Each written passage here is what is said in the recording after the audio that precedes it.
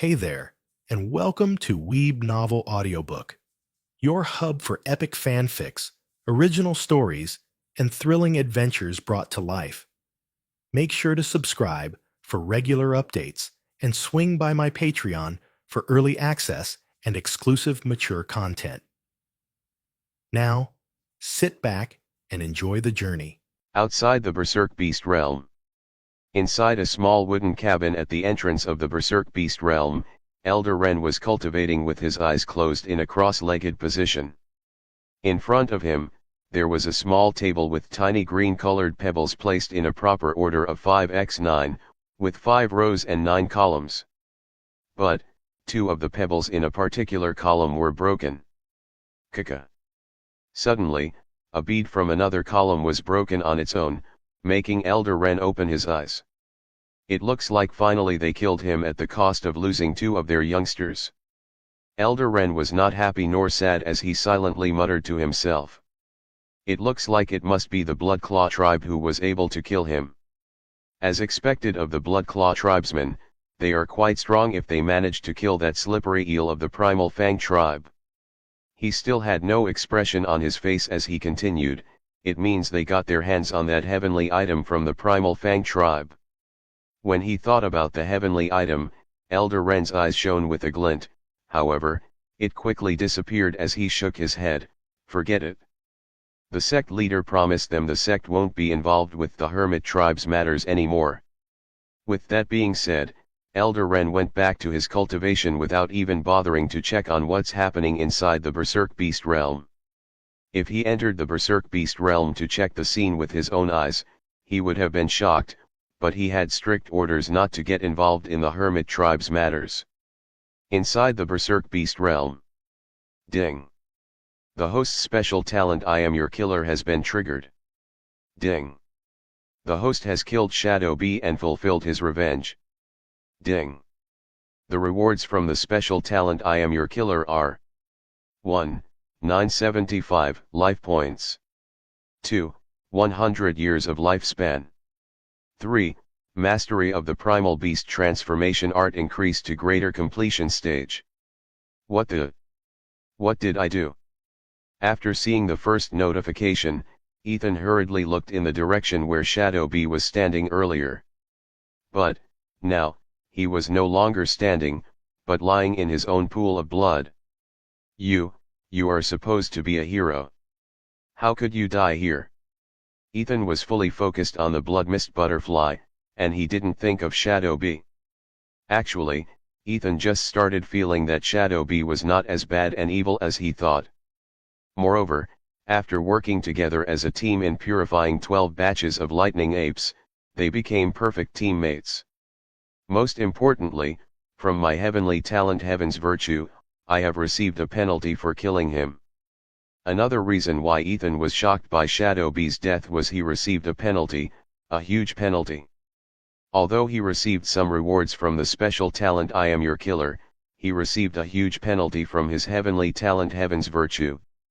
Ding. The host's heavenly talent Heaven's Virtue has been triggered. Ding. The host has killed a Heaven's Chosen. Ding. The host has been penalized with 500,000 life points. A penalty of 500,000 life points for accidentally killing him. Are you for real? Ethan had to work hard for an entire day in the Berserk Beast realm to earn that many life points, and now, because of an accident, he lost them. Haha, you killed him. From the distance, Drake witnessed the whole scene and was shocked at first because his rank 5 blood mist butterfly was killed by a Foundation Establishment realm cultivator. However, when he saw that Shadow Bee was killed in an aftermath of the so-called little kid, Drake started laughing. I am already in a bad mood, and your laughter is very irritating. Ethan looked at Drake and said in a calm but cold voice that made Drake unconsciously step back. Fine. Although Drake had 2 rank 5 blood beasts beside him, he was scared of Ethan and decided not to mess with that monstrous freak. So, he controlled his laughter and nodded his head. I will take his amulet and leave from here. Nevertheless, Drake didn't forget about the purpose of why he entered the Berserk Beast realm as he walked towards Shadow B's corpse. Thud. Thud. Of course, he was scared of Ethan's sudden attacks. So, he silently ordered the two rank 5 blood beasts to walk along with him. This B** starred, I have to kill him in one single strike. Looking at Drake, who was being very careful while moving towards Shadow B's corpse to pick the Beast Heaven orb, Ethan silently cursed in his head. How could Ethan let Drake leave the Berserk Beast realm after learning what he was capable of? Not to mention letting him take the Beast Heaven orb? Ethan was fully confident in his abilities to kill not only Drake but also the two rank 5 blood beasts standing beside him. But the problem was, Ethan had to take care of Drake in one single strike, because if he failed, Drake would inject the spirit essence into the storage ring given by Elder Ren and directly teleport out of the Berserk Beast realm. After learning how powerful the Bloodclaw tribe was, Ethan was worried about their revenge on him and his family. So, he had to kill him at any cost. Ding! The host's Shadow Steps has been upgraded to Perfection stage. It is right on time. Just as Ethan was thinking about how to kill Drake without letting him escape from the Berserk Beast realm, he finally got the notification he was waiting for. Let's do it. Ethan didn't have to think for long as he got a perfect plan to take care of Drake in a single go. Shadow Steps. Sweesh. Once he thought of his plan, Ethan no longer hesitated, as he directly executed it. With a single thought, he activated the Perfection stage Shadow Steps, and in the next moment, he appeared behind Drake, who was between the two rank 5 blood beasts. Roar! The rank 5 Bloodclaw tiger was the first to react and tried to protect Drake using its own body as a shield. I knew it, no matter how fast I am, you will instinctively react to it. Slash. Ethan had already guessed it because rank 5 beasts had much sharper instincts. So, he didn't go for a kill, instead, he aimed at Drake's arm that had the storage ring given by Elder Ren. Got it? After catching Drake's chopped arm, Ethan went to Shadow B's corpse and stood beside it. Arg. Everything happened so fast that Drake reacted only after Ethan was standing beside Shadow B's corpse. I don't have time to waste on you. So, just go to hell. Ethan had some plans for Shadow B, and he wanted to quickly finish off Drake before thinking about it. Thus, Ethan directly used the most powerful sword move under the Sky-Shattering Sword art. Sky-Shattering Sword Technique, Tempest of 1,000 Blades. Sweesh. Slash. Sweesh. In the next second, a blinding storm of razor-sharp sword waves erupted, forming a howling tempest that engulfed Drake and his two rank 5 blood beasts in an instant. Roar!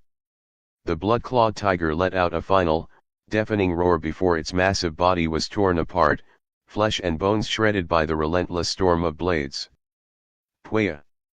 The blood-armored elephant tried to resist, its thick hide glowing with defensive energy, but under the unrelenting assault, cracks spread across its armor before it, too, was reduced to nothing but scattered remains. Finally, it was Drake's turn as his agonized scream echoed for only a moment before his body was diced into thousands of bloody pieces, scattered across the battlefield. Even the strongest rank 5 blood beasts like the blood-clawed tiger and the blood-armored elephant were unable to resist the tempest of 1,000 blades, not to mention Drake, who was only a perfected Foundation Establishment realm cultivator. He was killed by a single sword wave, and his body was chopped into pieces by the remaining sword waves. Sweesh. Slash. Sweesh. The sword tempest raged for a few more seconds before finally dissipating, leaving nothing but carnage behind. Ding. The host's heaven's virtue has been triggered. Ding. A series of system notifications resounded in Ethan's head, however, he didn't check them. Finally, it's done. Ethan slowly exhaled, but he wasn't focused on the devastation he had caused, instead, his gaze was locked onto Shadow B's lifeless body. I hope my penalty will be revoked with this. A white-colored life card appeared in his hand as Ethan crushed it. "I want to revive Shadow B." The white-colored life card was none other than the general revival life card that could be used to revive others. The ones revived using the general revival life card have good loyalty towards Ethan, and as time goes by, he could further solidify it and make Shadow B an absolute loyal subordinate. However, Ethan was worried about Shadow B because he was a Heaven's Chosen and wondered whether it was alright to take him as a subordinate. Heaven's Chosen was a myth of this cultivation world. It was said that there were certain individuals who were recognized by the heavens and were believed to have limitless potential, their destinies shining like stars in the vast sky. No matter how dire their circumstances, they would always find a way to rise, shattering all obstacles in their path. But the problem is, they will constantly face life and death trials, and each time they overcome them, they grow stronger. However, the stronger they become, the deadlier the challenges that await. Ethan's expression turned solemn as he recalled a few legends about Heaven's Chosen from Kai's memories. Having Heaven's Chosen around is both a blessing and a curse. Ethan looked at Shadow B's lifeless body and deeply thought about his decision. It was already confirmed that Shadow B was truly a Heaven's Chosen, and his future was already filled with life-threatening tribulations, starting with the massacre of his entire tribe. Was it really wise to take such a person as his subordinate? Unlike Shadow B's life, Ethan wanted a peaceful life, and with his godly revival system, as long as he planned properly, breaking through to the nascent soul realm was only a matter of time. Of course, the nascent soul realm was not the limit, and he could go beyond that without any issue. But, with Shadow B as his subordinate, things wouldn't be as simple as he would like. Forget it. I don't want to feel guilty about Shadow B for the rest of my life for accidentally killing him. Let's see him. After thinking about it, Ethan decided to revive him not because he was a Heaven's Chosen but because he felt pity for Shadow B. As the sole survivor of his tribe, Ethan could tell that Shadow B had gone through many challenges to reach his current cultivation, and without taking revenge, it would be unfair for him to be accidentally killed by Ethan. As an emotional person, Ethan's guilt would slowly eat him away for killing Shadow B. With him, I can explore various secret realms to stumble upon other good things. Ethan didn't just think about the disadvantages of having Shadow B around him but also the advantages. For someone like Ethan, who was not afraid of death and only became stronger with each death, exploring secret realms with Shadow B would be greatly beneficial as he could use the luck of a Heaven's Chosen cultivator like Shadow B. Moreover, Shadow B could become his most powerful subordinate, and it would also greatly help him. As for the penalty of 500,000 life points, I believe I will get them back after reviving him. Previously, Ethan received 10,000 life points for reviving a night demon. Thus, Ethan was confident that by reviving a Heaven's Chosen, he could get back the life points he lost as a penalty. Ding! The host has used a general revival life card and successfully revived Shadow B. Ding! The host's heavenly talent Heaven's Virtue has been triggered. Ding! The host has received 1 million life points for reviving a Heaven's Chosen. Ding! A special mission related to the host's new subordinate has been triggered. Do you want to check it? What? 1 million life points? Excellent. Ethan was expecting to receive his 500,000 life points back, but to his surprise, he received double, making him excited. It is a good start after reviving him. He smiled from ear to ear because it was the largest amount of life points he had ever received. If Shadow B had been killed by others and if I had revived him, I would have received an extra 500,000 life points. Although he had received 1 million life points after deducting his penalty for killing Shadow B, Ethan gained only 500,000 life points by reviving him. Nevertheless, Ethan was happy with the unexpected gain. Also, the system has issued another mission. By completing it, I am sure I can get Shadow B's full loyalty. As for the new mission generated by the system, even before he could check it, Ethan knew its reward, and it was none other than Shadow B's full loyalty. Let's see. Just as he was about to check the details of the newly generated mission, he noticed Shadow B, who was revived with no clothes. Here. As an experienced person, Ethan had a set of new clothes in his storage ring, and he threw him a new set of robes. Ha! Ha! Shadow B's body trembled as he took deep breaths and hurriedly put them on. Once ready, he looked at Ethan with shock and confusion.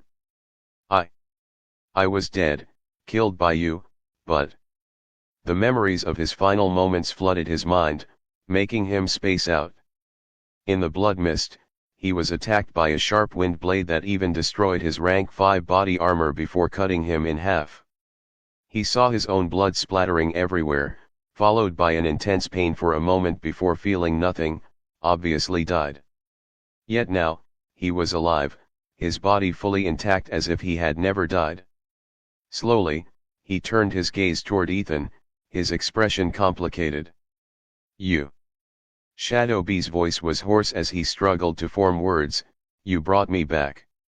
As soon as he was revived, like his other subordinates, Shadow B asked Ethan the same question. Yes. Ethan met his gaze with a calm but firm expression. Currently, Shadow B was loyal to Ethan. So, he didn't hesitate to agree to the unbelievable thing he did. Hearing that, Shadow B remained silent, and Ethan also didn't say anything as he knew Shadow B needed some time to process everything that happened to him. Silence filled the battlefield, the scent of blood still lingering in the air. Before he processes everything, I will take a look at his new mission. Ethan wanted to solidify Shadow B's loyalty to the maximum as soon as possible because he was worried about Shadow B's status as a Heaven's Chosen. Even though Shadow B had enough loyalty toward Ethan right now, it might decrease. But, once the loyalty of his revived subordinate reaches the maximum, it wouldn't decrease anymore no matter what Ethan does to them. Hence, Ethan was fully focused on the mission and wanted to complete it as soon as possible. Ding. Mission name, Bind the Heavens Chosen. Objective, gain Shadow B's complete trust and establish an unbreakable bond of loyalty. Time limit, none. Rewards. 1. 1 million life points. 2. Godly General Revival Life Card. 3. Heavenly Luck Card, small. Huh? I have to gain his trust. Seeing the objective of his new mission, Ethan raised his brows slightly because he was expecting Shadow B's loyalty as a reward. How do I get his trust and loyalty? It is simple but... Previously, when Ethan revived Elias, he received a bit of a difficult mission which was to help Elias become a Foundation Establishment Realm cultivator.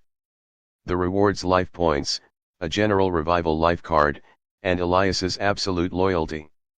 However, when Ethan saw that the mission related to Shadow B was to gain Shadow B's absolute loyalty, he frowned because he was not expecting it. How to get his trust and loyalty? It is simple but, it will increase my enemies. Nevertheless, Ethan knew exactly how he could easily get Shadow B's absolute loyalty. It was none other than by going against the other hermit tribes that massacred Shadow B's entire tribe. However, by doing so, he would also become a target for those hermit tribes. Let's plan it properly. As long as I can think, I can come up with a plan. Ethan silently started thinking about a perfect plan to complete his latest mission. Master. As Ethan was thinking, Shadow B, after sorting out all his thoughts, called Ethan in an awkward tone. I promise to help you in fulfilling your revenge. So, rest assured. Ethan was not surprised by Shadow B's way of addressing him because in the eyes of the revived targets, he was an entity similar to a god for bringing them back to life and giving them a second chance at life. Although it was because of Ethan, he was dead, Shadow B knew it was an accident and he blamed himself for being careless. If Ethan didn't revive him, all his plans and efforts for taking revenge on the hermit tribes and the Green Fire sect would be in vain. Nevertheless, Shadow B felt a bit awkward calling Ethan Master. Thank you, Master. Shadow B smiled at Ethan's words as he hurriedly went and picked out his broken rank 5 armor, amulet, and his storage ring from the pool of his own blood. Tangle, Blitz, come out. Injecting his spirit essence into the beast heaven orb, Shadow B hurriedly summoned the spider monkey and the azure killer bee queen. It had been some time since he had formed a special contract with these two spirit beasts under his cultivation talent Primal Beast Master. According to the special contract, if something happened to the Beast Master, the contracted spirit beasts would also suffer a backlash, and in the worst case, they might even commit suicide to follow their Beast Master. Sweesh. Eek, eek. Buzz. Soon, the two spirit beasts appeared in front of Shadow B without a single injury. Moreover, they were no longer exhausted from their fight with the lightning apes, making not only Shadow B but even Ethan shocked. Interesting, so when I revive him, even his spirit beasts will be recovered to their peak state. Ethan silently made a mental note about it for his future plans. I thought I lost you guys. Soon, Shadow B became excited as he hugged his two spirit beasts and almost cried. If not for Ethan's presence, he might have cried. Master, shall we resume our beast purification mission again? After adjusting his emotions, Shadow B reminded Ethan about their mission to purify the berserk beasts. About that, I don't think we can complete our beast purification mission anymore. Ethan shook his head as he pointed at the corpses of both cultivators and the berserk beasts. Master, are you worried about killing them? Shadow B raised his brows for a moment before shaking his head. Don't worry, Master. If they were able to enter the berserk beast realm, then the Green Fire sect must know about it too. Why? Ethan became curious and asked about it. When it comes to hermit tribes, the Green Fire sect swore not to meddle with our matters. It was also the reason why I dared to enter the berserk beast realm. Shadow B continued to explain, if my guess is correct, Elder Ren must have already known about the deaths of these 3 cultivators from the Bloodclaw tribe. Is that so? Ethan understood, however, he suddenly thought of something and asked, if he knows about their deaths, he must know about your death too, right? Yes. Shadow B smiled and he guessed what Ethan was worrying about. So, he eased Ethan's worries by saying, even if Elder Ren sees me walking out of the berserk beast realm, he won't be surprised. And why is that? The more Shadow B explained, the more curious Ethan became. It is because I have a special item called the Last Breath Totem. Whenever I receive a critical hit and die, it will bring me back to life. What? There is such a heaven-defying item. Shadow B told Ethan about a special item, making Ethan thoroughly shocked.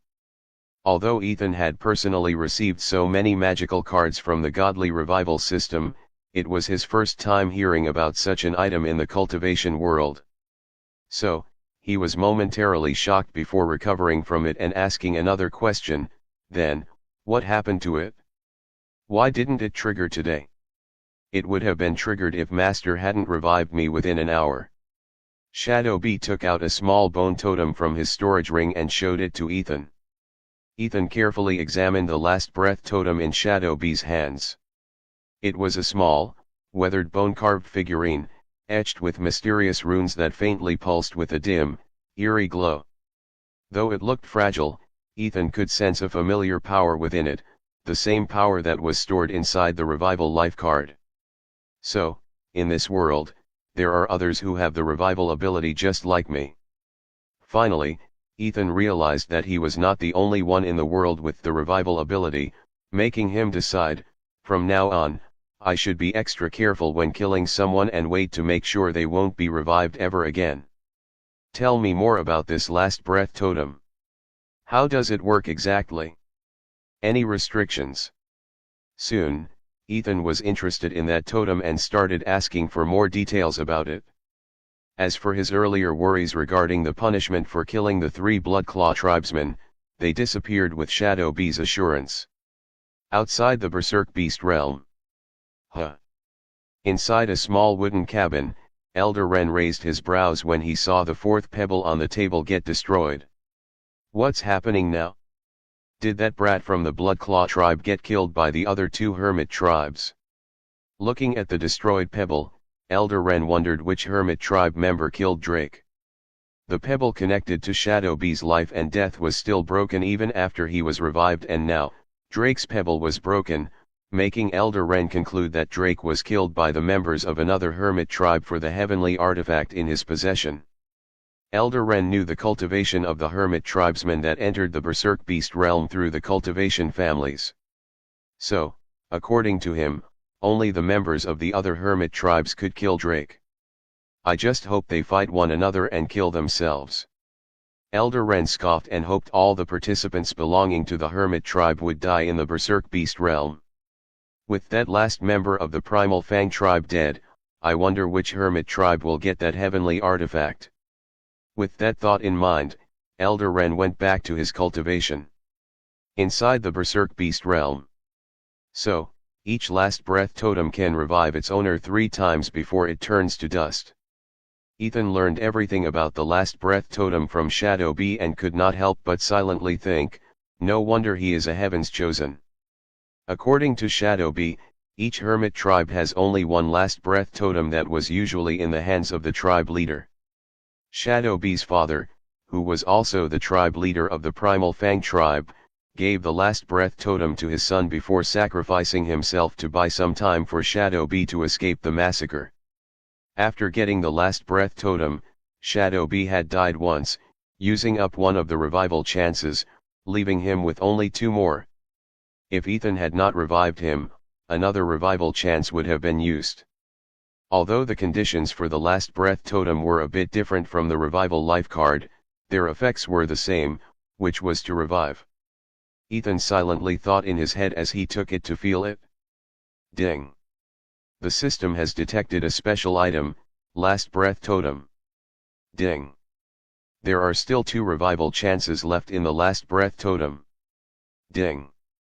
The host can exchange it for 2 revival life cards.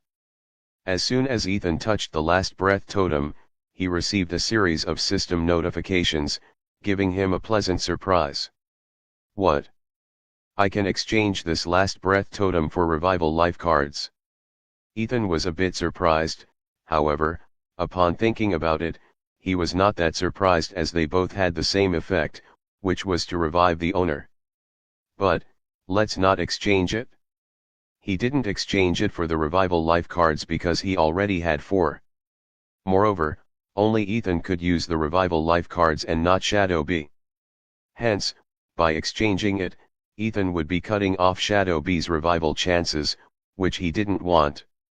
Compared to me, Shadow B needs the revival chances more as he is hunted by the other hermit tribes. With that thought in mind, Ethan observed the totem for a few moments before giving it back to Shadow B. Master, shall we resume our beast purification mission? Taking the last breath totem from Ethan, Shadow B asked about their mission. Let's do it. Since the Green Fire sect wouldn't meddle with the deaths of the hermit tribe members, Ethan was no longer bothered about other things and only focused on earning life points by purifying the berserk beasts. There must be another 10 batches of berserk lightning apes. If we push ourselves, we can complete our goal by midnight. Shadow B reminded Ethan about the minor goal they had set. It was to purify all the lightning apes by the end of the day. Time passed, and in a flash, nearly 6 hours had passed. Ding! The host has purified a rank 3 lightning ape and is rewarded with 100 life points. Ding! The host has purified a rank 4 lightning ape and is rewarded with 1000 life points. Ding! Available life points, 1.89 million. Haha. Looking at his nearly 2 million life points, Ethan could not help but reveal a big smile. With this, I don't have to worry about my cultivation after breaking through to the Golden Core realm. Since Ethan had already decided to manually break into the Golden Core realm, he was thinking about rapidly increasing his cultivation after becoming a Golden Core realm cultivator. Hence, he wanted to accumulate as many life points as possible for that. Master, we have successfully purified one of the 5 great spirit beast tribes in the Berserk beast realm, leaving us with 4 more to cleanse. Shadow B reported, his voice steady yet filled with anticipation. 5 great spirit beast tribes. Ethan snapped out of his thoughts, his eyes narrowing slightly as he asked Shadow B to explain more about it. Under my Primal Fang tribe's care. Soon, Shadow B started explaining some things that he hadn't shared with Ethan before. Obviously, he hadn't fully trusted Ethan. According to Shadow B, the Primal Fang tribe had countless spirit beasts, the majority of which, nearly 90%, belonged to 5 dominant spirit beast clans. They were 1. Lightning Ape Clan. 2. Crimson Raging Bear Clan. 3. Phantom Wolf Clan. 4. Abyssal Serpent Clan. 5. Bloodfang Tiger Clan. Since the Green Fire sect was putting the spirit beasts into the Berserk beast realm to speed up their growth in the shortest possible time, they naturally created special habitats for these 5 types of spirit beasts. Moreover, these natural habitats were impossible for a Foundation establishment cultivator to enter. So, the Green Fire sect wasn't worried about participants entering the lairs to kill them.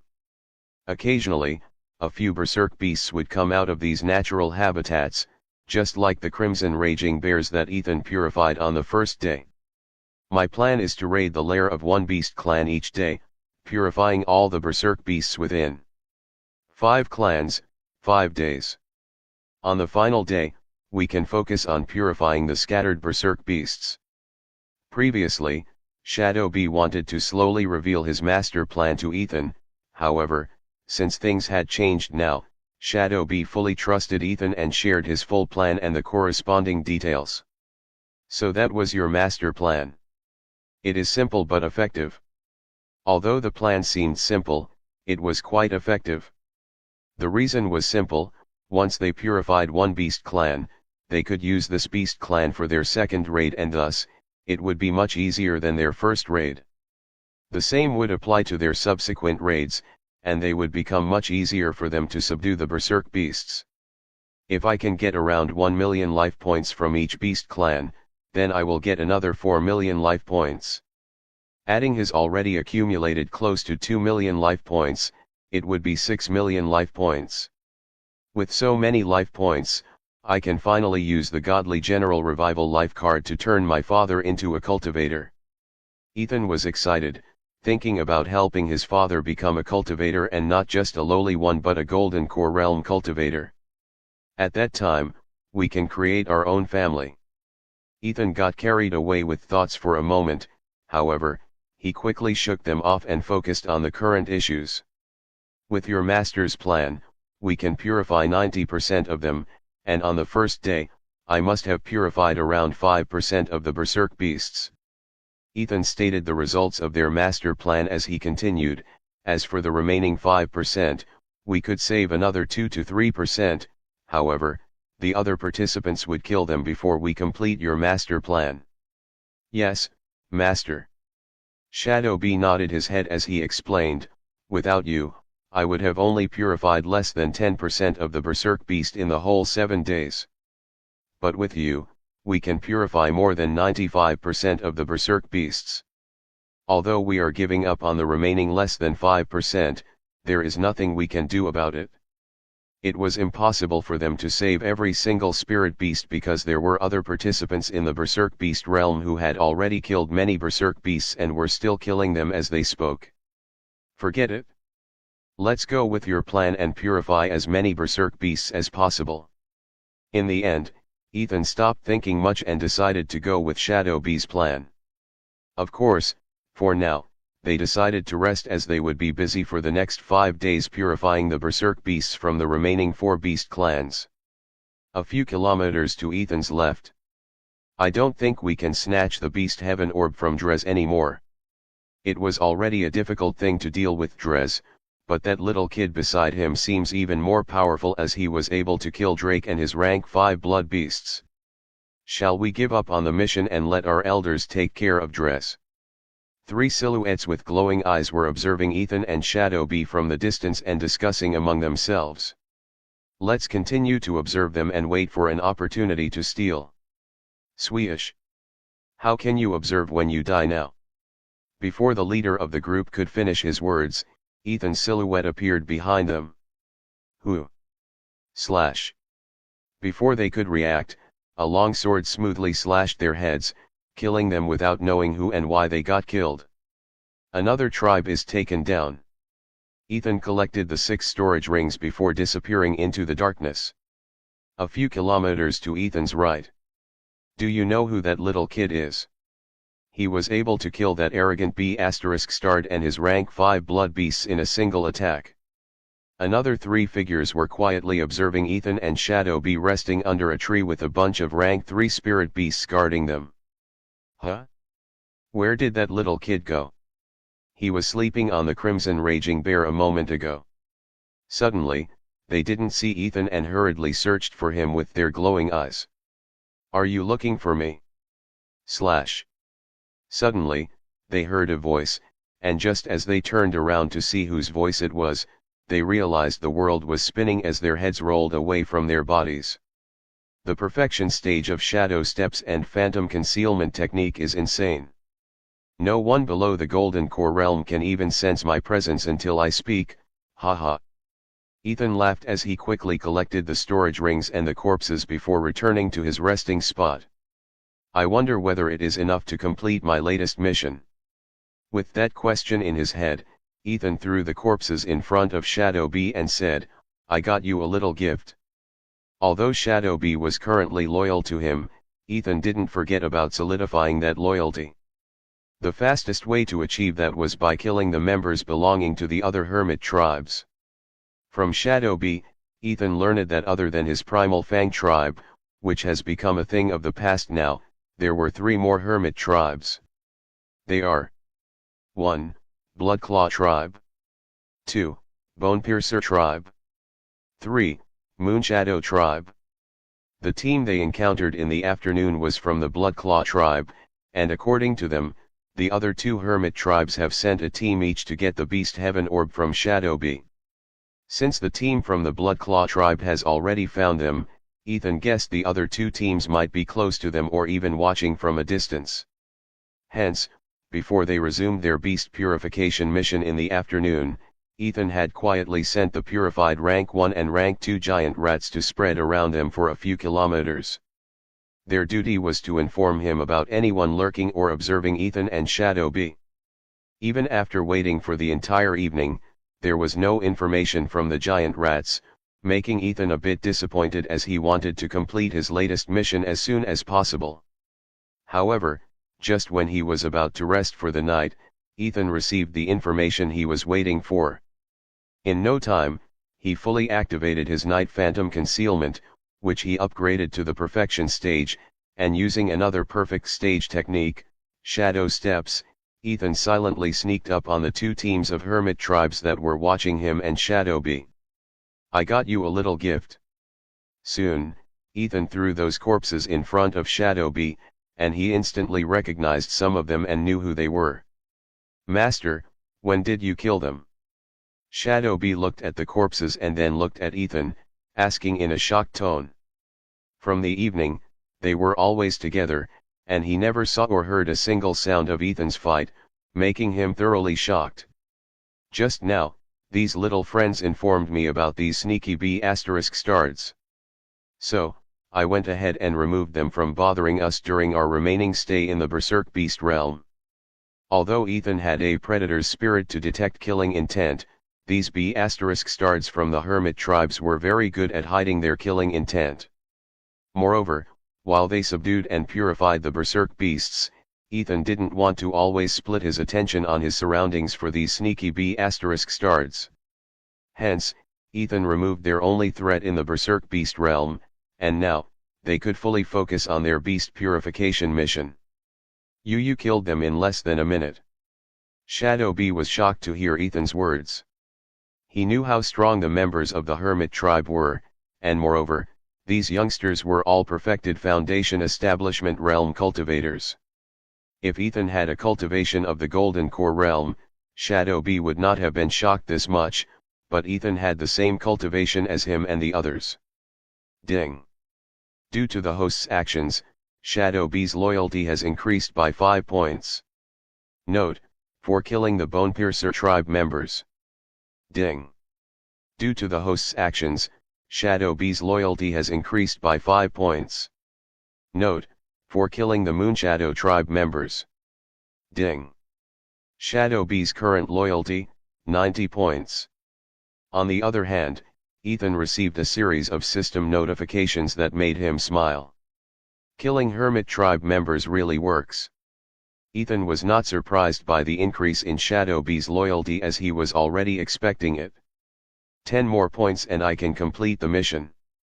When the loyalty reaches 100 points, it means absolute loyalty towards him, and once it reaches that level, the loyalty would no longer decrease. Collect their storage rings. It is time to check our gains. Coming out of his thoughts, Ethan woke Shadow B from his shock and ordered him to collect the storage rings. As the members of the Hermit tribes, Ethan expected some good items and hoped he was right. Adding the 6 storage rings from the afternoon, Ethan had gotten a total of 18 storage rings, of which 9 were the storage rings given by Elder Ren to store the corpses of the berserk beasts. Master, looks like they were so busy searching for me that they didn't kill a single berserk beast. First, Shadow B checked those 9 storage rings and found them empty, which made him very happy. It's a good thing. With their strength, if the Hermit tribe members focused on killing the berserk beasts, they could easily kill lots of them. So, hearing that, Ethan also felt good. Now, let's check their personal storage rings. Ethan picked up the storage rings belonging to the Bloodclaw tribe members and was shocked by the wealth inside them. So many spirit stones. Combining the 3 storage rings, there were nearly 20 million spirit stones, making Ethan instantly rich. Other than the spirit stones, there was a set of rank 4 weapons and armor in each storage ring, likely a backup set. Huh? A spirit seed. For Ethan, armor and weapons were not very interesting, however, his eyes lit up when he saw a carefully stored spirit seed in Drake's storage ring. From the spirit fluctuations it is emitting, I am sure it is definitely a rank 4 or even rank 5 spirit plant seed. Without wasting any time, he quickly checked the information on that rank 5 spirit seed. Ding. Heaven's Harvest. Spirit seed, Blood Moon Avatar Lotus. Grade, rank 6. Effects, when nurtured to the perfect quality, it can help the user to create a blood avatar that has various uses. From helping them cultivate faster to substituting their death with it. Information, it is a special rank 6 spirit plant that even nascent soul realm cultivators would go crazy for. Nurturing it is very complicated and takes a long time and lots of resources. Not to mention nurturing it to perfect quality, very few have achieved it in history by sheer luck. What? A rank 6 spirit plant seed. What? A rank 6 spirit plant seed. Ethan was shocked to see the information on the blood-colored seed in his hand with the help of his special talent Heaven's Harvest. Until now, the highest grade of spirit seed he had seen or nurtured was only rank 5. So, finding a rank 6 spirit plant seed in the storage ring made Ethan excited. According to its information, a perfect quality Blood Moon Avatar Lotus could make even nascent soul realm cultivators go crazy. If I can manage to nurture. Ethan didn't even complete his inner thoughts as he became more and more excited. It was because the blood avatar can substitute a death for the owner, and who doesn't want an extra life in this dangerous cultivation world?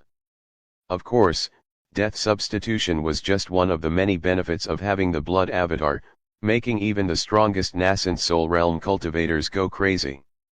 Other than getting a huge number of life points from successfully harvesting a perfect quality Blood Moon Avatar Lotus, he would get 2 lotuses instead of 1. With them, he could create not 1 but 2 blood avatars and get double benefits from them. Once I successfully take control of the mystic soil realm, this will be the first spirit plant I plant in it. However, he was not in a hurry to plant it because the small courtyard could not afford another rank 5 spirit plant, much less a rank 6 spirit plant. Hence, he decided to plant it after he became the owner of the mystic soil domain. I hope I get a few more high-level spirit plant essence from the remaining storage rings. Ethan had only checked the storage rings of the Bloodclaw tribesmen. So, he still had 6 more storage rings, making him pray he would get some good surprises. With that thought in mind, Ethan started going through the remaining storage rings. Outside the Berserk Beast realm. Kaka. Kaka. Kaka. This, how did they all die back to back? 6 green-colored pebbles in front of Elder Ren broke one after another without pause, making him shocked. Previously, when Drake died, Elder Ren thought the other Hermit tribe members killed him for the heavenly artifact in his hands. But now, the remaining Hermit tribe members were all dead at once, giving him quite a huge shock. Among the participants, there is no one capable enough to kill them, but how did, wait a second. Elder Ren paused his thoughts as he realized something and started laughing. So, that brat from the Primal Fang tribe is still alive, and he started going all out killing them. It didn't take much time for Elder Ren to guess what must have happened in the Berserk Beast realm, making him happy. Although Elder Ren's guess about Shadow Bee being alive was right, he wasn't wrong about him killing the remaining Hermit tribe members in the Berserk Beast realm. But, letting that brat from the Primal Fang tribe live is not a good thing for the Green Fire sect. He was happy about the deaths of the youngsters from the Hermit tribes, however, he didn't want Shadow Bee to continue to grow further.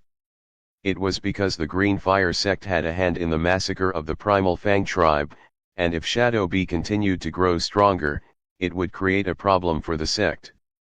Let's inform the first elder about this brat and also the deaths of the Hermit tribe members. With that thought in mind, Elder Ren quickly activated a communication talisman and started informing his direct superior about the things happening in the Berserk Beast realm. Inside the Berserk Beast realm, the Hermit tribe members are very wealthy. Ethan checked the remaining 6 storage rings and found millions of spirit stones and many interesting weapons and armors. However, Ethan was not interested in weapons and armors and planned to sell them when the time came. With so many spirit stones, I can buy so many good things. Previously, when he killed Galen Wei, he got 10 million spirit stones, and now, adding all the spirit stones he got from the storage rings, he had more than 100 million spirit stones. Other than that, by selling the armor and weapons, he might get another 30 to 40 million spirit stones. With such wealth, Ethan thought of many ways to spend it. Once I leave the Berserk Beast realm, I could go on a shopping spree. Ethan suppressed his excitement and focused on some special items he found in the storage rings. A rank 5 spirit beast egg, 2 rank 5 spirit seeds, a bunch of rank 5 talismans, and most importantly, 2 golden core pills. Compared to the spirit stones, these special and valuable items made Ethan more excited, especially the 2 golden core pills. I already made all the preparations for my golden core breakthrough. So, these pills are useless to me, however, for my subordinates, they are very useful. There is Shadow Bee, who was also ready to break through to the golden core realm. So, one of the golden core pills can be given to him. As for the other one, he decided to keep it for now and give it to Elias or Felix or any new subordinates he might take in the future. If demons could use the golden core pills, then I could have given the second one to Zephyrus, who had a cultivation of the perfected foundation realm. The golden core pills can't be used by the demons because, unlike humans, they won't form a golden core after perfecting their foundation. Instead, they would be forming a demonic core, and their cultivation realm is called Demon Core Realm. It's alright? There are other ways to help him and Syrah break through to the Demon Core Realm. Ethan was not focusing solely on himself, but he wanted to make his subordinates stronger along with him. Anyway, let's check what type of spirit plant seeds I got. Soon, Ethan shifted his focus onto the 2 spirit plant seeds. One seed looked like a piece of white bone that was cold, dense, and giving off a faint eerie glow, while the other seed had a soft silvery blue hue, shimmering faintly under the moonlight. Without wasting any time, Ethan activated Heaven's Harvest to check their information. Ding! Heaven's Harvest. Spirit Seed, Ghost Bone Thistle. Grade, Special Rank 5. Effect, a rare bone-type spirit plant that grows inside the cultivator's body and integrates with the host's skeletal structure. As it matures, it continuously refines and fortifies the bones, making them as hard as spirit metal while maintaining flexibility. Information, additionally, once the ghost bone thistle reaches full maturity, it forms an invisible ghost bone exoskeleton that can be summoned at will from the user's body, capable of reducing physical and energy attacks by 50%. A special rank 5 spirit plant that increases the defense of the cultivator? It's a great find. Ethan's eyes flickered with excitement. Now, I am even more excited for the other spirit plant seed. Ethan shifted his focus to the second rank 5 spirit plant seed in his hands and checked its information, and obviously, it didn't disappoint him. Ding! Heaven's Harvest. Spirit Seed, Lunar Orchid. Grade, Special Rank 5. Effect, for cultivators, consuming a matured lunar orchid grants the host the ability to absorb moonlight, refining it into pure lunar energy, which heals injuries. Note, depending on the quality of the lunar orchid, the absorption rate and the healing rate will vary. Effect, for spirit beasts, the spirit beasts that have affinity with the moon will not only evolve but also break through in their rank. Note, it is very effective on peak rank 4 spirit beasts. It is dangerous for lower rank spirit beasts and less effective for stronger spirit beasts. Information, the lunar orchid thrives under night skies and must be nurtured using lunar essence. The effect for cultivators is quite good, however, I am more interested in its effect on the spirit beasts. With Ethan's ability to revive and buy skills from spirit beasts, he was not much interested in the ability to absorb moonlight and heal his injuries. However, its effect on spirit beasts made Ethan's eyes light up as he thought, I can use it on my second spirit pet, the golden-eyed silver wolf pup. For my second pet, Fang, to reach peak rank 4, it will take a long time, and it is the same for the lunar orchid, which is a special rank 5 spirit plant. Ethan, however, was not worried in the slightest. After analyzing the 2 spirit seeds, Ethan carefully stored away the lunar orchid seed, whereas he decided to plant the ghost bone thistle right away. That's right. Since it could be planted in his body right away, Ethan decided to nurture it in his body so as not to waste any time. Gulp. Maybe it was because of the effects of the ghost bone thistle, but Ethan didn't hesitate to swallow the bone seed. As soon as the bone seed entered his mouth, Ethan felt a chilling sensation spread through his throat and down into his stomach. Unlike regular spirit pills or elixirs that dissolved instantly, the ghost bone thistle seed seemed to embed itself deep within him. It's starting. A strange, bone-deep numbness spread through his body, followed by a sharp, twisting sensation within his bones. It wasn't painful, but he could feel something stirring within his skeletal structure like unseen roots extending through his very marrow. It's like it has merged with my skeletal structure, and even if I don't give any additional supplements, it will slowly get its nutrients from my bones. Among all the spirit plants he had nurtured so far, Ethan felt the ghost bone thistle was the easiest one to nurture despite being a special rank 5 spirit plant.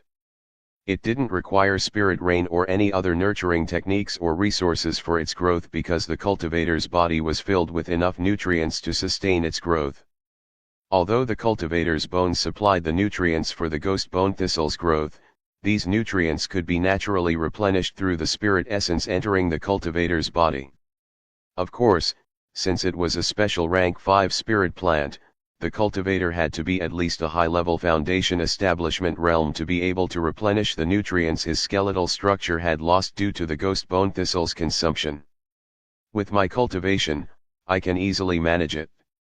Ethan was not worried about the ghost bone thistle because, even without his current cultivation, his body naturally absorbed more spirit essence than other cultivators due to the heavenly spirit essence refining technique. Let's see its maturity and status. Ethan was curious about the maturity period of the ghost bone thistle and hurriedly checked it. Ding! Heaven's Harvest. Spirit Seed, Ghost Bone Thistle. Grade, Special Rank 5. Maturity period, 10,000 days. Status, happy, finally, I can absorb the nutrients. Huh. What is this? Why are these bones so weak? I should make them stronger, stronger and stronger. As I expected, it requires 10,000 days to mature. It was not Ethan's first time nurturing a special rank 5 spirit plant. Back in the small courtyard, he had a dragonheart lotus plant, which was also a special rank 5 spirit plant that had a maturity period of 10,000 days. So, he was not surprised by it. However, its live status surprised Ethan a bit as he wondered, my bones are weak? Really? Nevertheless, Ethan guessed that it was a common line for the ghost bone thistle, whose duty was to strengthen the cultivator's bones until it matured. After it matured, it would turn into an invisible exoskeleton for the cultivator, which Ethan was looking forward to. I am curious about how the Heaven's Harvest will reward me. Will it give me a double exoskeleton when it matures? Ethan only thought about it for a moment before beginning his experiment. Green Pulse Art. He used his special cultivation technique on himself to see whether it could speed up its growth. Swoosh. In the next second, a faint green glow enveloped Ethan's body as he activated Green Pulse Art, directing the plant essence in his body toward the ghost bone thistle that had merged with his skeletal structure. Almost instantly, he felt the bone deep chill intensify. It wasn't visible, but Ethan could sense it.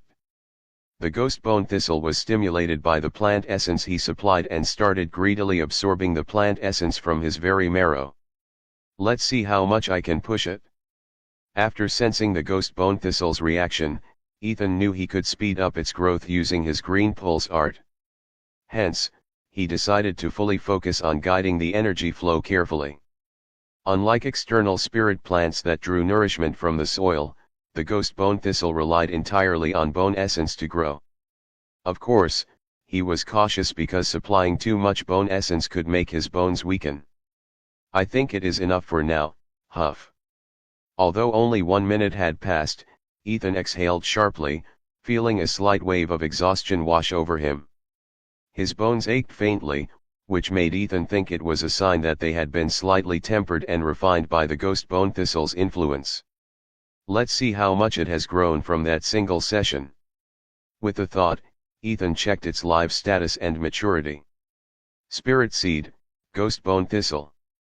Maturity period, 9,990 days, minus 10 days. Status, excited, yes. More. I can feel myself getting stronger. Huh. Wait. This is too much. If I take more, this body might break. That's bad. I should stop, for now. Only 10 days of growth, and I'm already feeling the drain. Looking at the 10 days of growth in the ghost bone thistle, Ethan bitterly shook his head. However, he was not surprised. With my current cultivation, speeding up the growth of a special rank 5 spirit plant is already an achievement, not to mention, it grew 10 days in less than a minute. Thinking about it, Ethan felt proud and decided to spend 1 minute on the ghost bone thistle every day. It is time to hatch the heavenly beast egg. Once he finished taking care of the ghost bone thistle, Ethan's eyes fell on the rank 5 spirit beast. However, before he hatched it, Ethan wanted to hatch the heavenly beast egg that he had bought from the interface. I wonder what type of heavenly spirit beast will come out of it. I wonder what type of heavenly spirit beast will come out of it. Ethan had intentionally not hatched the heavenly spirit beast egg in the small courtyard because he was worried about the fluctuations emitted during the hatching process. A rank 5 spirit beast cub would also tempt Golden Core Realm cultivators, not to mention a heavenly spirit beast, because each one had the potential to become a rank 9 and above spirit beast as long as they were given enough cultivation resources. Therefore, Ethan waited until he entered the Berserk Beast realm to hatch it. Yesterday, I was busy purifying the Berserk Beasts and didn't get the time to hatch it. However, today, I can do it. Currently, Ethan and Shadow B have more than 20 rank 4 and thousands of rank 3 lightning apes to subdue any Berserk Beasts that dare to attack them. Let's do it. Soon, Ethan retrieved the heavenly beast egg that had a shimmering surface with mysterious runes that pulsed faintly, as though responding to his touch. Unlike the rank 5 spirit beast egg, this one radiated an ancient aura, giving off an indescribable sense of nobility. Master, is it a heavenly spirit beast egg? Shadow B, who was sorting out the weapons and armors from the storage rings, sensed the fluctuations emitted by the egg in Ethan's hands and was shocked. How could he not tell that it was a heavenly spirit beast egg when he himself owned a heavenly spirit beast, the spider monkey? Yes. Ethan nodded his head with a smile before focusing on the hatching process. Drop the blood and inject the spirit essence into it. Without hesitation, he dropped his blood before channeling his spirit essence into the egg. Sizzle. A faint golden mist began to rise from the egg as cracks spread across its surface. As the energy fluctuations from within the egg became stronger and stronger, Ethan's heartbeat quickened. Crack. A chunk of the eggshell broke off, revealing a glimpse of the creature inside. Ethan narrowed his eyes, trying to make out its form. Boom. However, in the next second, a burst of radiant light erupted from the egg, momentarily blinding him. As the golden light faded, Ethan quickly adjusted his vision to focus on the newborn spirit beast before him. A koi fish. Ethan raised his brows when he saw a fist-sized magnificent koi fish hovering just above the remnants of the eggshell. Its body shimmered with an ethereal glow, and its scales were an immaculate blend of silver and gold, as though woven from strands of moonlight and sunlight. Shuaa, Shuaa. Despite being a water-type spirit beast, it did not struggle outside of water. Instead, it floated gracefully in the air, as if swimming through an invisible stream while making gentle and flowing whispers. Is this koi fish a heavenly spirit beast? Ethan's eyes sharpened as he carefully examined the koi. Though it exuded no overwhelming pressure, its presence was undeniably unique. Also, he sensed that the spirit essence around it seemed clearer and purer. Appearance-wise, it really looks like an otherworldly spirit beast. However, where are the so-called heavenly fluctuations? Since he bought it from the system interface, Ethan didn't doubt its authenticity. But Ethan expected a heavenly spirit beast's birth to come with powerful energy fluctuations, perhaps even a celestial phenomenon. Yet, to his shock, the hatching process had been unusually smooth. No divine pressure, no strange visions, just a natural emergence, no different from a typical rank 5 spirit beast hatching. In fact, it seemed simpler than hatching a rank 5 spirit beast egg. In the end, Ethan thought, maybe hatching a heavenly spirit beast egg won't emit any fluctuations as I expected. Maybe, I was thinking too much. With that thought in mind, Ethan lightly touched it to get its information. Ding. The system has detected that the host has gained a third spirit pet. Do you want to form a special contract with it under the Primal Beast Sovereign? Before he could get the information about it, Ethan received a system notification, asking him whether he wanted to form a special contract with it. I will decide after I see its information. Since he could get 1 or 2 skills from the spirit beasts he formed the special contract with, Ethan wanted to make the decision only after checking the beast's skills. Thus, Ethan checked the information on the koi fish that came out of the heavenly spirit beast egg. Ding. Primal Beast Sovereign. Heavenly spirit beast name, Celestial Spring Koi. Grade, rank 1. Potential, rank 9 and above. Skills. 1. Celestial Spring Aura. It passively converts the normal water bodies it stays in into spirit springs filled with rich spirit essence.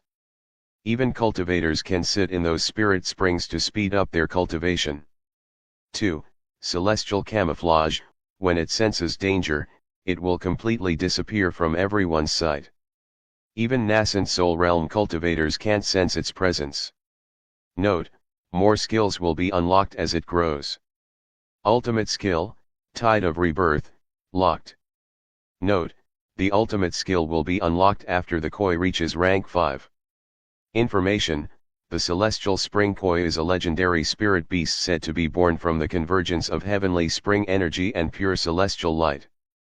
Unlike ordinary koi, it does not merely swim in water, it glides gracefully through the air.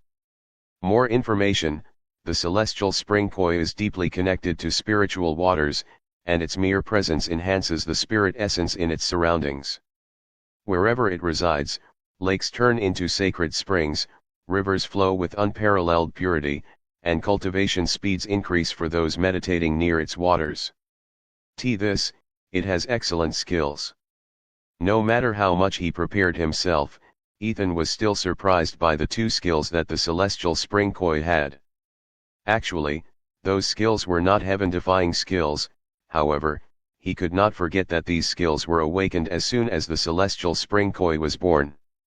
The first skill could help Ethan create more spirit springs to nurture more water-based spirit plants and even spirit beasts, whereas the second skill Ethan liked it even more. What kind of existence is a nascent soul realm cultivator? Even a golden core realm cultivator is nothing in front of such an existence. Even they could not find this little koi fish if it didn't wish to be seen. Ethan felt that it was quite a useful skill for him, however, for now, he was not in a hurry to form a special contract with it. I already have the Night Phantom concealment technique that reached perfection. Even ordinary golden core realm cultivators can't see through me. So, let's wait and see what skills it will awaken in the future. It was the same reason as before for not forming a special contract with it, because the koi had just hatched and would awaken even more excellent heaven-defying skills in the future. So, how powerful will the new skills be as it grows stronger? Ethan was looking forward to it as he focused on the ultimate skill, Tide of Rebirth.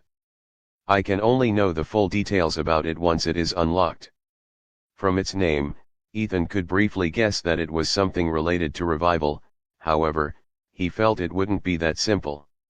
For now, he could only wait patiently until the Celestial Spring Koi became a rank 5 spirit beast. I will call you Celiat. Without thinking much, Ethan decided on the name.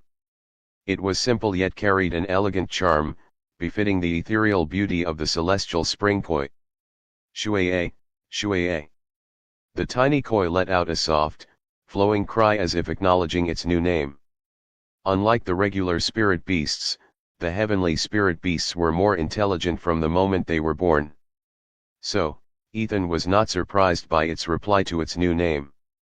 Next, he played with his third spirit pet for a while and decided to rest for the night while occasionally waking up to purify the berserk beast subdued by the lightning ape night team. The next day. So, which beast clan will we be purifying today? In the early morning, Ethan asked Shadow Bee about the beast clan lair they would be raiding today. Let's go to the Bloodfang Tiger clan, which is very difficult to deal with, but we can purify them. The remaining beast clans will be quite easy to purify.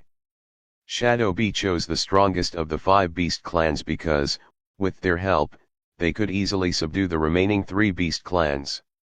Bloodfang Tiger Lair? Guide me. Ethan had no clue regarding their lairs, but Shadow Bee knew about it. So, he guided Ethan to the lair.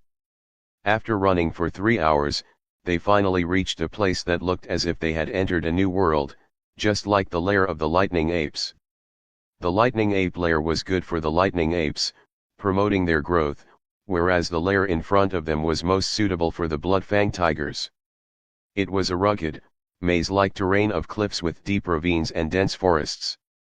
At its heart lay Bloodfang Hollow, a cavern network where the strongest tigers once resided. Now, the berserk tigers roamed aimlessly, their hunting grounds turning into chaotic battlegrounds. The jagged rock formations served as both a fortress and a cage, trapping them in their own madness. Like the lightning ape lair, these bloodfang tigers are also imprisoned in their own lair. However, it is not to protect them, but to protect the participants from getting killed by these ferocious bloodfang tigers. From the side, Shadow B explained to Ethan about the bloodfang tigers and their current lair. So, are you telling me that we can't lure them out, but instead, have to enter their lair and subdue them? Ethan raised his brows as he asked Shadow B about it. Yes. Shadow B nodded as he shared his plan. In the nearly 20 ravines, each is filled with a rank 4, 500 rank 3, and 2000 rank 2 bloodfang tigers. As long as we work on. Forget it, I have a better plan.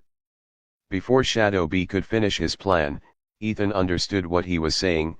However, looking at the 20 ravines in the distance, Ethan got a better idea. Master, what are you pl? Give me the beast heaven orb and wait here. I will be right back. Ethan wanted to purify as many berserk beasts as possible. So, he didn't waste any time and started executing his plan. As for Shadow B, he didn't hesitate to give the heavenly artifact to Ethan, as he trusted Ethan more than enough now. Night Phantom Concealment. Shadow Steps.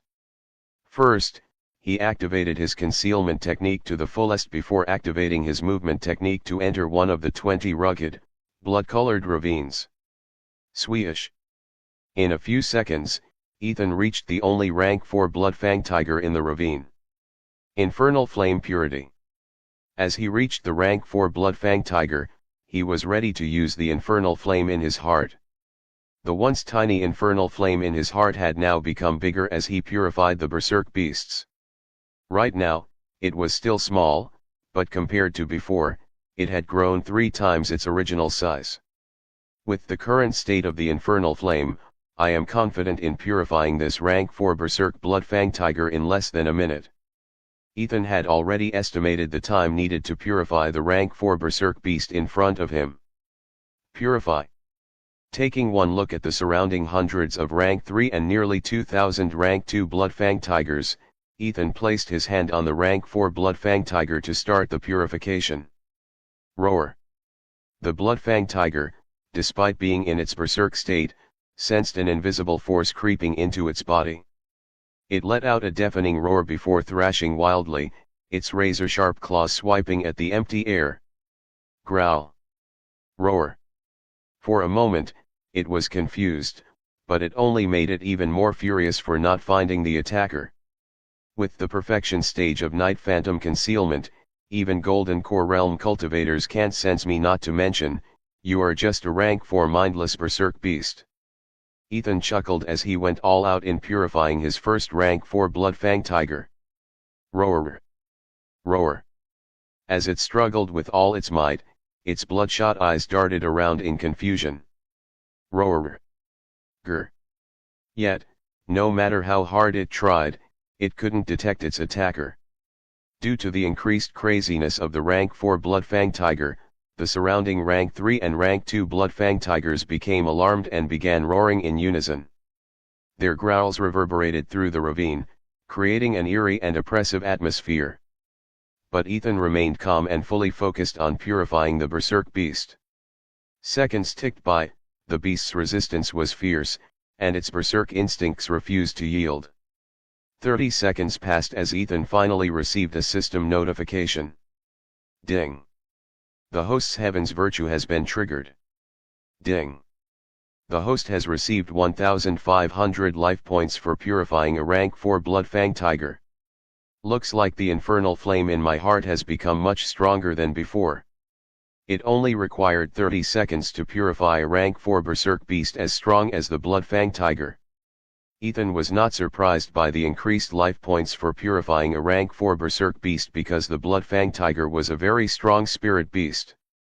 However, what surprised Ethan was the time taken to purify the rank 4 berserk beast, because yesterday, it took more than a minute to purify a rank 4 berserk lightning ape, but now, it only took 30 seconds.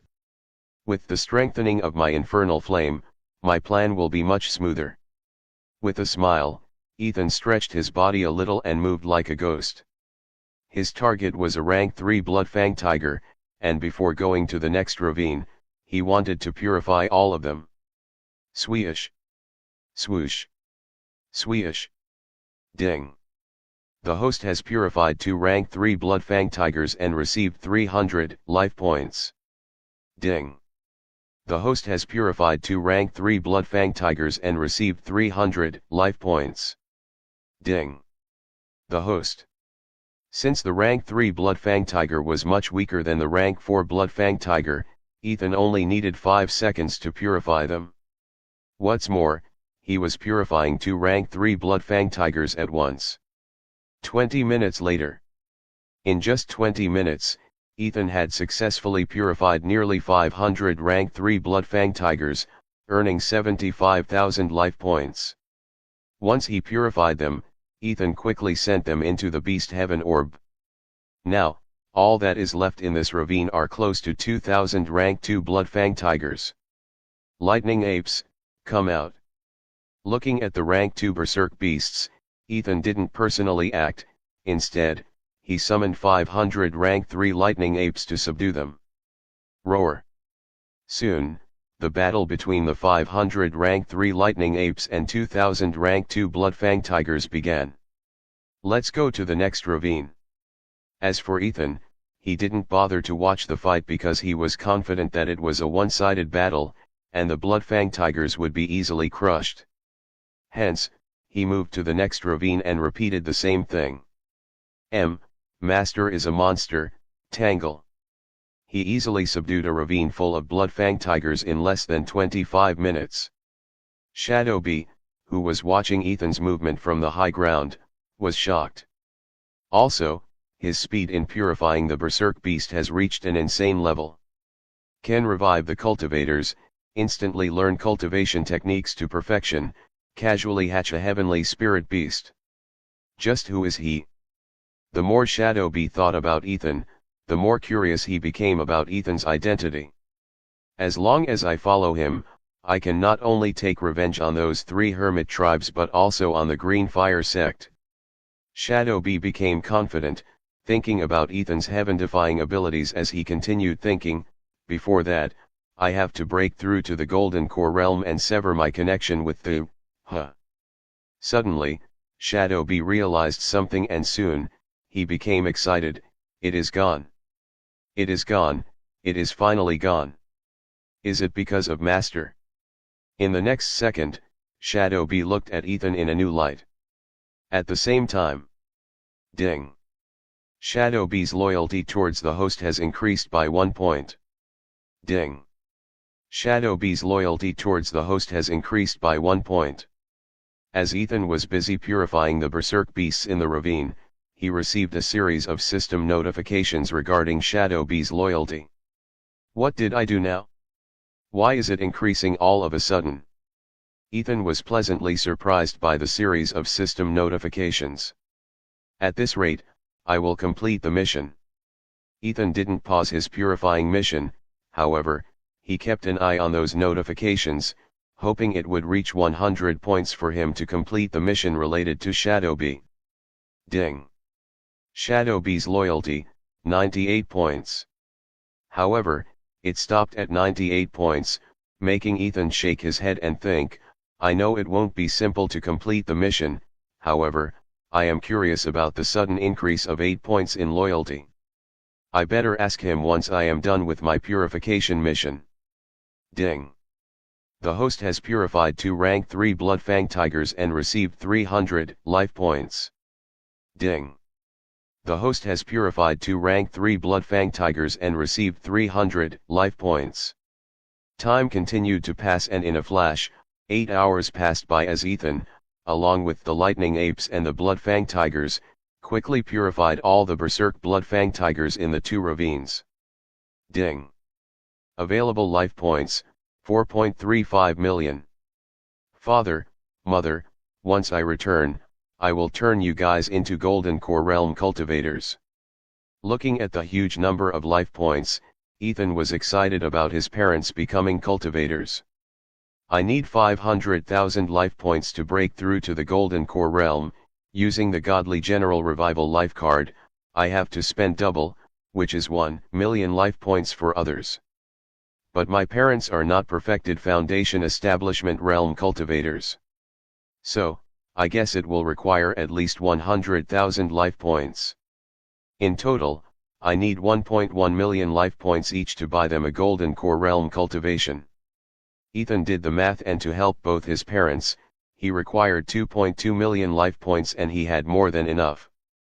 What's more, he had only taken care of 2 out of 5 beast clans, meaning he could earn another 5 million life points. Because of this, Ethan was having thoughts of helping his parents turn into golden core realm cultivators in a single go. As of now, I only have one Godly General Revival life card, but I am very close to gaining Shadow B's full loyalty. Upon completing it, I will get another life card that can be used for my mother. Ethan was not worried about the Godly General Revival life cards because he was confident in getting the second card in no time. Drez, did something happen while I was purifying the Bloodfang Tigers?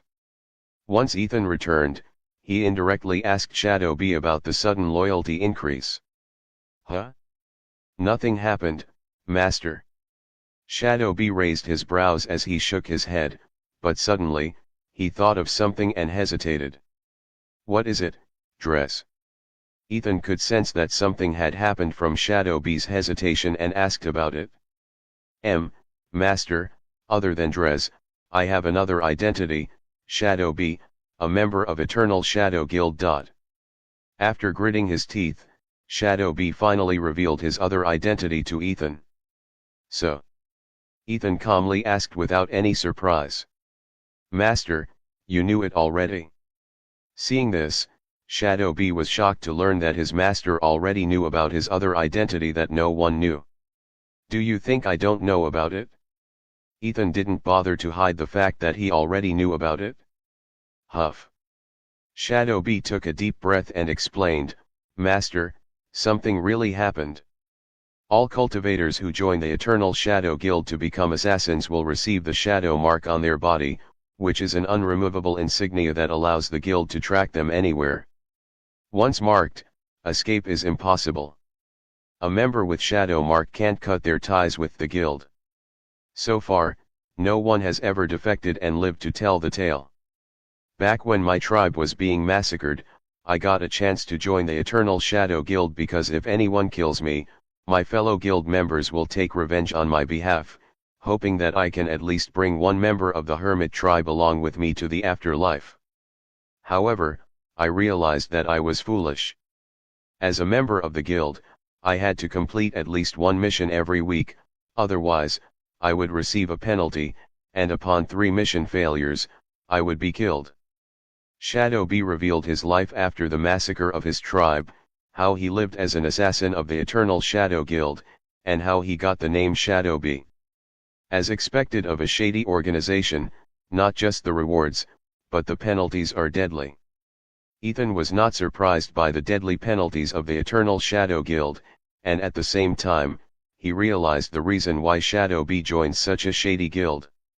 When his tribe was massacred, Ethan had just broken through to the Foundation Establishment realm, and he could be killed easily.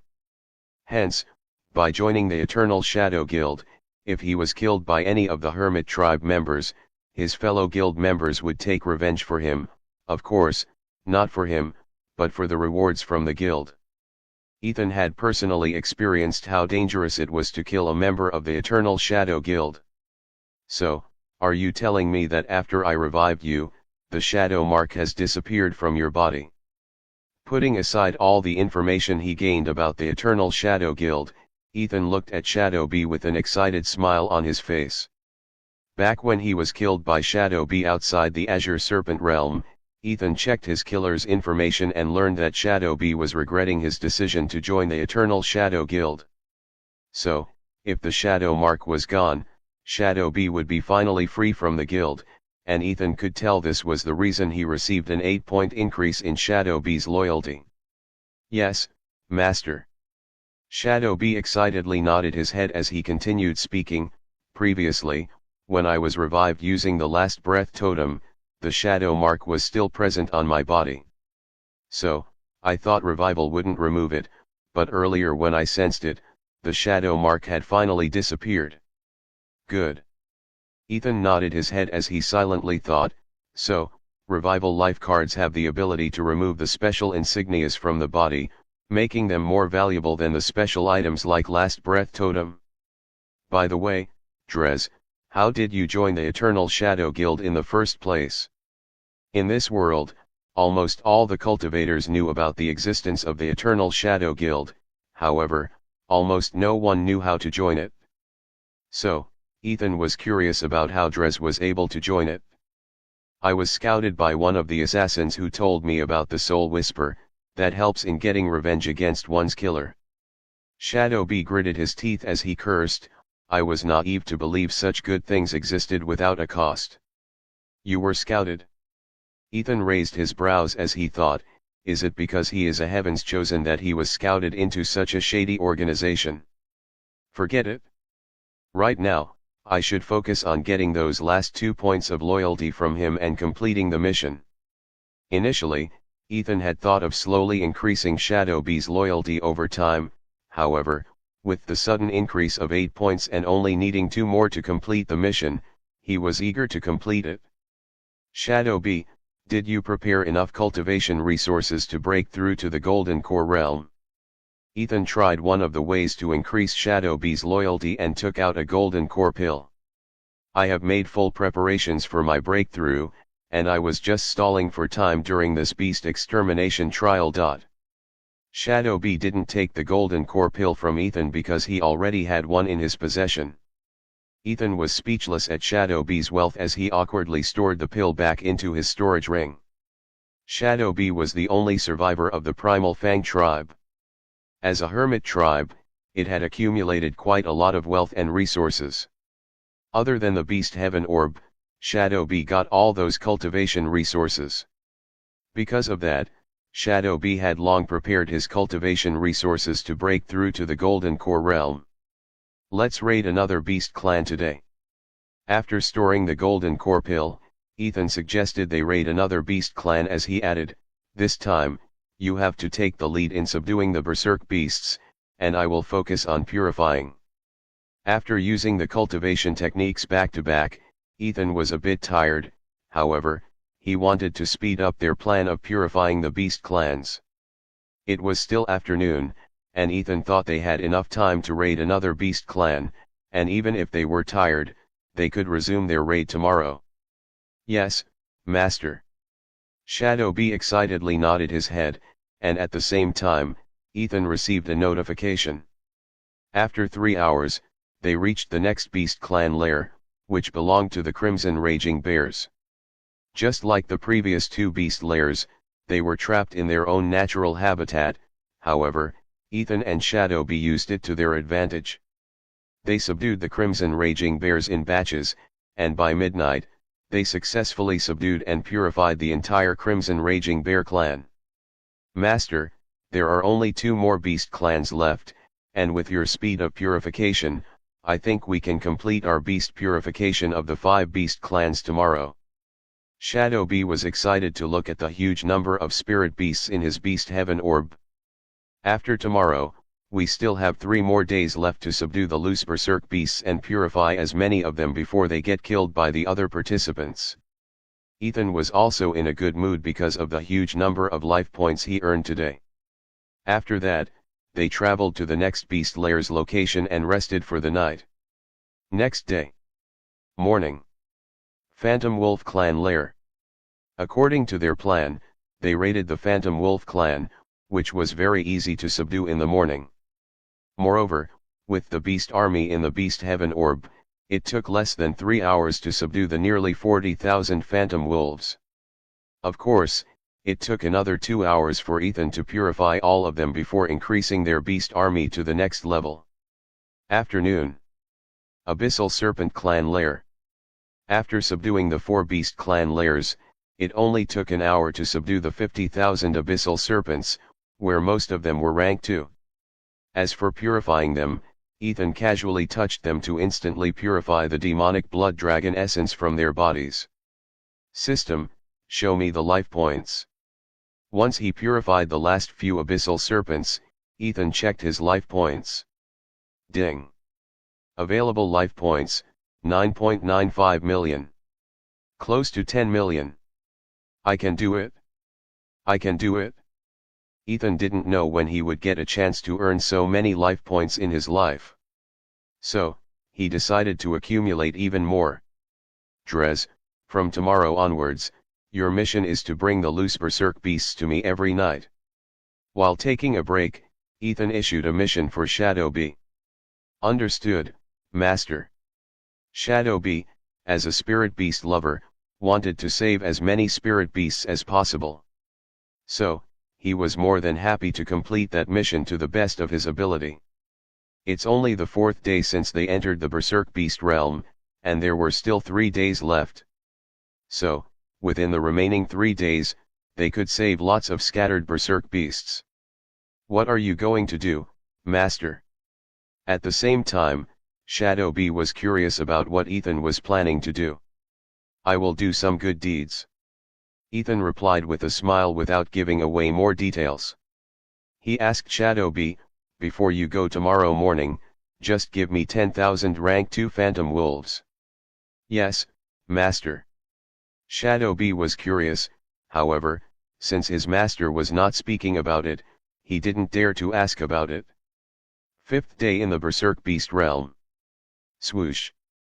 With a thought, Shadow B summoned 10,000 phantom wolves for Ethan to command. Master, I will go now. Shadow B wasted no time and released hundreds of thousands of Azure B workers to search for the scattered berserk beasts and start working on them. For now, hide in my shadow. Let's go and do some good deeds. With a command from him, the 10,000 rank 2 phantom wolves jumped into his shadows. Although it seemed like a powerful ability, even a perfect chi refinement cultivator could see them hiding in his shadow and even attack them with some energy-based attacks to bring them out. However, Ethan was not planning to raid any lair or attack the other participants. Instead, he had a unique goal. Swoosh. Ethan rushed to the lair of the Abyssal Serpent clan, which was only a few kilometers away from him. This plan will do just fine. Finding high ground near the lair, Ethan summoned, "Come out, everyone." Sweesh. In the next second, all 10,000 phantom wolves jumped out of his shadow and surrounded him, excitedly looking at him as though asking for their mission. Your mission is, to sleep. Whoa. The starting words excited the phantom wolves, however, when they heard the word sleep, they were confused and looked at Ethan for confirmation. Yes. You heard it right. All you have to do is sleep. Ethan nodded his head in a serious tone, making all the phantom wolves follow his orders and settle in their positions to sleep. Now, let's wait. Ethan also sat as he patiently waited for something. Time continued to pass, and in a flash, 3 hours passed by. What's happening? Does this method not work? In the beginning, Ethan was confident about his method, however, as time passed by, he was losing patience and started doubting the method.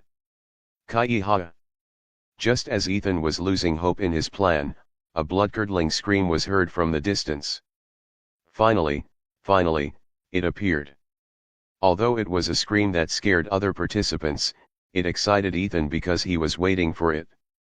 More importantly, the reason for that scream was because of his preparations. Kai, ki, kri, kai. Soon, Ethan saw hundreds of blackish blood-colored birds fly in his direction from a distance. Even without touching or feeding them, Ethan knew they were the demonic blood creatures that were born from the demonic blood dragon's corpse, just like the demonic blood bats. The reason why they were flying toward him was because of the fresh blood in the 10,000 phantom wolves. Previously, Ethan learned that the reason demonic blood bats woke up from their sleep was because of the blood frenzy hounds he purified. Since he had already taken care of 95% of the artificial berserk beasts in the realm, Ethan had come up with an idea to wake up the other demonic blood creatures from their sleep with the fresh blood of the spirit beasts. In the berserk beast realm, when the spirit beasts were placed, they would become berserk beasts. However, there was another type of berserk beasts that were born from the corpse of the demonic blood dragon. Ethan named these corpse-born creatures natural berserk beasts, while the others were called artificial berserk beasts. Unlike the artificial berserk beasts, these natural berserk beasts couldn't be purified, and killing them would give life points. Due to the scarcity of fresh blood in the berserk beast realm, most of these natural berserk beasts spent most of their time asleep, silently increasing their population. Because of their hibernation, even the Golden Core realm cultivators who were in charge of taking down the rank 5 berserk beasts in the berserk beast realm wouldn't find them. Therefore, Ethan used the 10,000 phantom wolves as bait to wake them up from their sleep before killing them. Sky-shattering sword art, Skybreaker slash. Swoosh. Ethan waited till the demonic bloodbirds came close to him before using his most basic sword move. Ding. The host has killed 2,350 rank 2 demonic blood vultures and earned 4,700 life points through Heaven's virtue. Compared to purifying the berserk beasts, killing is much easier. It was obvious because Ethan had to be careful while subduing the artificial berserk beasts, since if he used too much strength, he could accidentally kill them. However, when it came to killing them, Ethan could go all out and not worry about anything but instead focus only on accumulating the life points. Slash. Swish. Soon, Ethan started casually releasing one sword wave after another, killing thousands of rank 2 demonic blood vultures, accumulating thousands of life points. In less than half an hour, Ethan had already cleared almost all of the incoming rank 2 demonic blood vultures. The scream from earlier resounded once again. Swoosh. Following the eerie scream, a huge demonic blood vulture entered Ethan's vision. Here comes another demonic blood vulture king. If it had been before, Ethan would have been scared. However, currently, he has multiple perfection stage cultivation techniques with which he is confident that he can kill it. Before it comes to me, I will go and say hello. Just because he had the perfection stage cultivation techniques didn't mean he could easily kill it. He had to kill it in a single attack so that it wouldn't be able to use its ultimate attacks or skills. Hence, Ethan took the initiative to attack the incoming demonic blood vulture king. Night Phantom Camouflage. Shadow Steps. Using these two skills, Ethan left the 10,000 phantom wolves behind and vanished into the shadows, blending seamlessly with the surroundings. His presence faded without a trace. It's coming. Kai-ha. As for the demonic blood vulture king, it slowly descended with a piercing shriek that made all the phantom wolves fall unconscious. Its crimson eyes locked onto those unconscious phantom wolves as hunger and bloodlust radiated from its towering, 3-meter frame. However, it didn't rush to eat them because it was searching for the insect that dared to kill its minions. Flap flap. After not sensing that insect, the demonic blood vulture king's massive wings flapped, sending gusts of wind across the battlefield in anger. Let's eat the delicacies first before searching for the insect.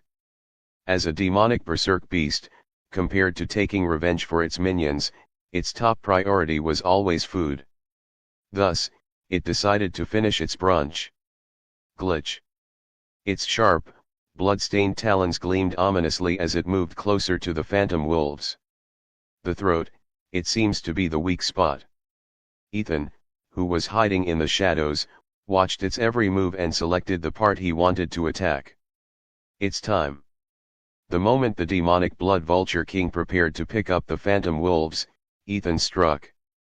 With a flicker of movement, he reappeared directly above the vulture king, his sword gleaming with a deathly glow. Die. Sky-shattering sword art, Horizon Annihilation. Swish. A single sword arc cut through the demonic blood vulture king's thin neck. For a brief moment, time seemed to freeze. The vulture king's crimson eyes widened in shock. A thin, almost invisible line appeared across its neck before. Splurred. Dark blood sprayed into the air as its head separated cleanly from its body. The enormous corpse twitched like a headless chicken for a while before crashing to the ground with a heavy thud. Ethan landed gracefully beside the corpse, flicking the blood off his sword. Ding. The host's heavenly talent Heaven's Virtue has been triggered. Ding. The host has successfully killed a rank 5 berserk beast, the demonic blood vulture king, and gained 10,000 life points. From beginning to end, less than a minute had passed, and Ethan had killed his second rank 5 demonic blood beast king. Although I didn't get more than 1,000,000 life points for killing all the demonic blood vultures, I did get another 300,000 life points, which was better than I expected. Ethan was excited about those life points as he looked at the unconscious phantom wolves and thought, let's wait until they wake up before going to the next location. He planned to kill more natural berserk beasts because he was planning to submit some of these corpses to the beast extermination trial to get a good ranking in it. Time continued to pass as he changed locations to another beast clan lair before using the same strategy to wake up another batch of demonic berserk beasts before killing them. Ding. The host has killed 4,550 rank 2 demonic blood snakes and earned 9,100 life points through Heaven's Virtue. Ding. The host's heavenly talent Heaven's Virtue has been triggered. Ding. The host has successfully killed a rank 5 berserk beast, the demonic blood snake king, and gained 10,000 life points. Ding.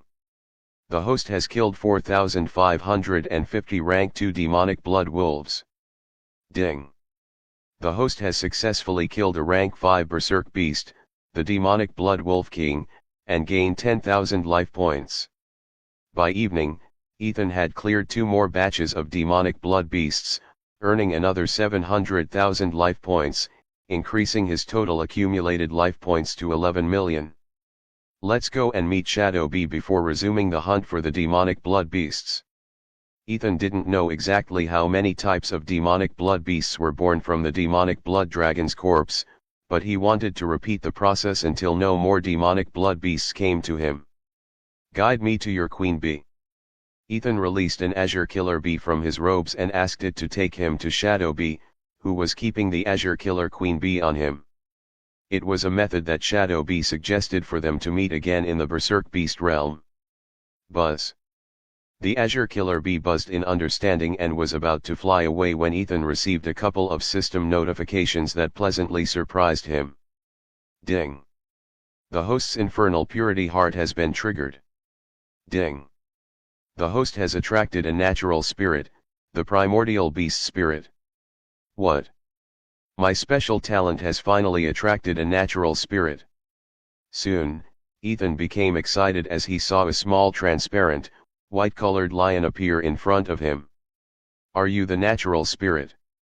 In this world, natural spirits, or nature's spirits, are the entities that could only be attracted by individuals possessing extreme levels of purity, affinity, or unique talents. Thanks to his special talent Infernal Purity Heart, Ethan already knew he could attract the natural spirits. However, it had been a while since he got the talent and yet he didn't attract any such natural spirits, making him eventually give up on them. But now, a natural spirit was finally attracted to himself and appeared in front of him, which made Ethan excited. Are you a natural spirit? Looking at the tiny, transparent, white-colored lion that was hovering in front of him, Ethan asked. Master Human, let me introduce myself. The tiny lion spoke in a human language as it introduced itself. My name is Primer, the natural spirit of the primordial beast realm. Primer, a powerful name for a powerful natural spirit. As for me, I am Kai. Ethan nodded his head as he introduced himself. Natural spirits are born from things like forests, seas, lakes, enriched spirit fields, and even secret realms. The current Berserk Beast realm was once known as the Primordial Beast realm before it was filled with the demonic blood dragon essence released from the corpse of the demonic blood dragon. So, it was not a surprise for a secret realm to give birth to a natural spirit. Thank you for your compliment, Master Kai. The tiny lion was humble despite being a natural spirit, making Ethan a bit surprised. As far as he had heard, natural spirits are mischievous and like to play with others in a not-so-good way. Of course, no matter how mischievous they were, with the cultivators they encountered, they would leave something good for that cultivator. However, the one in front of Ethan was not mischievous but humble, and at the same time, Ethan noticed it looked tired, as though it hadn't slept for who knows how long. "Master Kai, I have been observing you since the time you purified the blood frenzy hound." Primer, the tiny lion, started speaking to Ethan while hovering in front of him. "You have purified exactly 95% of the berserk beasts in the secret realm, and I am very grateful to you for that. There is no need for you to feel grateful for that. I was just doing what I was supposed to do." Ethan was already rewarded for his beast purification mission. So, he shook his head at the lion's words. "It still doesn't change the fact that I am grateful for that." Primer shook its head and said, "As a natural spirit of this secret realm, I have prepared a small gift for Master Kai. Please accept this gift." Swish. As soon as it finished speaking, Primer moved to the celestial spring koi that was floating around Ethan and gently touched it. Ding. The host has received a gift from the primordial beast spirit, Primer. Ding. The host's spirit pet celestial spring koi has unlocked its ultimate skill, Tide of Rebirth. What? Looking at the two system notifications that appeared in front of him, Ethan was pleasantly surprised.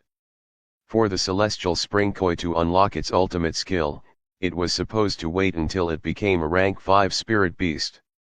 However, the so-called small gift from the primordial beast spirit helped the celestial spring koi unlock its ultimate skill already. So, of course, Ethan was surprised, excited, and wanted to check the full information on that ultimate skill. "Thank you for such a valuable gift." Nevertheless, Ethan suppressed his urges and thanked the natural spirit's gift. "It's a small gift, Master Kai. I am happy that you are happy with it." As a natural spirit, it could sense the excitement within Ethan and knew he was extremely satisfied with its gift. "However, I have a big favor to ask you, Master Kai." The tiny lion hesitated a bit before asking for his help. "Just say it. I will help you to the best of my ability." According to his special talent Infernal Purity Heart, whenever Ethan attracts a natural spirit, he has to do his best in helping it. Based on its satisfaction, the number of life points he could receive from this talent. Since he had already received a good gift from the natural spirit, Ethan was more than happy to help it. "I don't know what kind of unique ability Master Kai has, but since you are able to purify the berserk beasts, can you try purifying the demonic blood dragon's corpse?" Primer asked Ethan to help in purifying the demonic blood dragon's corpse. As I expected, it is related to purifying the demonic blood dragon's corpse. Ethan had already guessed what kind of favor the tiny primordial beast spirit wanted from him. So, he was not surprised. Ding. A new mission has been generated. Ding. Mission name, Revival of the Primordial Beast Realm. Details, purify the demonic blood dragon's corpse and revert the berserk beast realm into a primordial beast realm.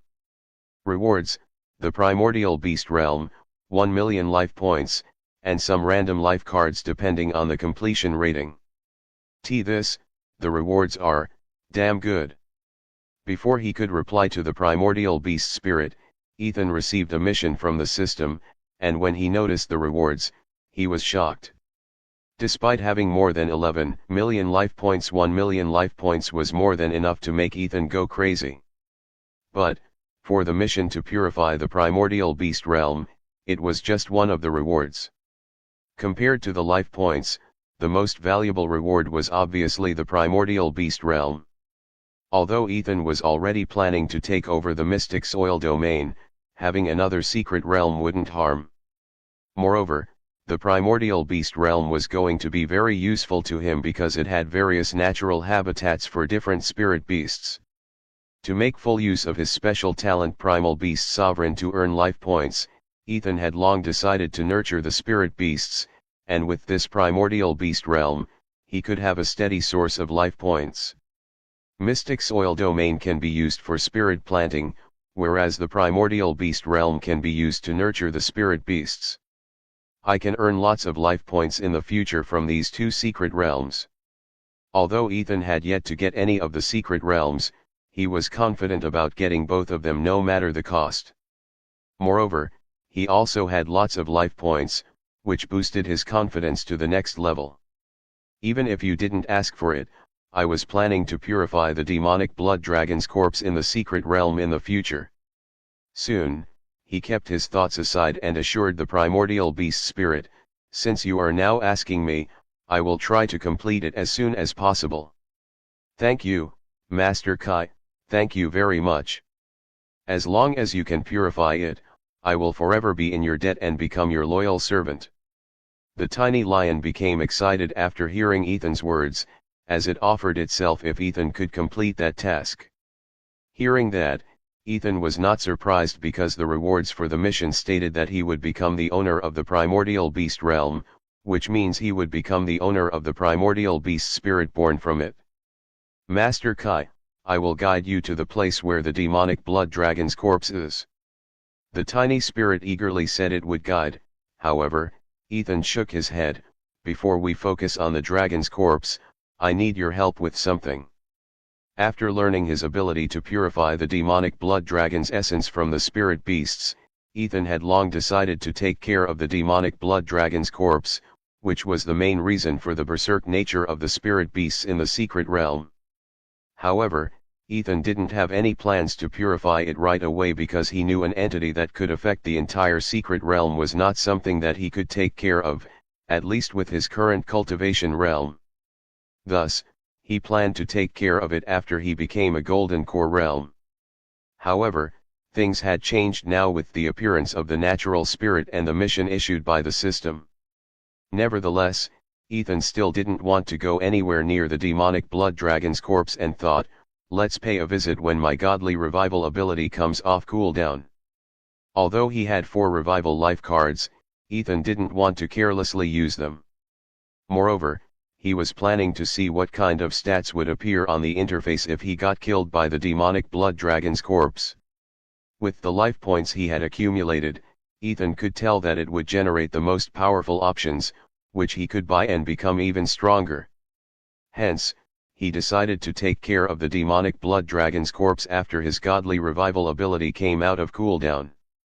"Before we focus on the dragon's corpse, I need your help with something." With such thoughts in mind, Ethan asked for some help from the primordial beast spirit. "What is it, Master Kai?" "As long as it is within my power, I will help you with anything." The tiny lion spirit had a good impression of Ethan and knew he was a good person. It was also because of that that it offered itself to become his servant after he purified the demonic blood dragon's corpse. As for helping him, the lion spirit would do its best without any hesitation, not because it liked Ethan, but instead because he was the only hope it had for reviving the primordial beast realm.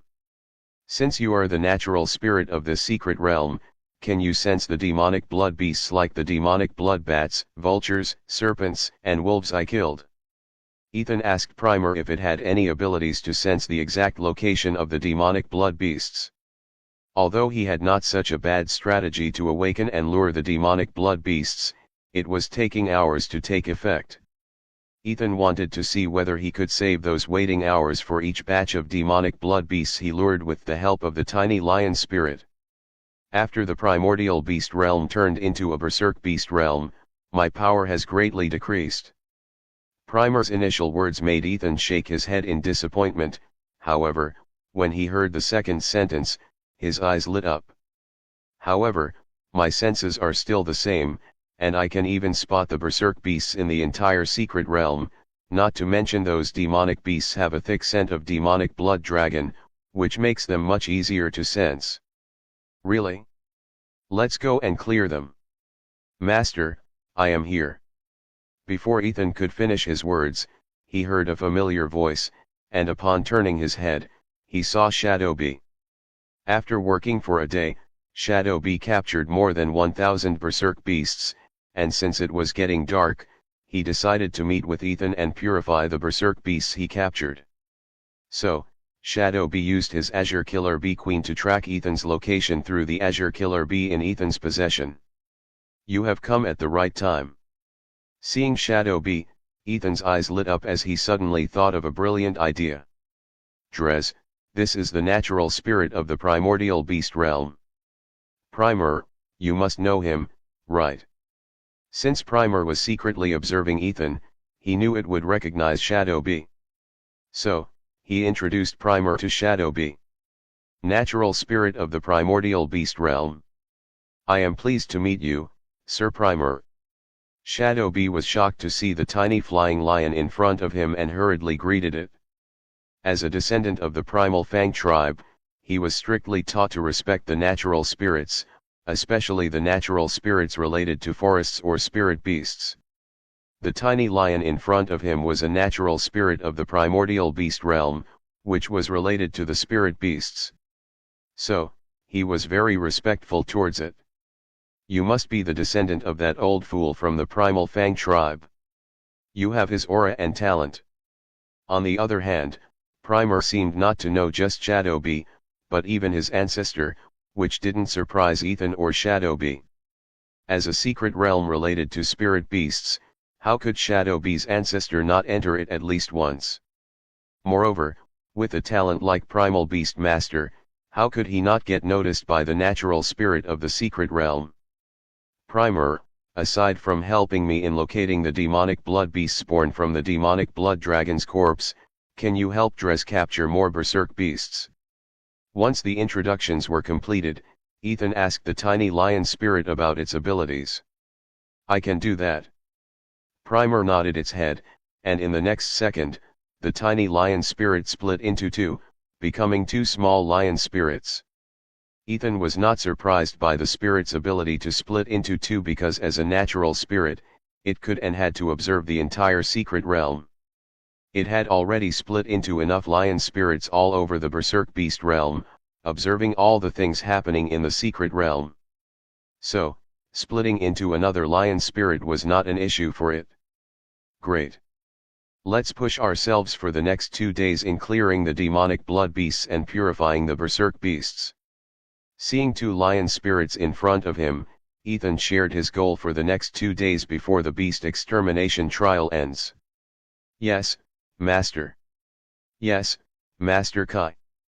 As perfected Foundation Establishment realm cultivators, they wouldn't be tired even if they didn't sleep for months, not to mention just for a couple of days. As for the primordial beast spirit, it didn't need to sleep at all. So, both Primer and Shadow Bee had no problem with Ethan's mission. Both Shadow Bee and Primer, nodded their heads. Drez, bring out the berserk beasts you captured. Before they started working, Ethan asked Shadow Bee to bring out the berserk beasts, which he quickly purified in less than 10 minutes. Let's go and meet again tomorrow for the exchange of the beasts. Soon, Ethan and Shadow Bee went their separate ways, guided by the lion spirit. One was supposed to capture as many berserk beasts as possible, whereas the other was fully determined to exterminate all the demonic blood beasts before the end of the beast extermination trial. Time continued to pass, and in a flash, 2 more days passed as the day to exit the berserk beast realm arrived. If any of the participants failed to come out today, then, even if they collected more corpses of the berserk beasts, they would be disqualified. Outside the berserk beast realm, all the representatives of the cultivation families were eagerly waiting for their youngsters to return. They were both excited and nervous regarding the achievements of their youngsters. Since the results of the beast extermination trial would be announced today, all the family heads had arrived. Among all the family heads, the Feng family head, Darius, was not in a good mood whenever he thought of Elias, the wastrel son who was kicked out of the Feng family. One of the 3 teams from the Wu family has returned. Why do they look disappointed? Did they not kill a good number of berserk beasts? Looks like one of the Wu family teams got wiped out. Soon, 3 youngsters walked out of the berserk beast realm with not so good looks on their faces. Seeing that, the remaining 4 cultivation families became happy. Submit the berserk beast corpses you have collected. As for Elder Ren, he remained expressionless as he asked them to submit the corpses. Let's count. There are 998 rank 1 Berserk beasts, meaning 998 beast points. 50 rank 2 Berserk beast corpses give 250, and there are no rank 3 Berserk beasts. Once they submitted the corpses, Elder Ren counted them in no time before announcing the results of that team. The score of the first team of the Wu family is 1248 beast points. What? Only 1248 beast points. Looks like the Wu family is going to get last place. It seems my Zhao family has finally escaped being the last ranked. Although only one of the Wu family team's scores was updated, the remaining cultivation families were confident that the Wu family had lost the trial. It was because, during the previous beast extermination trials, even the worst team could score more than 10,000 beast points. However, now, the best team of the Wu family got less than 1,250 beast points, making other cultivation families happy. Especially the Zhao family. It was the happiest family because, in every year's beast extermination trial, it always ranked last, getting the least cultivation resources from the Green Fire sect. What happened? Why did you perform like this?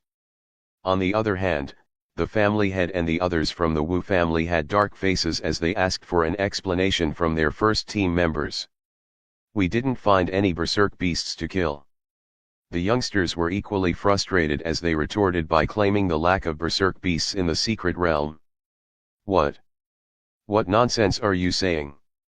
Jasper Wu, the family head of the Wu family, frowned at his son's words. Uncle Jasper, he is telling the truth. On the first and second days, we got a good haul focusing on rank 1 and rank 2 berserk beasts. However, from day 3, we rarely found any berserk beasts. The other two teammates anxiously explained, making Jasper Wu frown. Sweesh. Sweesh. While the Wu family was discussing it, 2 more teams walked out of the berserk beast realm and submitted their loot with bitter looks. The score of the second team of the Zhao family is 1038 beast points. The score of the first team of the Han family is 2458 beast points. Soon, Elder Ren loudly announced the results of the newly exited 2 teams, shocking everyone, including Elder Ren. Elder Ren, are there fewer berserk beasts in the berserk beast realm this time? Soon, the family heads of the Wu, Han, and Zhao families asked Elder Ren about it. Elder Ren remained speechless without answering them. As the person in charge of the berserk beast realm and the beast extermination trial, he knew something was definitely not right. Did those brats from the hermit tribe kill all the wandering berserk beasts?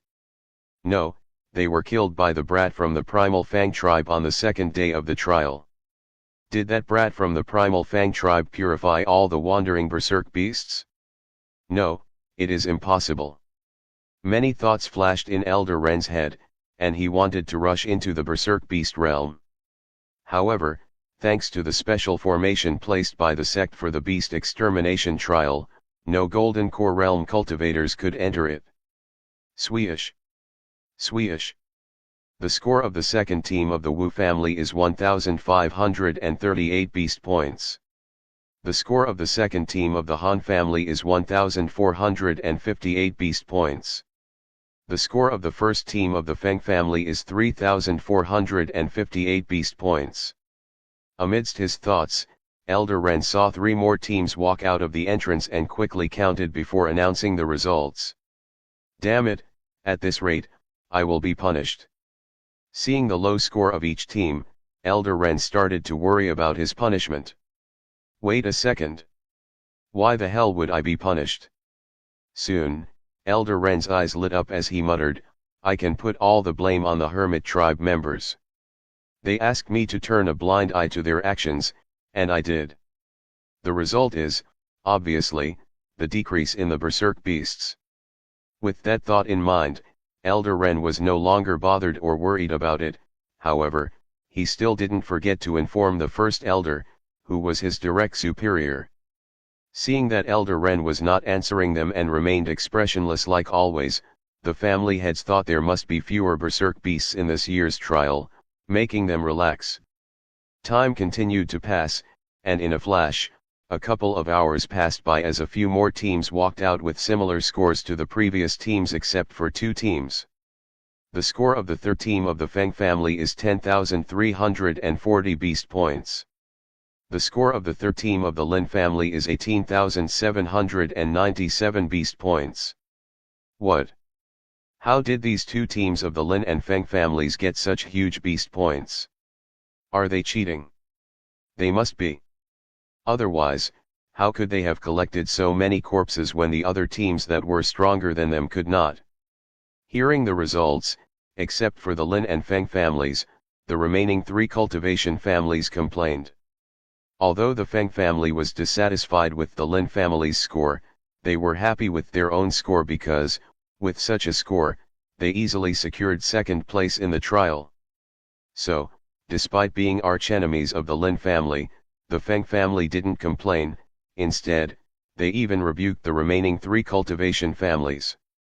There is no way anyone could cheat during the beast extermination trial. However, if you can find solid evidence, you are free to submit it. Elder Ren spoke in a calm tone and shut down those 3 cultivation families as he looked at Shadow B and Ethan, feeling something different about them. Now, it is time to announce the final scores of the cultivation families for the beast extermination trial. Nevertheless, Elder Ren focused on ending the beast extermination trial before taking care of other things. The Zhao family took the last place as usual with 2,496 beast points. The Wu family. Elder Ren, my Zhao family's third team is yet to come out. My Wu family's third team too. It is the same for my Han family. As Elder Ren was announcing the results of the trial, the family heads of the Zhao, Wu, and Han families informed him about their missing third teams. For the beast extermination trial, each cultivation family has sent 3 teams each. However, except for the Lin and Feng families, the third team of the remaining families didn't return. There were still a few hours left for the actual deadline of the trial. However, Elder Ren was already announcing the result, making those 3 cultivation families raise an issue. They didn't follow the rules and were killed in the Berserk Beast realm. For sending the cultivators who were older than 25 years, should I punish you 3 cultivation families or what? There was no way Elder Ren would say that they were from the hermit tribes and were killed by the Shadow Bee who was the sole survivor of the primal Fang tribe. Instead, he said something that could instantly shut the mouths of the cultivation families. Sorry, Elder Ren. We were fooled by those outsiders. Please forgive us. Hearing Elder Ren's words, the 3 family heads became anxious as they hurriedly apologized and begged for forgiveness. Since the third team of those 3 cultivation families was made up of outsiders who were solely recruited for the beast extermination trial, they didn't have much information on them. As for their age, they used some of their methods to check the actual age of those cultivators. However, there were always ways to hide it.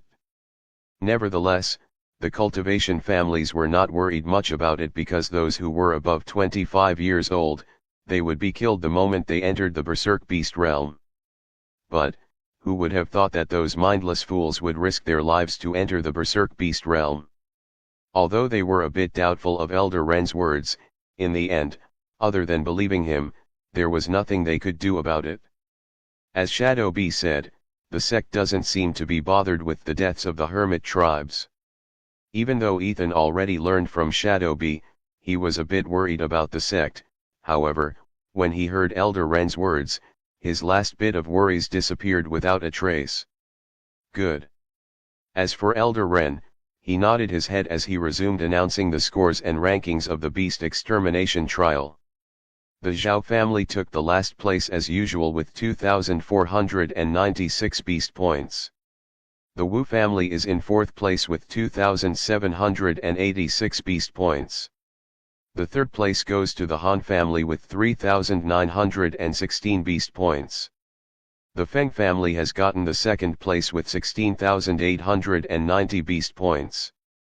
After announcing the rankings of the 4 cultivation families, Elder Ren paused for a moment before announcing the first place.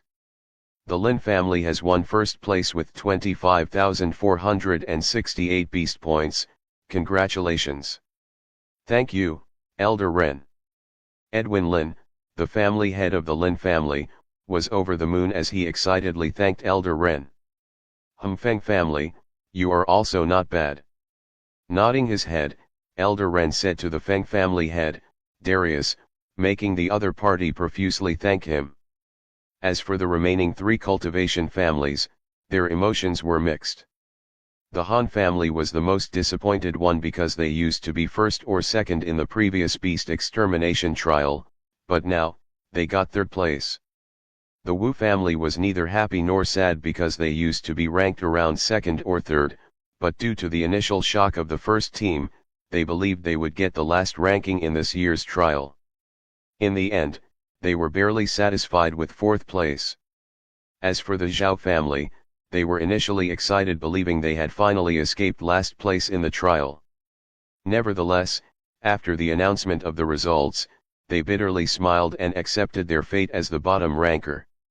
In the Lin family resting area, Selena, Elias, and Kai, thank you very much. Edwin, Rowan, and Merrick, the 3 Lin family brothers, thanked Team 3 for their excellent performance. Although they were older, the 3 brothers didn't show their seniority and sincerely thanked them because the Lin family got first place thanks to them. Father, it was all Kai who worked hard and brought the corpses. If it had been only me and Elias, it would be fewer than 1,000 beast points. Selena was not the type to take credit for something she didn't do. So, she revealed the truth and explained some of the things that happened after entering the Berserk Beast realm. What? Kai was on his own and killed that many rank 2 Berserk Beasts. The 3 brothers were shocked, however, thinking back to the things Ethan had done after joining the Lin family, they were no longer shocked. Thank you, Kai. You are the lucky star of the Lin family. So many good things started happening for us after you joined the Lin family. Edwin and others showered Ethan with praise, making Ethan smile. It is something I should be doing to repay the Lin family for taking care of me and my parents for the last couple of decades. His parents had been working for the Lin family for more than 20 years. So, he was always grateful to the Lin family for that. Kai, how about you marry Selena and become my nephew to remove your outsider tag? Merrick could not help but grin, nudging Ethan's shoulder playfully. No matter how much Ethan contributed to the family, in the eyes of the direct descendants of the Lin family, Ethan could only be an outsider with a Lin surname. Uncle Merrick, don't joke like that. Ethan nearly choked on air, his eyes widening at the sudden proposal. He was just 16 years old, and there was already a marriage proposal from a wealthy family like the Lin family. How good it would have been if it happened in the previous life. Ethan briefly had that thought before shaking his head. For now, let's focus on becoming stronger. I'm serious, Kai. Merrick had a serious expression on his face. Selena isn't bad, right? She's got beauty, talent, and a fiery temper. Father, what are you talking about? Selena was not angry at her father asking her to marry Ethan. In fact, she also liked Ethan. In this world, who doesn't like a powerful cultivator? Moreover, her father was a good judge of character and wouldn't make a proposal just because the other party was powerful.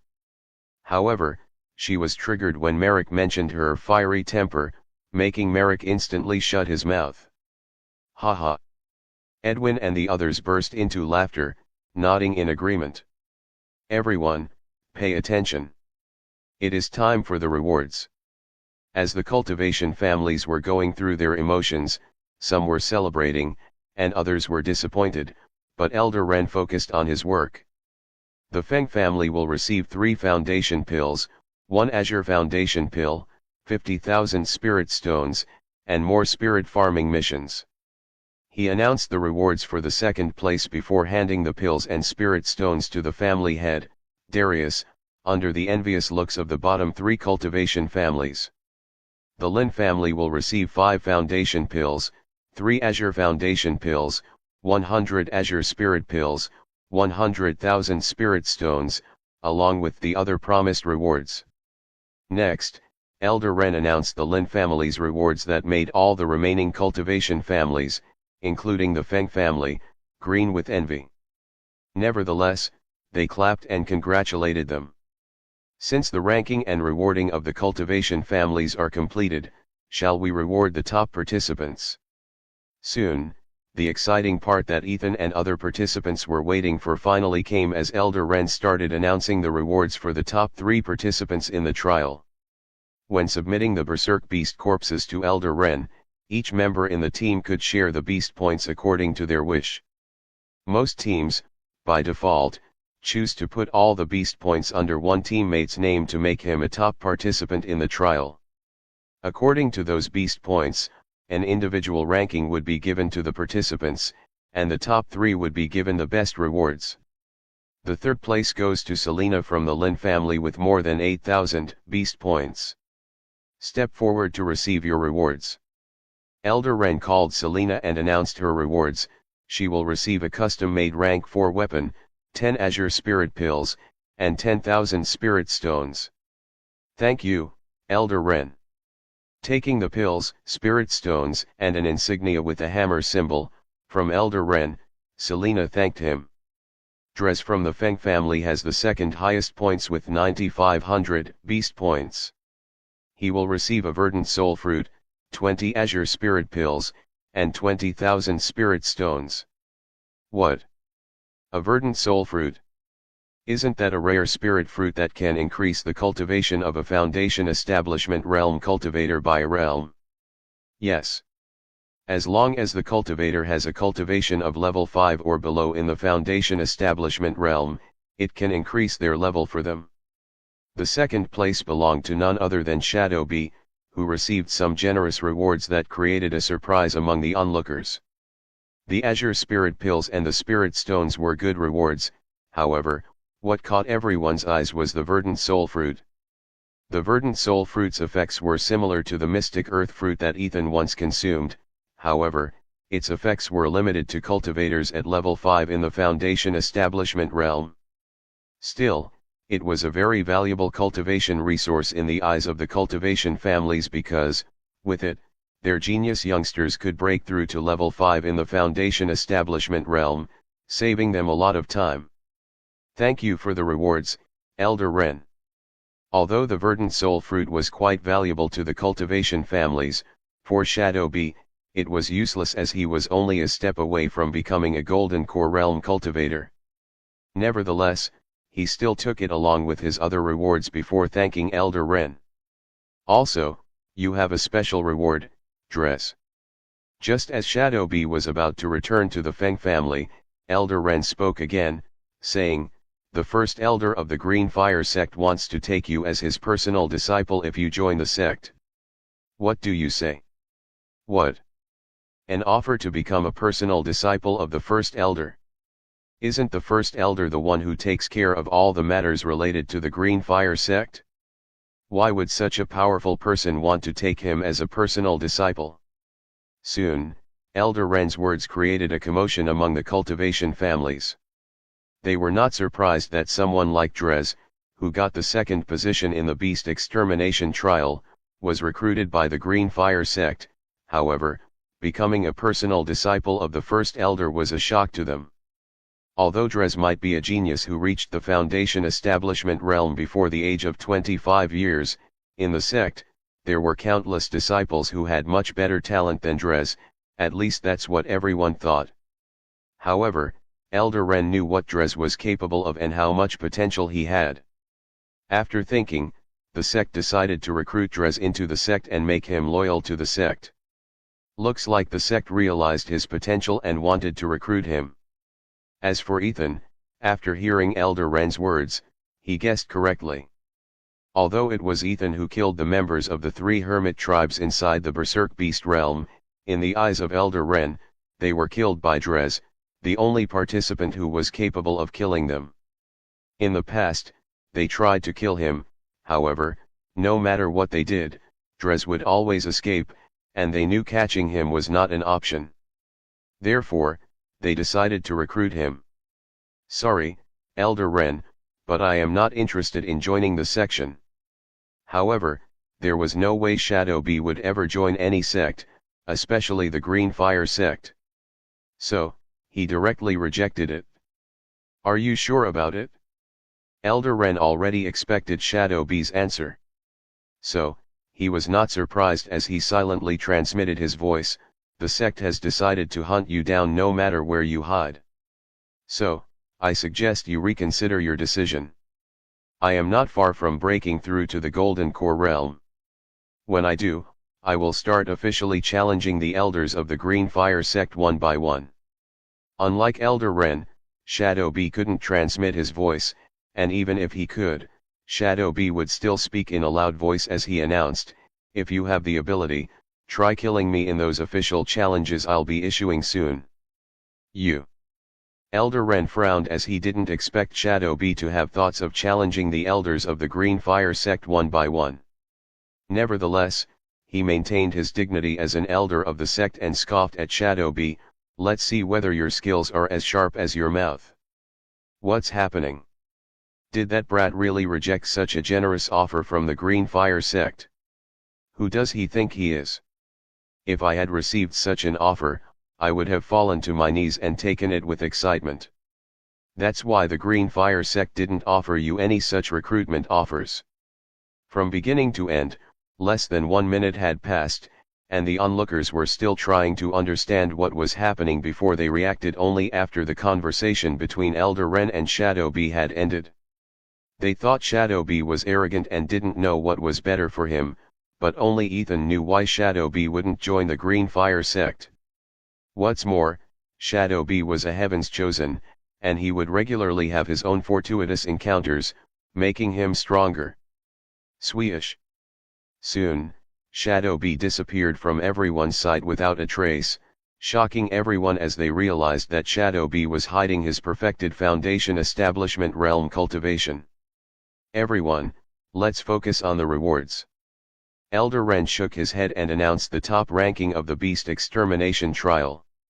Elias Lynn from the Lynn family has more than 10,000 beast points and thus, becomes this year's Beast Exterminator. Everyone, clap for him. That's right.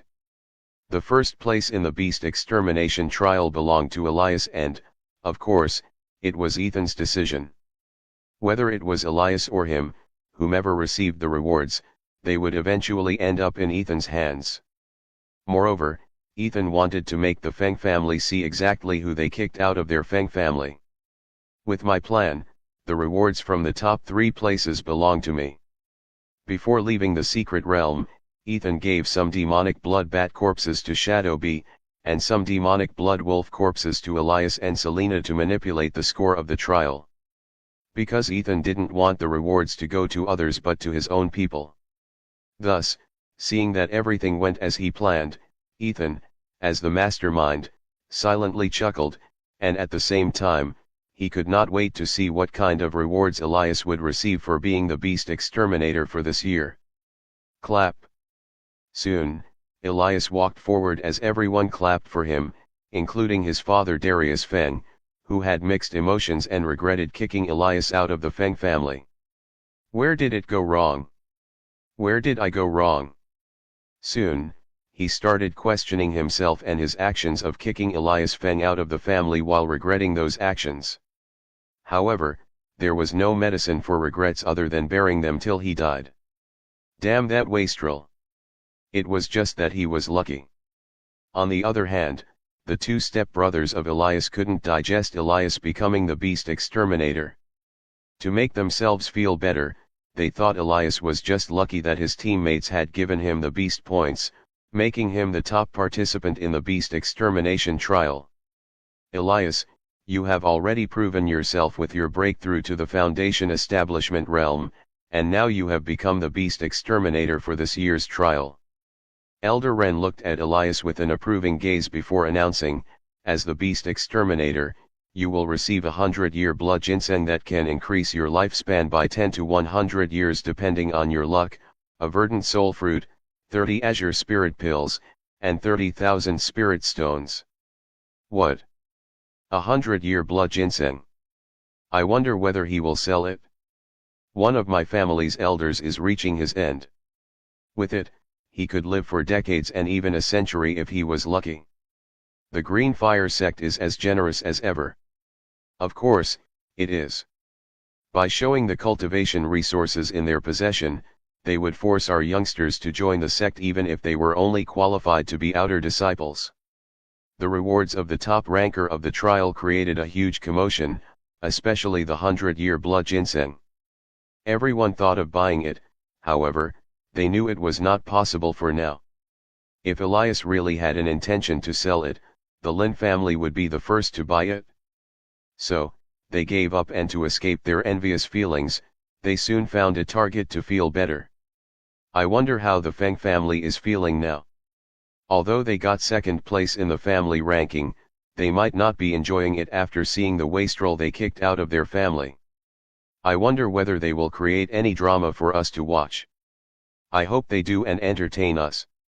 Everyone looked at the Feng family, hoping for a drama. Sigh. However, Darius, who was usually hot-headed and always wanted to argue with others, remained in his place and sighed non-stop. This bastard. How is he succeeding after leaving the Feng family? Meanwhile, Elias' stepbrothers seethed with jealousy and wanted to make an issue. However, because of Elder Ren's presence, they suppressed their emotions. Good. On the other hand, Elder Ren smiled at the commotion around him, which was the main reason for the sect's generosity. Now, the sect wants to recruit both Elias and Ethan as inner disciples of the Green Fire sect. Are you willing to join? Soon, Elder Ren asked both Ethan and Elias in a loud voice whether they wanted to join the sect.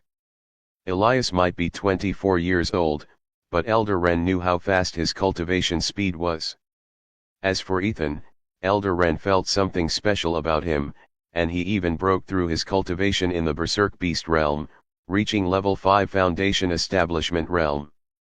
Most importantly, he was only 16 years old and already had such a high cultivation, meeting the requirements to become an inner disciple. So, he directly gave an offer to him. Ethan was not surprised by the offer. He had intentionally revealed his level 5 Foundation Establishment realm because he was planning to slowly reveal his true cultivation before breaking through to the Golden Core realm. It was a plan that Ethan had come up with to justify his fast-paced cultivation. Even without the breakthrough, he knew Elder Ren would definitely recruit him. Because he was a genius in the eyes of others who had reached such a high cultivation at such a young age. I am more than happy to join the sect. Ethan didn't hesitate as he quickly accepted the offer from the sect because he had plans. By joining the sect, his access to cultivation resources and secret realms would greatly increase. Moreover, once he broke through to the Golden Core realm, he would require lots of life points, and with the sect, he could have more sources of earning life points from the secret realms filled with spirit fields and many other ways.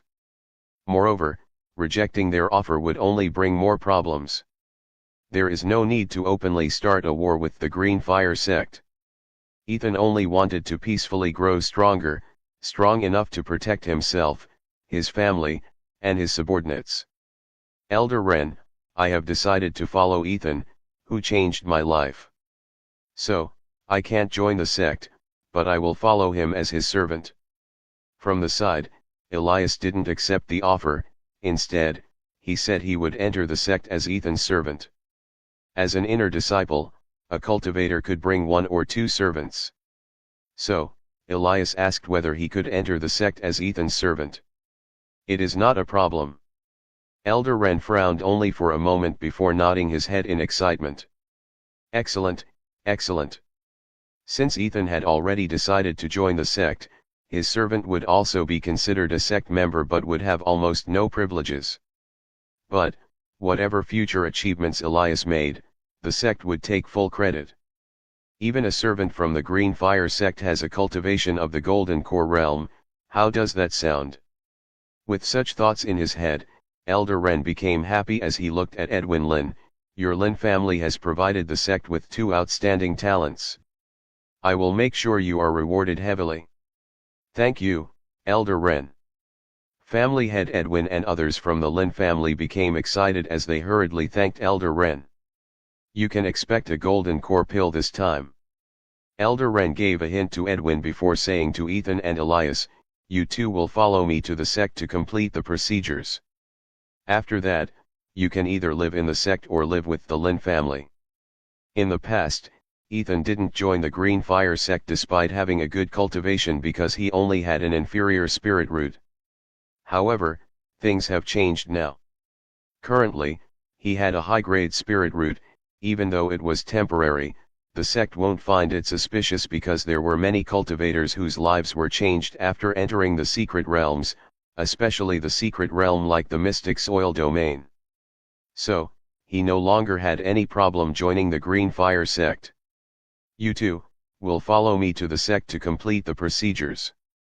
After that, you can either live in the sect or live with the Lin family. The sect never forces any of their disciples to stay within the sect. They could live anywhere they want, roam the world, experience various crises, and become stronger.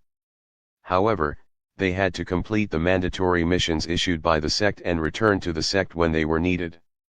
But, since the spirit essence inside the sect was very pure, just living in such an environment would help their cultivation, so no one would leave it just to live with their family.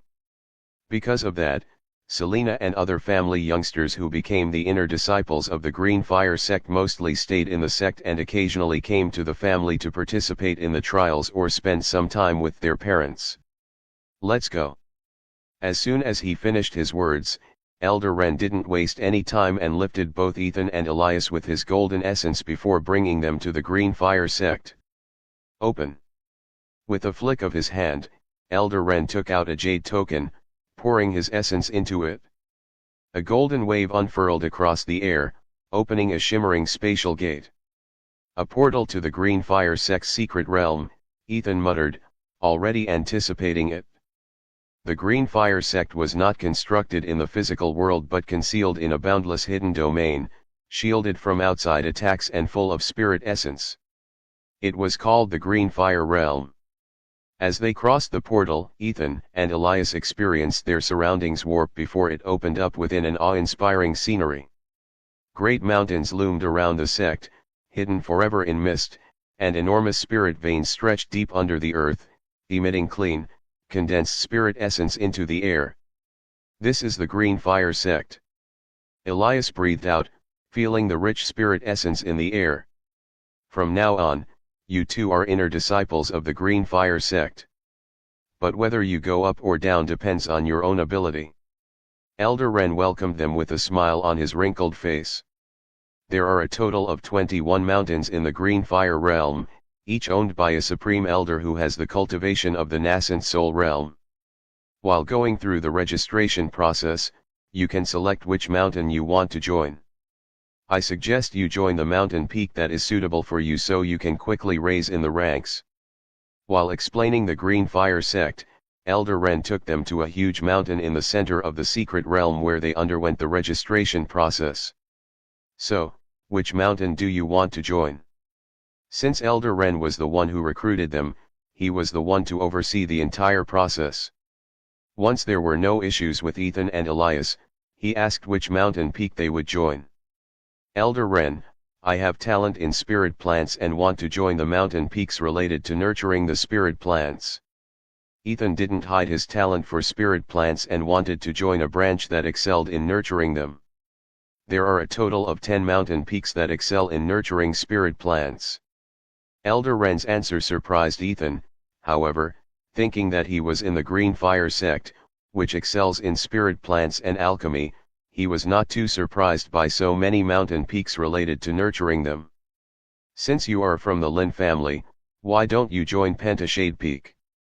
Elder Ren thought about it and asked Ethan to join Pentashade Peak, where there were dozens of Lin family members already present. I will follow the elder's suggestion. It didn't matter which mountain peak he joined. For Ethan, Getting the high-level spirit seeds was the goal, while mass nurturing rank 3 or rank 4 spirit plants was a side goal. Good. Maybe it was because Ethan was saying yes to everything he suggested. Elder Ren got a good impression of him and quickly completed the remaining registration process. With Ethan's perfection stage Night Phantom concealment, even top-tier Golden Core Realm cultivators couldn't see his real cultivation, let alone a recently breakthrough Golden Core cultivator, who was in charge of testing the cultivation and could see through it. As for Ethan's spirit root, it was shown as a high-level spirit root. However, the sect didn't know it was only a temporary one. Nevertheless, Ethan didn't bother to reveal his real spirit root because in the future, his cultivation would continue to progress at a good pace compared to other Golden Core Realm cultivators. In one of the courtyards of Pentashade Peak. Nephew Ethan, this is your inner disciple badge and uniform. After the registration process was done, Ethan and Elias were brought to Pentashade Peak, where Elder Ren used his influence to get Ethan a good courtyard with extra spirit fields and even a spirit spring. Thank you, Uncle Ren. Ethan started calling Elder Ren uncle and thanked him for all the help he had received from him. I am doing this for my own sake. If you achieve big things in the future, as the one who brought you into the sect, I will be rewarded too. Elder Ren didn't hide his intentions as he informed Ethan about the sect's referral policy. Anyway, I have other things to do. Complete your first task within 3 months unless you want to receive a penalty, and if you can't complete a task for a whole year, you will be demoted to outer disciple. Elder Ren didn't forget to warn them about the rules of the Green Fire sect before leaving Ethan's courtyard. Finally, I entered the Green Fire sect, one of the 3 top sects in the world. Once Elder Ren left, Ethan heaved a sigh of relief as his mind was already scheming his next moves in this formidable sect. Elias, the spirit essence here is very pure. From now on, you have only one goal, and that is to quickly increase your cultivation. Yes, Master. First, Ethan ordered Elias to focus on his cultivation because with Elias's natural high-grade spirit root, his cultivation speed would be much faster. Hence, Ethan was hoping that Elias would quickly perfect his foundation establishment realm so that he could give him the golden core pill in his possession. Let's go and pick a suitable mission before returning to the Lin family. All the spirit fields in the courtyard were empty, and even though he had seeds, he didn't want to plant them yet. Instead, he wanted to take a mission related to nurturing spirit plants. With that thought in mind, Ethan left his courtyard after activating the rank 5 formation, his destination being the mission hall of Pentashade Peak. The Green Fire sect has 21 mountain peaks, and each peak operates on its own. Depending on their requirements, they work together with other peaks. Each peak has its own mission hall in which the other peaks could post the missions. For example, the Pentashade Peak is one of the peaks that is known for nurturing spirit plants. So, the other peaks, especially those that excel in alchemy, like Azure Elixir Peak and 2 other peaks, post missions asking for the spirit plants they require. Thus, in the mission hall of the Pentashade Peak, almost all the missions were related to spirit plants. Welcome, junior brother. You must be the new recruit. Only inner disciples are allowed to join a mountain peak, and each peak has less than 1,000 inner disciples.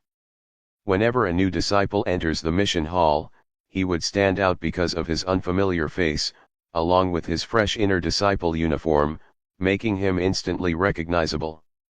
So, Ethan was also recognized by the few disciples who came to pick missions. Yes, senior brothers. I joined the sect today.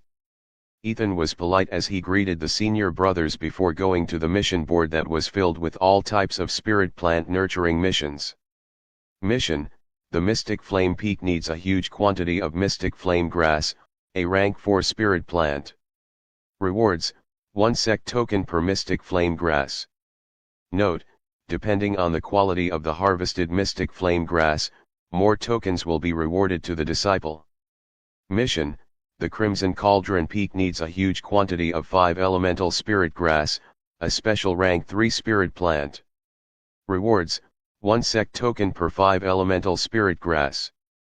Mission: the Azure Elixir Peak needs a huge quantity of silvermoon flowers, a rank 3 spirit plant. Rewards: 1 sect token per silvermoon flower. Mission: there were tons of missions on the mission board. Each mission was written on a small piece of beast skin. Once a disciple decides on his mission, he could simply pick the beast skin and submit it to the mission hall so that they could decide whether they should place the mission again or not, depending on the number of disciples nurturing the particular spirit plant. Although the disciples were picking one after another, new missions were replacing the empty spots. Each mission has sect tokens as rewards, and this is a currency among the disciples of the Green Fire sect. Using it, the disciples could buy cultivation resources from the Green Fire Treasure Hall, which is solely used by the disciples and elders of the sect. It was similar to the Green Fire Exchange Hall near the Azure Serpent Realm. However, the Green Fire Treasure Hall is much bigger and has 100 times more items compared to the Green Fire Exchange Hall. Junior brother, since it is your first mission, I suggest you take it easy and go with a mission related to rank 2 spirit plants. One of the kind senior disciples suggested to Ethan as he explained, of course, if you are confident, you can take a rank 3 spirit plant. But, you can't pick a mission related to rank 4 spirit plants, at least for the first mission. After saying that, the senior disciple didn't wait for Ethan's reply before picking a beast skin. Let's go with a mission related to rank 3 spirit plants. Since he was not qualified to nurture rank 4 spirit plants, at least for his first mission, Ethan decided to go with a mission related to rank 3 spirit plants. After thinking for a moment, Ethan picked a mission from the Crimson Cauldron Peak that required a huge batch of a special rank 3 spirit plant named 5 elemental spirit grass. Since I can only pick a mission related to rank 3 spirit plants, I will go with a special rank 3 spirit plant. Compared to rank 3 spirit plants, the special rank 3 spirit plants will give more life points. So, Ethan didn't think much before picking the best mission for him. Elder, I want to take this mission. Soon, Ethan picked the beast skin on which his mission was written and informed the old man who was in charge of the mission hall. You must be the new disciple brought by that old fool Ren, right? Taking the beast skin from Ethan, the old man asked him. Yes, Elder. Ethan nodded his head. You can call me Elder White like your senior disciples. Elder White smiled as he informed, generally, a disciple has to buy the seeds for his missions from me. However, since it is your first mission and you were brought by the old fool Ren, I will give them for free. He was generous as he gave Ethan 100 seeds of the 5 elemental spirit grass. This. Thank you, Elder White. Ethan thought everyone would be cold and distant in the sect, busy with their own work. However, he didn't expect them to be generous and kind to him. First, Elder Ren and then Elder White, making Ethan change his thoughts about the Green Fire sect. Nevertheless, he hurriedly thanked Elder White and took 100 spirit seeds from him.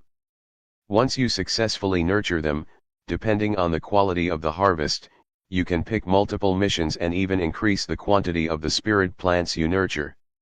Elder White smiled as he patiently explained the rules of the mission hall. I understand, Elder White. I will do my best in nurturing these 5 elemental spirit grass and receive more missions the next time I come to the mission hall. Ethan confidently said those words to Elder White before leaving the mission hall, which was close to the top of the mountain. Soon, he walked down to the bottom of the mountain, where his courtyard was located, and entered it after opening the rank 5 formation. No wonder everyone dreams of becoming an inner disciple. Having a courtyard that was as big as Greenspire Town and that came with a rank 5 formation, which not only protects against anyone entering the courtyard without his permission but also blocks the prying eyes of the other disciples and elders of the sect. Other than that, the rich spirit essence, which was multiple times purer than the outside world, helped the disciples speed up their cultivation. Looking at the courtyard, which was multiple times bigger than his small courtyard in Greenspire Town, Feeling the spirit essence in it, and sensing the formation for privacy and protection, Ethan could not help but realize why everyone was dying to become an inner disciple of the top sects. Let's not waste time and plant them. Soon, Ethan walked to the spirit fields, and looking at the 10 plots of the spirit fields, he could not help but clench his fists in excitement. In his small courtyard, there was only one plot of spirit field, however, now, he had 10 plots. So, obviously, he was excited about it. First, let's plant the special rank 3 5 elemental spirit grass. Suppressing his excitement, Ethan planted a 5 elemental spirit grass seed and checked its full information, which made him a bit shocked. Spirit plant name, 5 elemental spirit grass. Grade, special rank 3. Spirit plant name, 5 elemental spirit grass. Grade, special rank 3. Maturity period, 600 days. Live status, happy, finally, someone planted me. Now, feed me with 5 elemental energies. Information, the 5 elemental spirit grass is a highly valued rank 3 spirit plant that has an ability to balance and enhance all 5 elemental energies like metal, wood, water, fire, and earth. It is a crucial auxiliary ingredient for refining high-grade pills, particularly those used by Golden Core Realm cultivators. What? It has a maturity period of 600 days. Looking at its maturity period, Ethan was shocked for a moment because he was not expecting it to have such a high maturity period. Even the azure profound grass, which was the most special among the rank 3 spirit plants, had only a maturity period of 500 days. But, the 5 elemental spirit grass had a higher maturity period than the azure profound grass, making Ethan a bit shocked. So, it is used in the creation of rank 5 spirit pills. However, when he read the information about the 5 elemental spirit grass, Ethan understood how valuable these spirit plants were.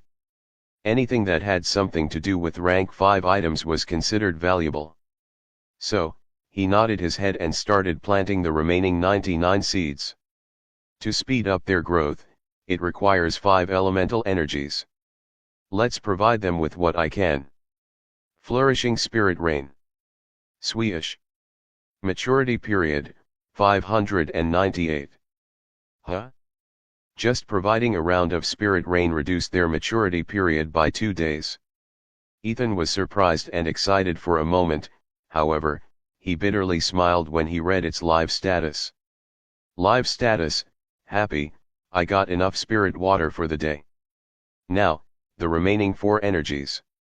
It meant Ethan could no longer use the spirit rain to speed up their growth for the day. Let's continue. Although he could not speed up their growth with the spirit rain, he had other means to speed up their growth. Earth Essence Integration Technique. Rumble. Ethan used his earth technique to loosen the soil a bit and guided the spirit essence to the seeds he planted. Maturity period, 596. Providing the 5 elemental spirit grass with each energy reduces their maturity period by 2 days. Not bad. According to Ethan's deductions, if he could daily provide the 5 types of energies to these spirit plants, he could nurture them for 10 days in a single day. It meant the 5 elemental spirit grass could reach their maturity in just 60 days. Not bad, not bad. In the future, I can plant more seeds in the remaining 9 plots of spirit fields. Since he had only 100 seeds of the 5 elemental spirit grass, 1 plot of spirit field was more than enough. But, from the second mission, he could get more rank 3 spirit seeds from the mission hall to fill up his remaining 9 plots of spirit field in the courtyard. Water and earth elemental energies are provided. Now, it's time for wood elemental energy. Putting his thoughts aside, Ethan focused on the 5 elemental spirit grass as he activated his special technique. Green Pulse Art. Swish. As soon as he used the special technique, sprouts came out of the ground, pleasantly surprising Ethan. Maturity period, 590. What? It reduced the maturity period by 6 days? Looks like plant essence is much more valuable than wood energy. Since green pulse art converts Ethan's spirit essence into plant essence, which was a type of wood energy, Ethan used it as a replacement for wood energy. However, he quickly realized that plant essence was a much higher energy than wood energy, as it was able to reduce the maturity period by 6 days. As expected of the green pulse art, it is a special cultivation technique. Ethan thought of upgrading it to the perfection stage, however, he stopped himself from doing so. No matter how high his mastery of the green pulse art was, the spirit plants could only bear a certain amount of plant essence per day. Providing any more would be useless. Moreover, Ethan didn't want to randomly spend life points, as he still had to help his parents become cultivators, and he himself required a ton of life points to rapidly increase his cultivation. For now, greater completion stage mastery is enough for the green pulse art. With that thought in mind, Ethan resumed his cultivation of the 5 elemental spirit grass. For the fire energy, Ethan used his blazing sun palm as he thrust his palms at the sky while standing at the center of the spirit field. Maturity period, 588. It really worked. Ethan didn't have high hopes regarding the blazing sun palm. So, when he saw the decrease in the maturity period of the 5 elemental spirit grass, his eyes lit up with excitement. As long as I can provide it with metal essence, I can further reduce. Wait a second. Suddenly, Ethan thought of something and hurriedly opened his interface to check the cultivation techniques he had learned so far. Ding. Secondary cultivation technique, primal beast transformation art, completion stage, shadow steps, perfection stage, flourishing spirit rain, greater completion stage, green pulse art, greater completion stage, silver vein infusion, spark stage. There was a long list of cultivation techniques, and Ethan's eyes lit up when he saw a cultivation technique that was useful for his current situation. Let's upgrade the silver vein infusion to a greater completion stage.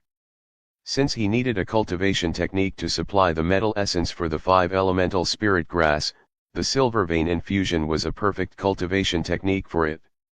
It was one of the 20 cultivation techniques that Ethan had learned in the Mystic Soil domain using the Green Hand Codex.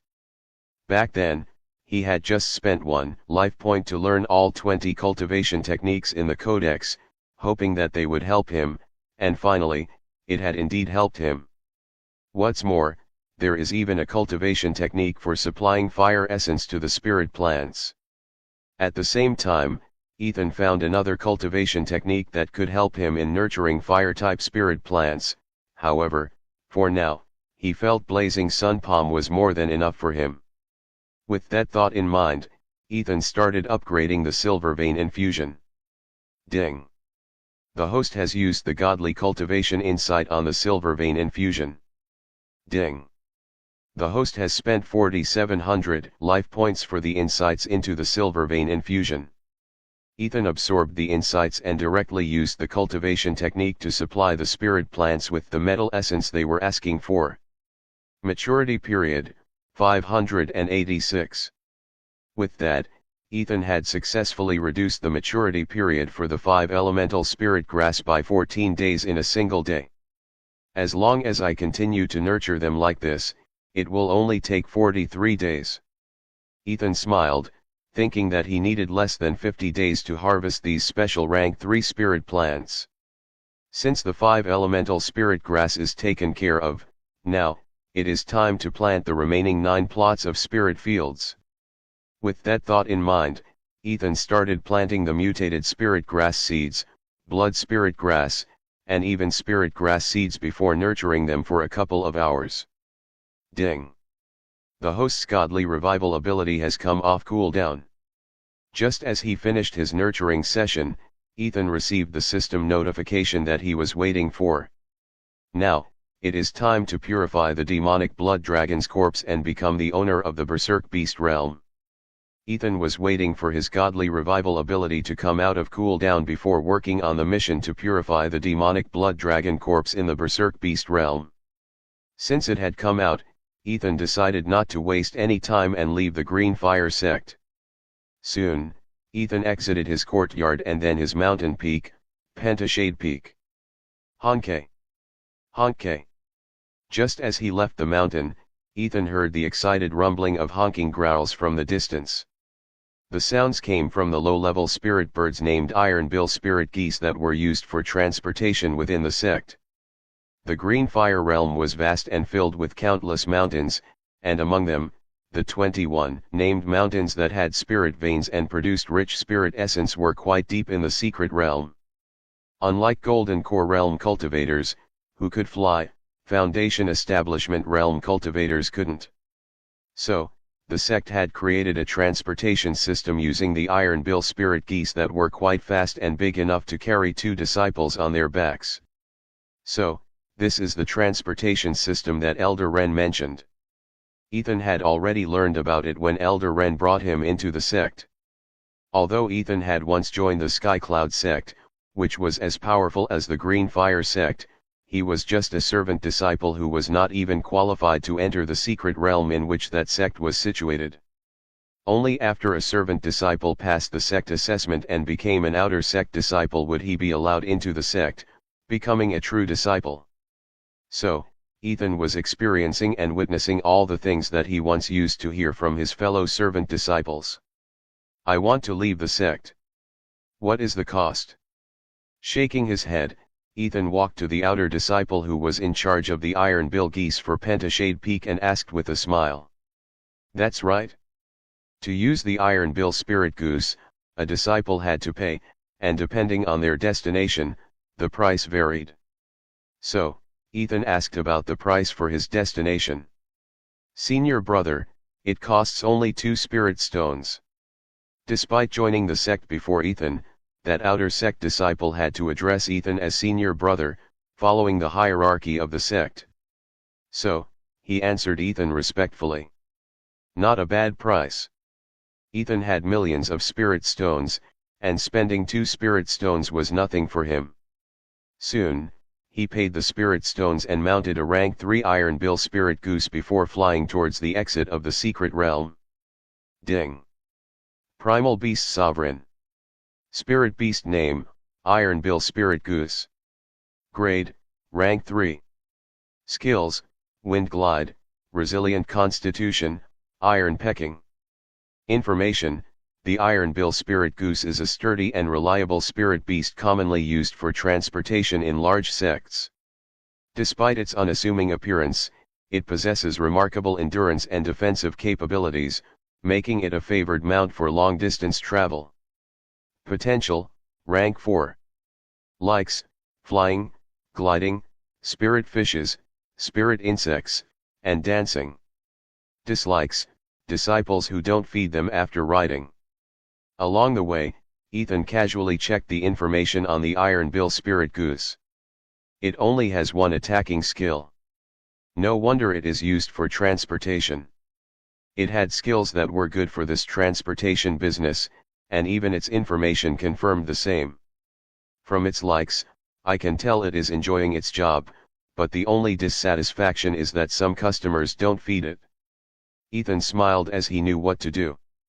The distance from Pentashade Peak to the entrance of the Green Fire realm was around 50 kilometers, but thanks to the Iron-bill spirit goose's speed, he reached the entrance in less than 15 minutes. Thanks for the ride. After getting down from the spirit goose, Ethan fed it a perfect quality spirit grass, making it instantly happy. Time to leave the section. Soon after, Ethan took out his disciple badge as a pass to exit the secret realm, successfully leaving the Green Fire realm. Outside the realm, there was Green Fire City, which was the sect's territory in which servant disciples lived, working for the sect, hoping to become outer sect disciples one day. Sweesh. Once he left the sect, Ethan excitedly rushed towards the Berserk Beast realm at full speed. Huh? The killer is out. On the other hand, in a luxurious inn of Green Fire City, an old man's eyes lit up, sensing a familiar aura. I didn't expect him to come out of the sect on the same day he joined it. Interesting, interesting. As long as I can take care of him, I can upgrade my rank and become a gold-ranked assassin.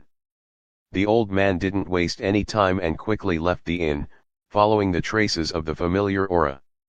Huh? How can he move at such a speed? Even golden core cultivators wouldn't have it. The old man was shocked by how weak the traces of the familiar aura were becoming and thought, looks like I have to kill him in a single strike. The moment he notices me, he will escape. Soon, he realized the mission wasn't as easy as he thought it would be. Nevertheless, that only made the old man excited. I am here. Looking at the entrance of the Berserk Beast realm, which was guarded by 2 outer sect disciples, Ethan smiled. It's time to enter the secret realm through my privilege. Unlike his previous method of entering the Berserk Beast realm, Ethan planned to use another method. First, he checked his surroundings, and, noticing that no one was around, he prepared to enter the Berserk Beast realm. According to Primer, as long as I am within 100 meters of the realm's entrance, my privilege to enter the secret realm will work.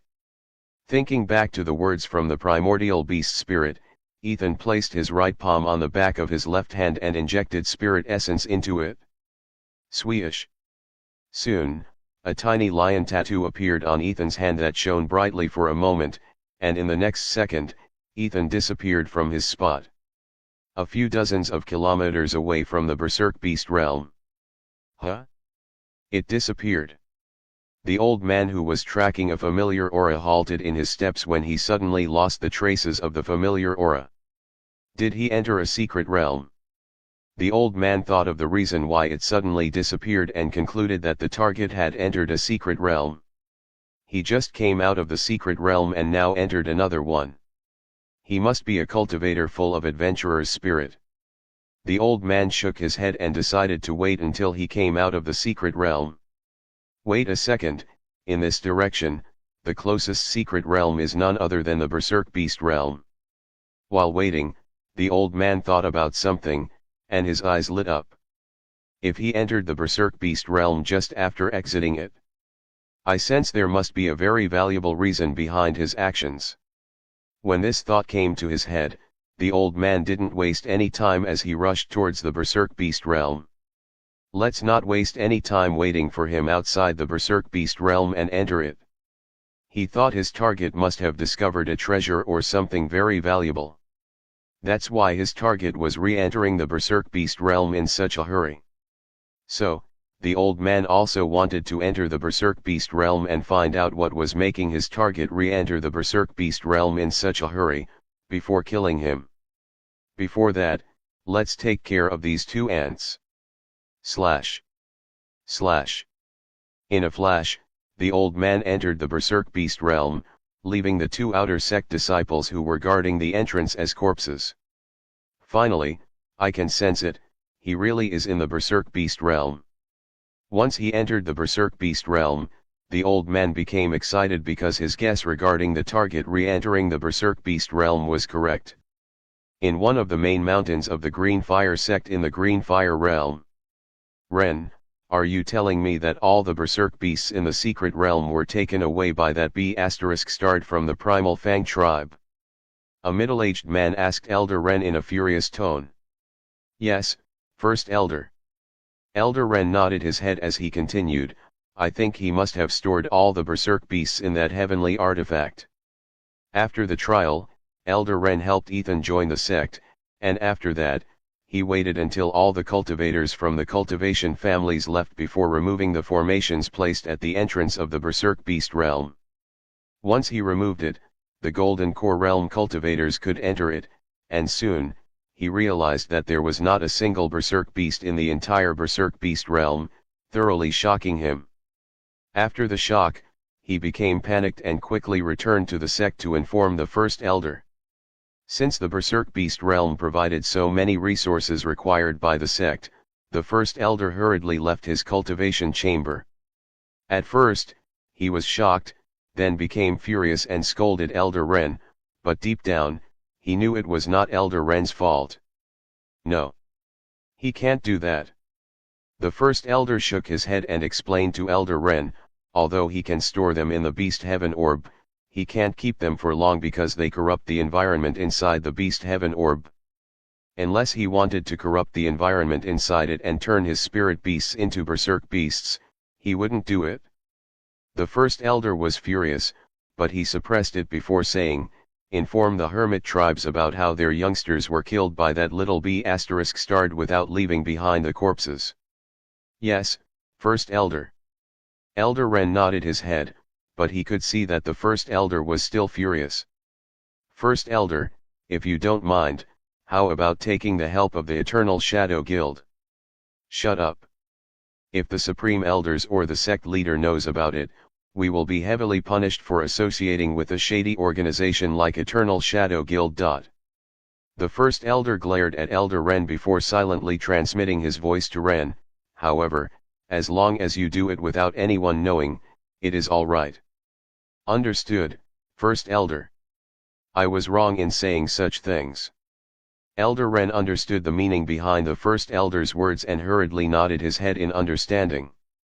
As a righteous organization, the Green Fire sect should not associate itself with a shady organization like Eternal Shadow Guild because, without a good image, the talented geniuses wouldn't join their sect but prefer joining the other two powerful sects like Skycloud sect and Gold Mountain sect. Of course, as the upper echelon of the Green Fire sect, they knew that the other two powerful sects also used the services of the Eternal Shadow Guild. It was also one of the reasons why the Eternal Shadow Guild continued to grow without any problems. "As long as we get that bee asterisk starred, we can get back all our berserk beasts. So, make sure you catch him at any cost." After saying that, the first elder went back to his cultivation, and Elder Ren started working.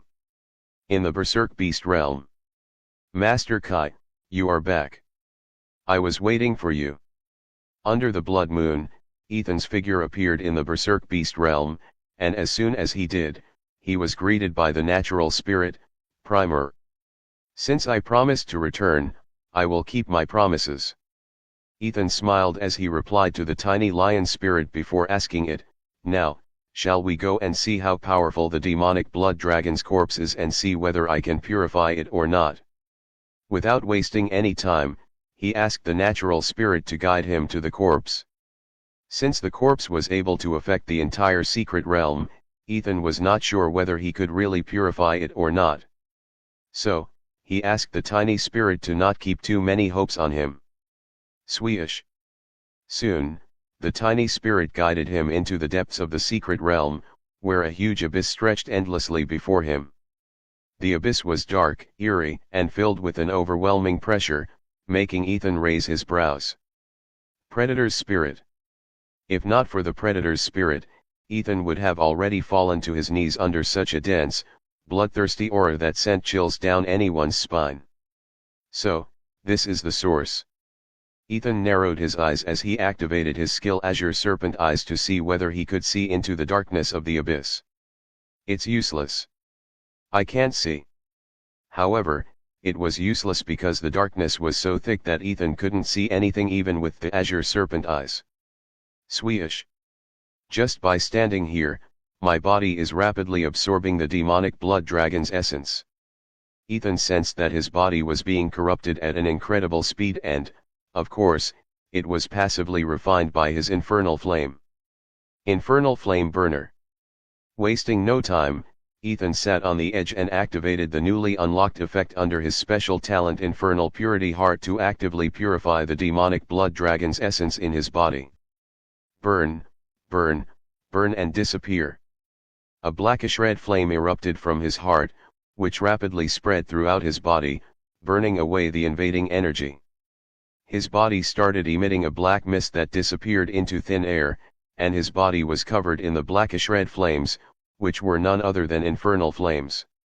Arg, damn it, it's so painful. The pain was unbearable, and he felt the scorching pain both inside and outside his body.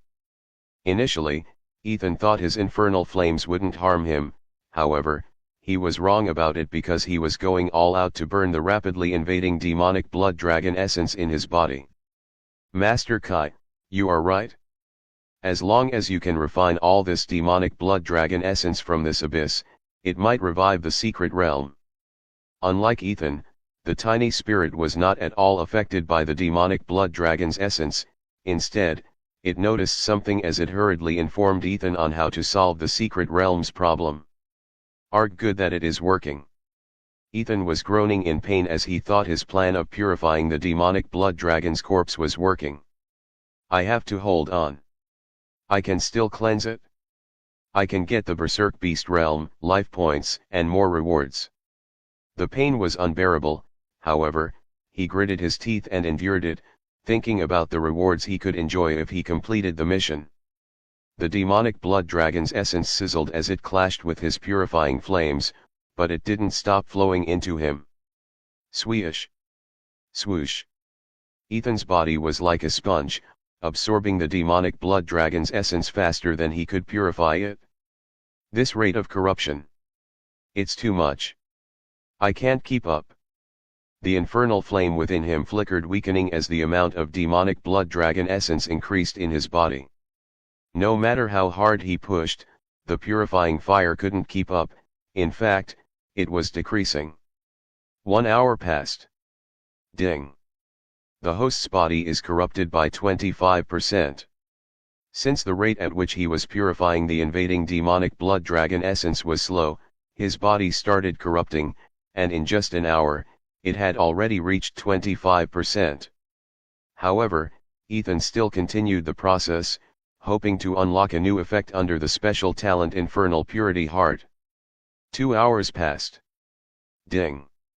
The host's body is corrupted by 50%. However, when the corruption in his body had reached 50%, Ethan became a bit anxious. Should I give up? Suddenly, he thought he was not doing it right and wanted to give up on purifying the abyss filled with demonic blood dragon's essence. Ding. The assessment of the demonic blood dragon's abyss has been completed. Ding. The host has purified 1% of the demonic blood dragon essence from the abyss. Ding. Once he purifies 100% of it, the secret realm will return to its old self.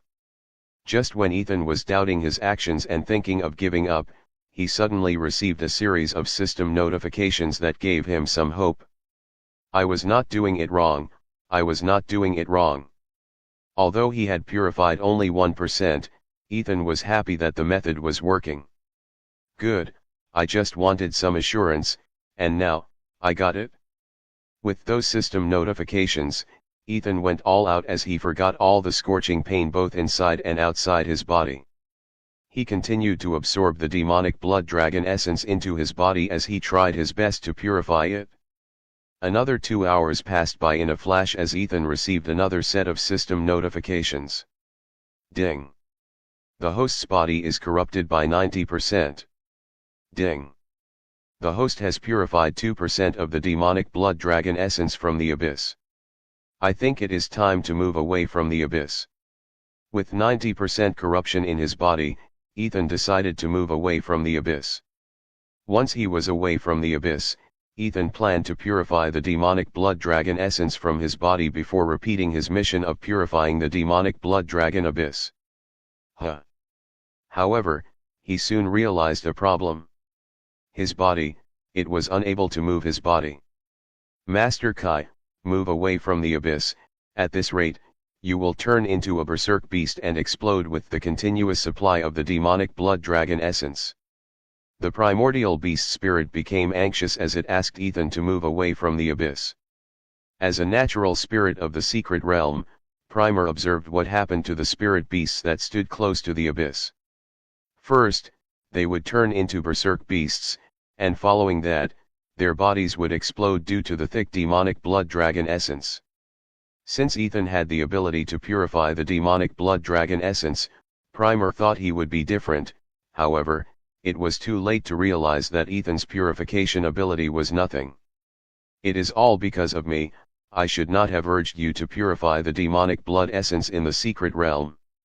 I should have waited until you broke through to the golden core realm. The tiny lion blamed itself as it started crying. Looks like this is it. As for Ethan, He also realized that he would be dying. However, he was not worried about it because the main reason he came here today was to die.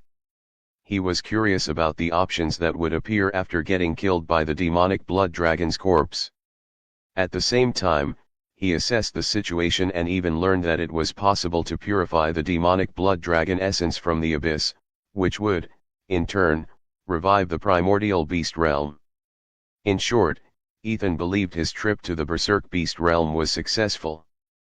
Primer, don't cry. It's not your fault. In fact, I won't be dying for real today. I will come back in a week or two. Ethan hurriedly consoled the tiny lion spirit and assured it that he would come back. However, Primer didn't believe it. Even if Ethan had a last breath totem on him, his body would be corrupted once he revived. So, it knew there was no way Ethan was going to come out of his current situation alive. Primer, before I die, I want to try something. Push me into the abyss. Nevertheless, Ethan didn't have the time to continue to console it, as he urged the tiny lion spirit to push him into the abyss in which the demonic blood dragon corpse lay. Master Kai, I am sorry. Primer looked at Ethan, whose body was charred black, and hesitated a bit before pushing him into the abyss. Flaming Python Rage. As soon as he was pushed into the abyss, Ethan activated one of his skills and instantly healed a portion of his charred body. Infernal Flame. At the same time, Ethan summoned the infernal flames to light his body as he fell into the abyss, becoming a flame torch. How deep is this abyss? Even after a minute of falling, Ethan didn't reach the ground, as his consciousness slowly blurred. Despite losing his consciousness, the flames around his body were rapidly purifying the demonic blood dragon essence in the abyss, as system notifications kept ringing in his head. Ding. The host's body is corrupted by 95%. Ding. The host has purified 2.5% of the demonic blood dragon essence from the abyss. Ding. The host's body is corrupted by 98%. Ding. The host has purified 2.8% of the demonic blood dragon essence from the abyss. Ding. The host's body is corrupted by 100%. Ding. The host has purified 3% of the demonic blood dragon essence from the abyss. Ding.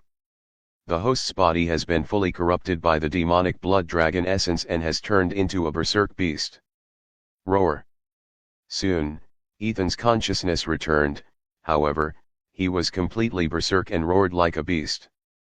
Surprisingly, once he turned into a berserk beast, the infernal flames around Ethan became even more powerful, as their intensity increased. Ding. The host has purified 4% of the demonic blood dragon essence from the abyss. Ding. The host has purified 5% of the demonic blood dragon essence from the abyss. Even in that state, Ethan continuously received system notifications about the purification of the demonic blood dragon essence from the abyss. If Ethan had known about the power of his infernal flames after he became a berserk beast, he would have been greatly surprised. However, too bad, he had lost his sanity and the ability to think. Ding. The demonic blood dragon essence in the host's body has reached a level where it can't. Boom. Before the system could finish its notification, Ethan's corrupted body exploded with a burst of infernal flames, purifying a huge quantity of the demonic blood dragon essence. In the soul realm. Ding. The host has been killed and triggered the godly revival ability. Ding. In the soul realm. Ding. The host has been killed by the demonic blood dragon's corpse and triggered the godly revival ability. Ding. The host has received a death allowance of 4164 life points. Note, the host didn't activate the multiplier life card. Ding. Available life points, 15.4 million. Ding. The interface of the killer's stats is being generated. Please wait. When Ethan regained his consciousness, he heard a series of familiar system notifications regarding his death allowance, and the interface. Even though he had a multiplier life card, Ethan didn't activate it because he planned to use it after he broke through to the Golden Core realm when his lifespan would receive another increment. Moreover, he had more than 15 million life points, making Ethan feel that he should save the life card for the future. What happened? How did it go? As soon as he regained consciousness, Ethan hurriedly checked the system notifications that he received after turning berserk. Ding! The host has purified 4% of the demonic blood dragon essence from the abyss. Ding! The host has purified 5% of the demonic blood dragon essence from the abyss. Ding! The host has purified 10% of the demonic blood dragon essence from the abyss. Haha, I purified the abyss by 10%, it's a great start. Looking at the last system notification regarding the purification of the abyss, Ethan was excited and started laughing. Even if I just repeat the same purification process, within 10 weeks, I can purify the entire abyss and successfully revive the primordial beast realm before becoming its owner. But, if I am lucky, I might complete the mission in just a couple of weeks. The more he thought about it, the more excited he became. Ding! The interface of the killer's stats has been generated. Please check it. Check. With a thought, the interface appeared in front of Ethan, momentarily shocking him. Ding! Interface of killer's stats. 1. Cultivation level 2 Golden Core Realm, 10.5 million life points. Note, in the Golden Core Realm, a level breakthrough costs 5 million life points. 2. Cultivation technique not available. 3. Inventory, demonic blood dragon egg, 5 million life points. 4. Demonic skill abyssal blood domain, 5 million life points. 5. Demonic talent blood devouring, 5 million life points. This. Unlike the options in his previous interfaces, this time, each one of them cost millions. So, of course, he was shocked. Having so many life points is not necessarily a good thing. Although all the options in the interface were good, he could not buy them all because he needed life points to turn his parents into cultivators. Let's focus on becoming powerful first and obtaining ownership of the Berserk Beast realm quickly. After that, I can steadily earn life points and then, I can directly help them become peak Golden Core realm cultivators or even nascent soul realm. His heart told him to prioritize his parents, helping them turn into Golden Core realm cultivators, whereas his head told him that it was not a good idea to turn them into cultivators now because it would create unwanted attention for him and his parents. Therefore, after thinking for a moment, Ethan decided to go with what his head was telling him, which was to become stronger first. Phew, let's see. Once he adjusted his mindset, Ethan started thinking about which options he should buy and which he should not. I don't have any plans to break through into the Golden Core realm anytime soon. Ethan directly eliminated the first option from the interface without thinking much because he had already thought a lot about it. There were multiple reasons why he had no plans to become a Golden Core realm cultivator, but the main reason was that he wanted to earn as many life points as possible before breaking through. With his talent Heaven's Harvesting, when Ethan harvested the spirit plants he nurtured, he would receive life points. The higher the grade of the spirit plants he harvested, the higher the life points he received. Of course, there was another condition related to Ethan's cultivation. If he nurtured and harvested spirit plants that were the same rank or higher than his cultivation, he would get a good number of life points. However, nurturing lower grade spirit plants would give him almost nothing. Since he already had 1000 azure profound grass plants growing in the azure serpent realm, if Ethan broke through to the Golden Core realm, he would lose a great amount of life points. There are still 4 more months before my mission to break through to the Golden Core realm ends. Of course, Ethan already planned when he should break through to the Golden Core realm, and it wasn't far off. As for the cultivation technique, it is not available like always. Since spirit beasts or demonic beasts didn't cultivate cultivation techniques, the section was unavailable, and Ethan had already gotten used to it. Ding! The host will be compensated with 5 million life points for the missing cultivation technique. What? 5 million life points as compensation. Ethan knew that the system would compensate him for the missing cultivation technique, however, he didn't expect it to be as high as 5 million life points. Ding. The compensation for the missing stats depends on the cost of the other stats on the interface. Ding.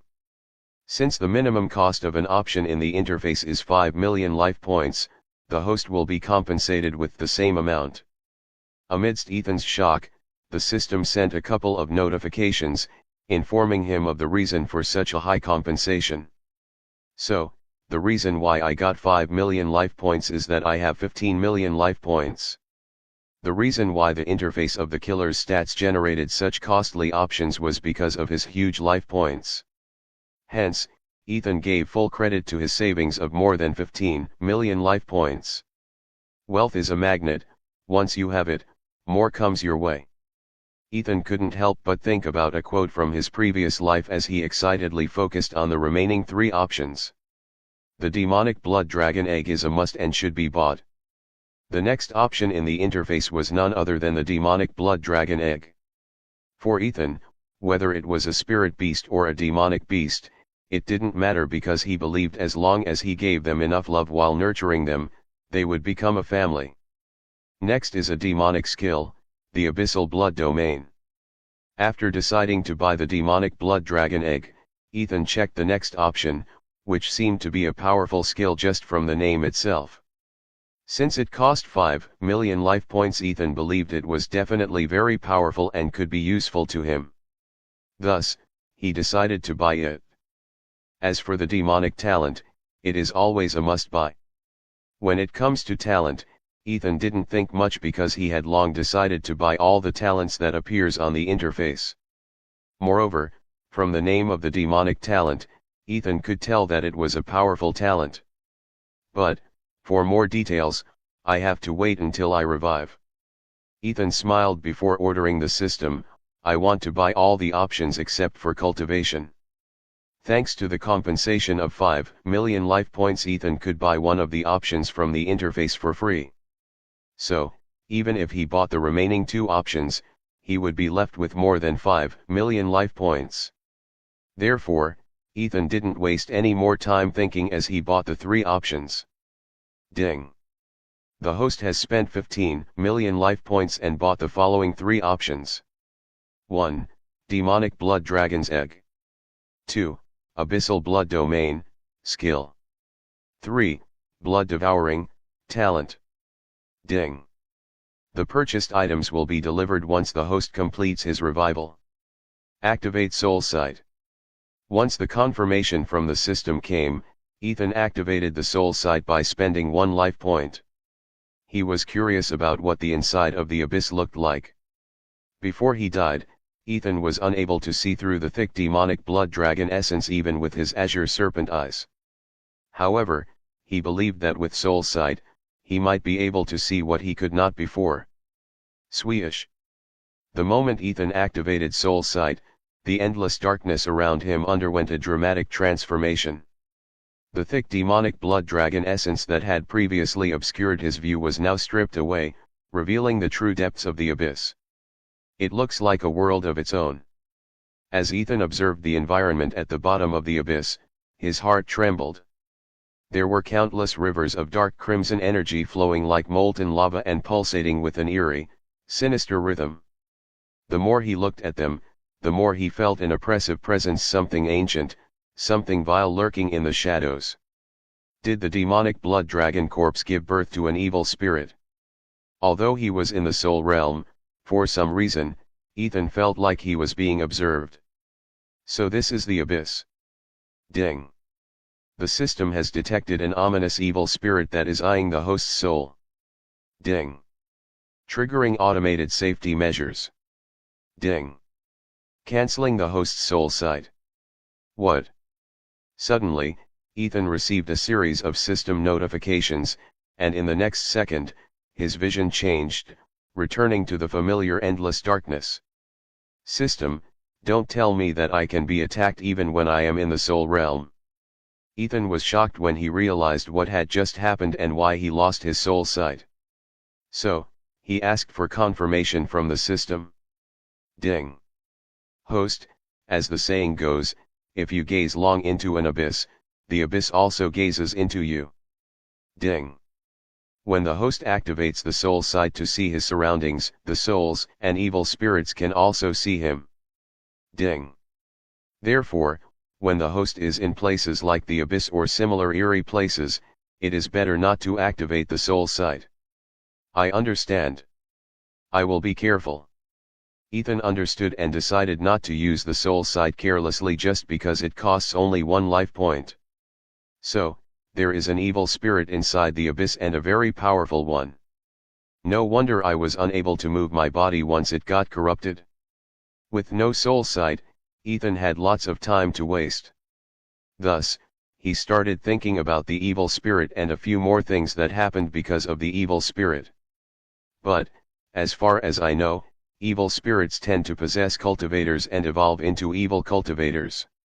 Is it because of my infernal purity heart and the infernal flame in my heart that keeps purifying the demonic blood dragon essence that it wanted to destroy my body?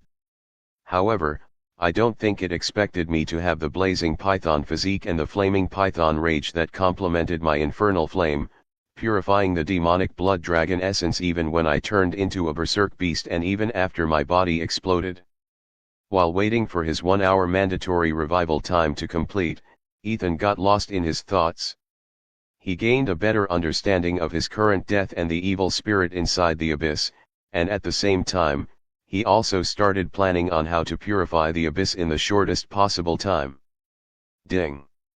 The 1-hour mandatory waiting time for the revival has been completed. Ding. Host, please choose one of the following revival spots. 1. Death Point, Demonic Blood Dragon Abyss. 2. First Save Point, Hidden Cave. 3. Second Save Point, Mystic Soil Domain. 4. Third Save Point, Small Courtyard. 5. Fourth Save Point, Yet to Select.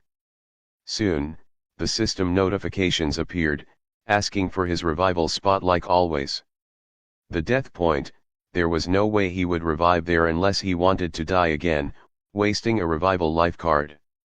Hidden Cave is useless for now, and Mystic Soil Domain, I will enter it after I become a Golden Core Realm cultivator, or at least when I am ready to break through to the Golden Core Realm. With such thoughts, Ethan chose the small courtyard. It is time to go to the small courtyard and check on my parents, plants, and pets. In the small courtyard. Father, Mother. As soon as he was revived in his room in the small courtyard, Ethan went to his parents to share the good news of becoming an inner disciple of the Green Fire sect. Of course, by now, they had already received the news, but hearing it from Ethan made them happy. Soon, they started celebrating the good news with some good food as they spoke about it. Compared to the wealth I found in the storage rings, this simple dinner is more valuable and heartwarming. Ethan thought to himself as he watched his parents serve the dishes with warm smiles. The aroma of freshly cooked food filled the air, blending with the comforting presence of his family, which he always loved back in his previous life. Father, I have not only found a way to regenerate a new leg but also found a way to help you and Mother become cultivators, however, I need some time. After filling both his stomach and heart, Ethan could not help but reveal his plans while looking at his father's missing leg. What? We can become cultivators. Garrick, Ethan's father, was not surprised much about fixing his missing leg because, in this world, as long as one was powerful and wealthy, they could regenerate all limbs, not to mention a single limb. However, what shocked Garrick was the possibility of him and Lillian becoming cultivators. Yes, Father. I can assure you that you and Mother will become cultivators, and not just regular cultivators but powerful cultivators. Ethan nodded and confirmed his words and added some mystery to his words. In this world, cultivation was not just about desire, instead, it was about talent, resources, and fate. Once someone was born with no spirit root, there was no way they could step on the path of cultivation, and since Garrick and his wife didn't have a spirit root, they had long accepted that they would remain mortals for the rest of their lives. Yet, hearing the confirmation from his son made his heart tremble. Once that happens, we are going to live together for a long time so you can play with your grandkids and their kids. As Ethan was planning to directly help his parents become Golden Core Realm cultivators, their lifespan would be increased to a minimum of 1,000 years. With such a long lifespan, they could definitely watch and play with dozens of generations. Haha, we are definitely looking forward to that. Ethan's parents were simple, and as soon as Ethan reached 15, they always wanted him to marry a good wife and have kids. But, he ran off in the hopes of becoming a cultivator, and after he returned, they didn't dare to bring up that topic, worried that he would run away again. However, seeing that Ethan was talking about those things on his own, they were happy and looking forward to such a future. Soon, they continued to talk more, joke, laugh, and have a good family time. Early morning. After spending a couple of hours with his parents, Ethan walked out of the main hall of the mansion. "Come out. Sweesh. Master." As soon as he said that, a silhouette flew out of his shadow and respectfully called him. It was none other than the night demon Seraphis, whom Ethan had left behind to protect his parents. "Thanks for taking care of my parents in my absence." "I have done nothing, Master. I was just sleeping in their shadows." Sera shook her head as she informed Ethan that she didn't deserve his thanks. "It's your presence in their shadows that puts my heart at ease." Although there had been no dangers to his parents while he was gone, Ethan wasn't worried about his parents' safety because of her. So, he thanked her from the bottom of his heart. "Also, I have brought 2 gifts for you." Without waiting for Sera, Ethan threw a demonic core of the demonic blood bat king at her. This, Master, this gift is very valuable." Sensing the rich demonic essence from the demonic core, Sera was shocked. "As for the second gift, I will give it to you after some time. Until then, stay in my shadow and cultivate using that core." Ethan was satisfied with the shocked look on Sera's face as he kept the second gift a secret from her. "Thank you, Master." Sera didn't think much about the second gift. Instead, she was fully satisfied with the first gift because, with it, she was confident in breaking through to the Golden Core Realm in less than 3 years or even 2 years. So, she thanked Ethan before jumping into Ethan's shadow to cultivate. "Now, let's take care of the spirit plants." Although he was curious about the items he purchased in the Soul Realm, Ethan tended to the more urgent matters at hand, which was none other than taking care of his spirit plants. "Just because I have millions of life points, that doesn't mean I should stop nurturing the spirit plants." This was the thought in his head as he started taking care of the mutated spirit grass. Flourishing spirit rain. Green pulse art. Sprinkle. Swoosh. Even in Ethan's absence, the 1,100 mutated spirit grass plants were growing well because the spirit essence in the courtyard was more than enough for them. However, with Ethan's active nurturing, they started thriving as they rapidly grew, and their maturity period began decreasing at a good pace. Heaven's harvesting. Plant name, mutated spirit grass. Status, excited. Maturity, 13 days. Heaven's harvesting. Plant name, mutated spirit grass. Status, excited. Maturity, 12 days. They can be harvested after I finish tomorrow's nurturing session. Looks like I should return to the sect after I harvest and plant a new batch of seeds. Ethan decided when he should return to the sect before walking to the small spirit spring. It's time to speed up the growth of the dragon heart lotus, and I wonder what kind of evolution the 20 clear heart lotuses around it would undergo this time. Thinking about it, Ethan became both curious and excited. Last time, when he used the fire dragon blood essence to speed up the growth of the dragon heart lotus plant, not only was its maturity time reduced by half, but it also helped the 20 clear heart lotus plants evolve into fiery clear heart lotus.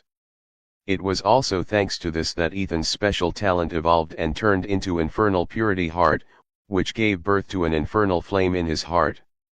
Hence, he was looking forward to the benefits he would get this time after feeding the dragonheart lotus plant with another blood essence.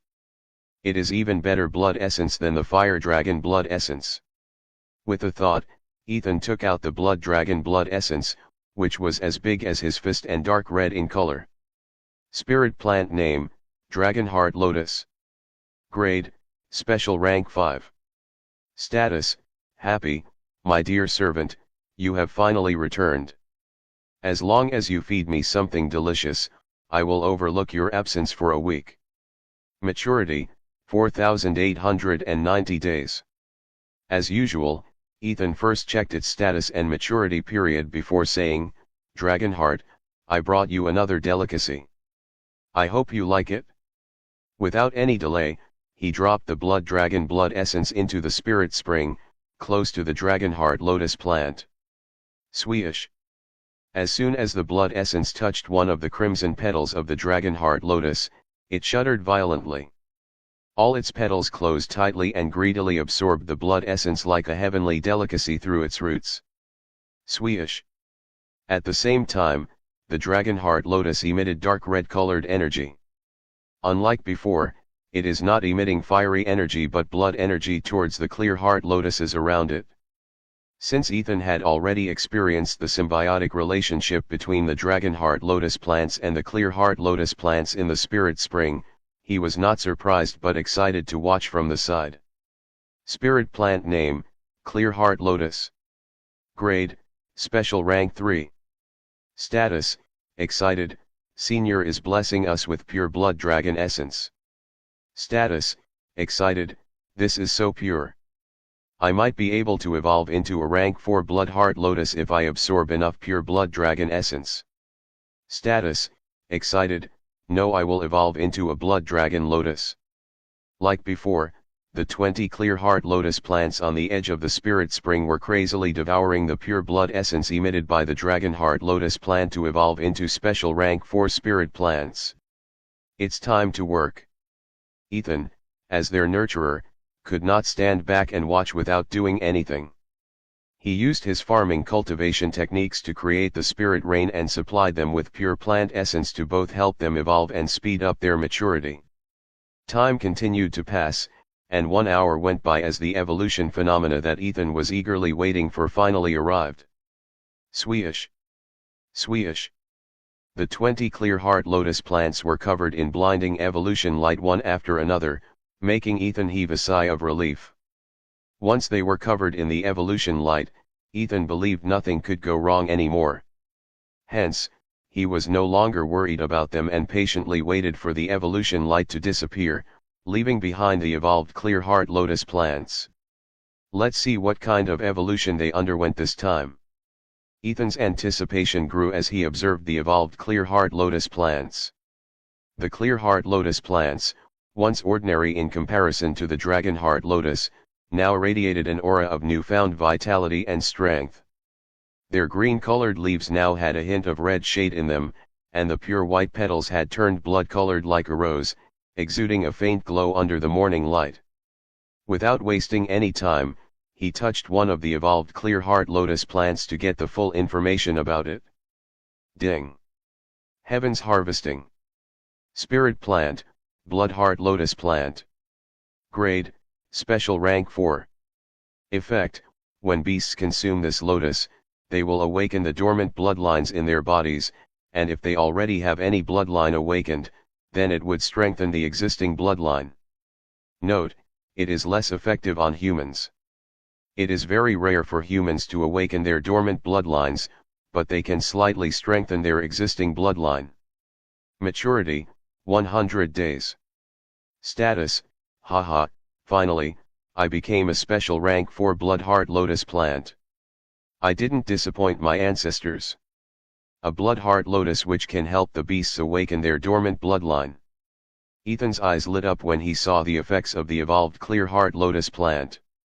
Isn't it the perfect item for my spirit pets? He already had 3 spirit pets and would have even more of them in the future. Other than that, he would take over the primordial beast realm soon, and with the spirit beasts inside the beast heaven orb, he could revive it in a couple of years. Ethan thought he could find young spirit beasts with high potential in the secret realm and feed them to awaken some strong bloodline, creating a strong beast army. As for using them on humans, let's not use it. He directly removed the thought of giving these blood heart lotuses to his subordinates. From the looks of it, the remaining 19 clear heart lotus plants also evolved into blood heart lotus plants. Nevertheless, Ethan still checked them to confirm his assumption, and he was right about it. Unlike the fiery clear heart lotus, these blood heart lotus plants still need 100 days to mature. Ethan was not surprised about the difference because the previous batch of clear heart lotus plants had been nurtured for a month before they evolved, whereas this batch of clear heart lotus plants had been planted only 10 days ago. Anyway, with his nurturing skills, Ethan could nurture them in a week if he worked daily, but he planned to return to the sect soon. It's all right. After a week, I will return to the courtyard and nurture them for a couple of days before harvesting these blood heart lotus. Ethan had planned so many things for the next week. So, he could not stay in the small courtyard for an entire week just for these 20 special rank 4 spirit plants. Bubble, bubble. Suddenly, the small spring's water turned blood red, with bubbles forming on the surface. Huh? What is happening now? Ethan raised his brows for a moment, however, he was surprised when he sensed something. The entire spirit spring began emitting a rich spirit essence mixed with blood essence. This mixture of blood spirit essence rapidly accelerated the maturity of the blood heart lotus plants. Heaven's harvesting. Spirit plant, blood heart lotus plant. Grade, special rank 4. Maturity, 95 days. Maturity, 94 days. At this rate, the blood heart lotus will mature. The first thing Ethan did after sensing the mixture of blood and spirit essence emitted from the spirit spring was hurriedly check on the 20 blood heart lotuses. Seeing the rapidly decreasing maturity period of the blood heart lotuses, Ethan was pleasantly surprised and became excited. Although Ethan said he would wait for a couple of weeks to harvest the blood heart lotuses, if possible, he wanted to do it right away. Not only could he feed these blood heart lotuses to his spirit pets, but he was also hoping for another new special talent and to see what kind of changes it would bring to his existing infernal purity heart. Ding. The host has received 100 life points. Ding. The host has received 100 life points. Sweesh. Amidst Ethan's shock, a silhouette jumped out of his shadow. Master, if you don't mind, can I cultivate? This pure blood essence helps me with my cultivation and also to increase the mastery of the cultivation techniques. Although she wanted to cultivate as soon as possible, Syrah didn't do it. Instead, she asked for Ethan's permission. Of course, you should. Cultivate and absorb as much pure blood essence as possible. Ethan came out of his shock and urged Seraphis to cultivate. Sweesh. In the next second, Syrah's eyes turned red as she opened her mouth and devoured the pure blood essence while circulating her main demonic technique to quickly refine it. What's happening? After that, Ethan took a deep breath as he muttered to himself. In just a few seconds, multiple things happened in front of Ethan, making him a bit confused. However, since all these things were only good things, he was excited.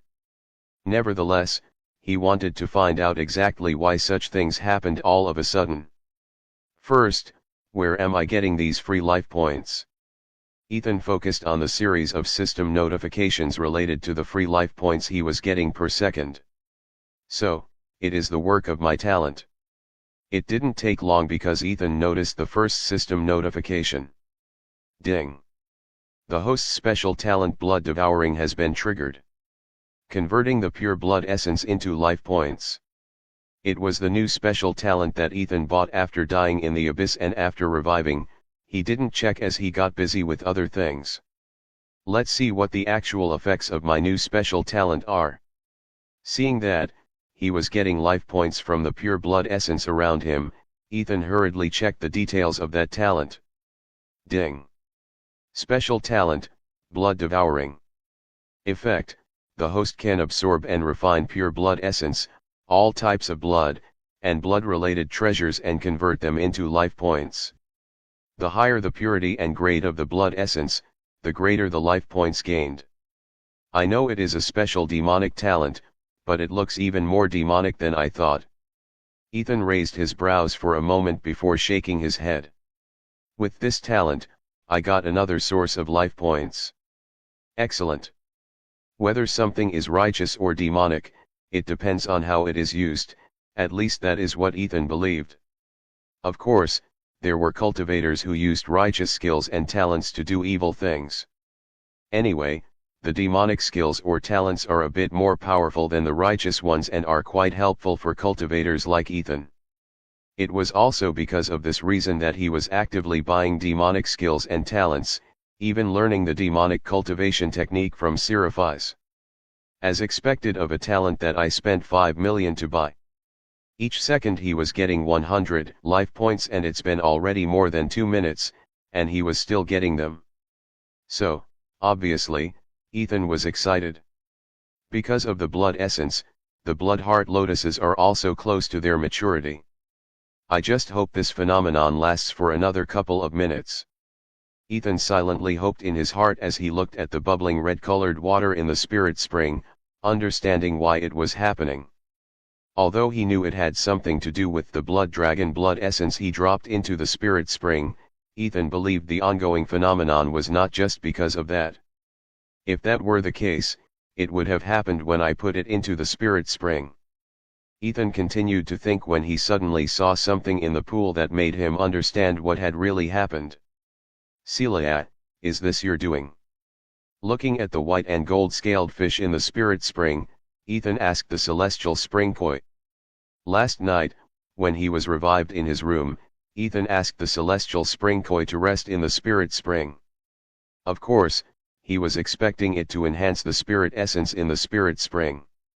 Earlier, he was too excited about nurturing the dragon heart lotus plants and the evolution of the clear heart lotus plants. So, he forgot about the koi in the spirit spring, and unexpectedly, it turned the spirit spring into a temporary blood spirit spring. Shuaye, shuaye. The koi lifted its head slightly and made soft sounds as its clear blue eyes met Ethan's gaze and acknowledged Ethan's words. Status, proud, master, you finally noticed my work. Humph. You were too focused on those plants to see my brilliance. At the same time, he checked its status, which made Ethan smile. Sorry. It's my fault. Ethan quickly apologized to his spirit pet and silently thought, as expected of a heavenly spirit beast. Wait a second, can I use Celia to create this blood spirit pool phenomenon or other similar phenomena? Suddenly, Ethan thought of something and his eyes lit up. Let's wait until this phenomenon is finished.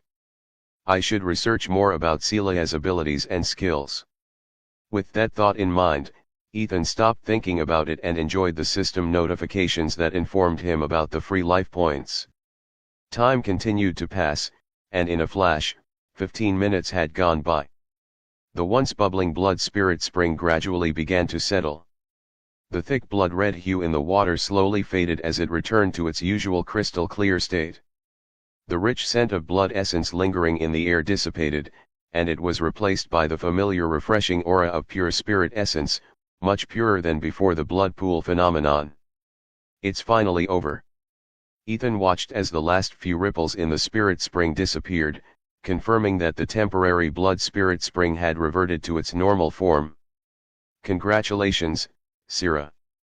Shaking off his thoughts, Ethan first congratulated the night demon, who successfully broke through to the level 8 foundation establishment realm. Thank you, Master. Sira thought she would need at least a couple of months to break through, however, she completed it in just 15 minutes, and it was all thanks to her master. So, she quickly thanked Ethan before jumping into his shadow to consolidate her cultivation. It's time to harvest the blood heart lotuses. Looking at the information on the blood heart lotus plants, Ethan rubbed his hands in excitement. When Ethan first harvested the clear heart lotus, he received the special talent Radiant Clear Heart. Next, when he harvested the fiery clear heart lotus, his talent evolved into Infernal Purity Heart. Therefore, Ethan was excited to see what his special talent would evolve into after harvesting the blood heart lotus. Heaven's Harvesting. Spirit Plant, Blood Heart Lotus Plant. Grade, Special Rank 4. Maturity, Ready to Harvest. Thanks to the pure blood essence from the blood pool phenomena, all the blood heart lotuses had matured, and Ethan confirmed it by checking the information. Thus, without wasting any time, Ethan harvested the first blood heart lotus. Ding! The host has harvested a perfect quality blood heart lotus. Ding! Due to the effects of the heavens harvesting, the host has received the following rewards. 1. 200 life points. 2. +1 perfect quality blood heart lotus. 3. A special talent. Ding! Due to the compatibility and the similar nature of the newly acquired special talent with the existing special talent, they will be merged. Ding!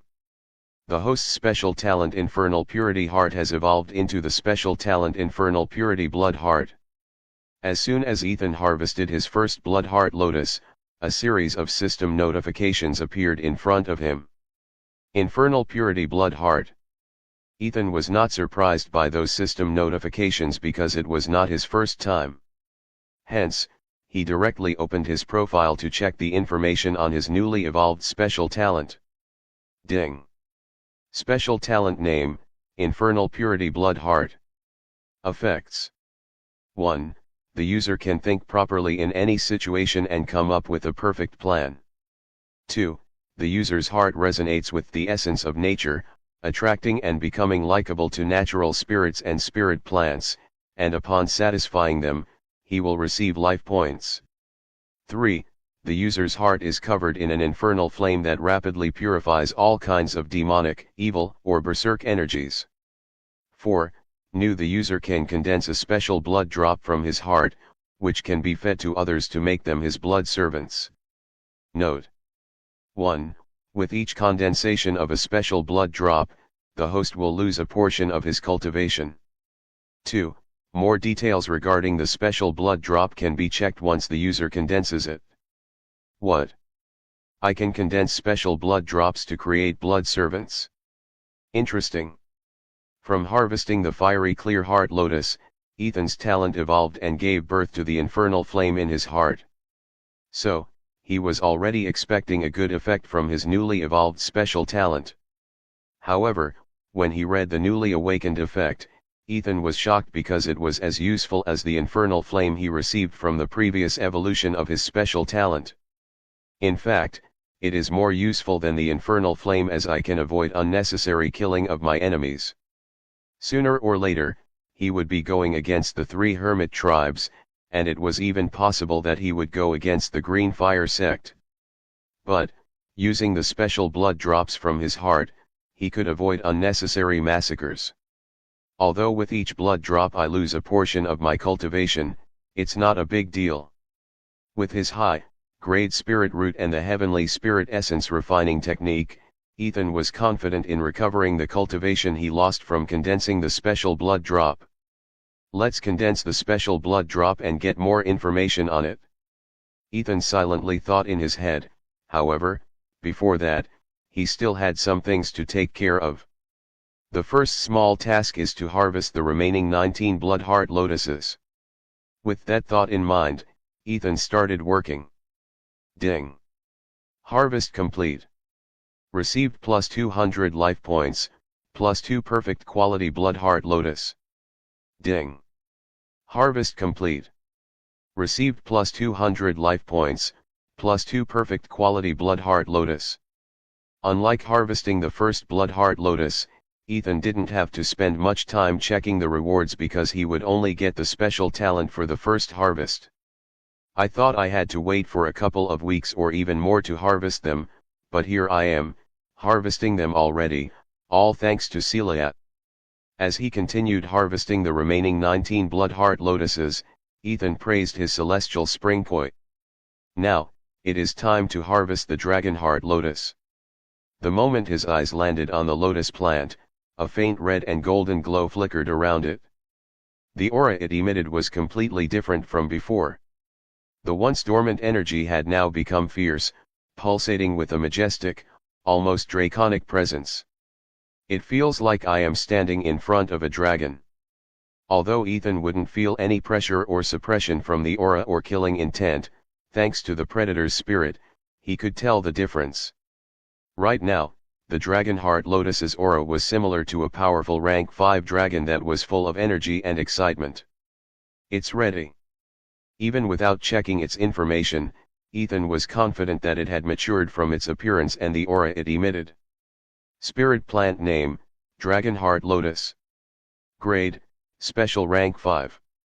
Maturity, ready to harvest. Status, excited but at the same time feeling melancholy.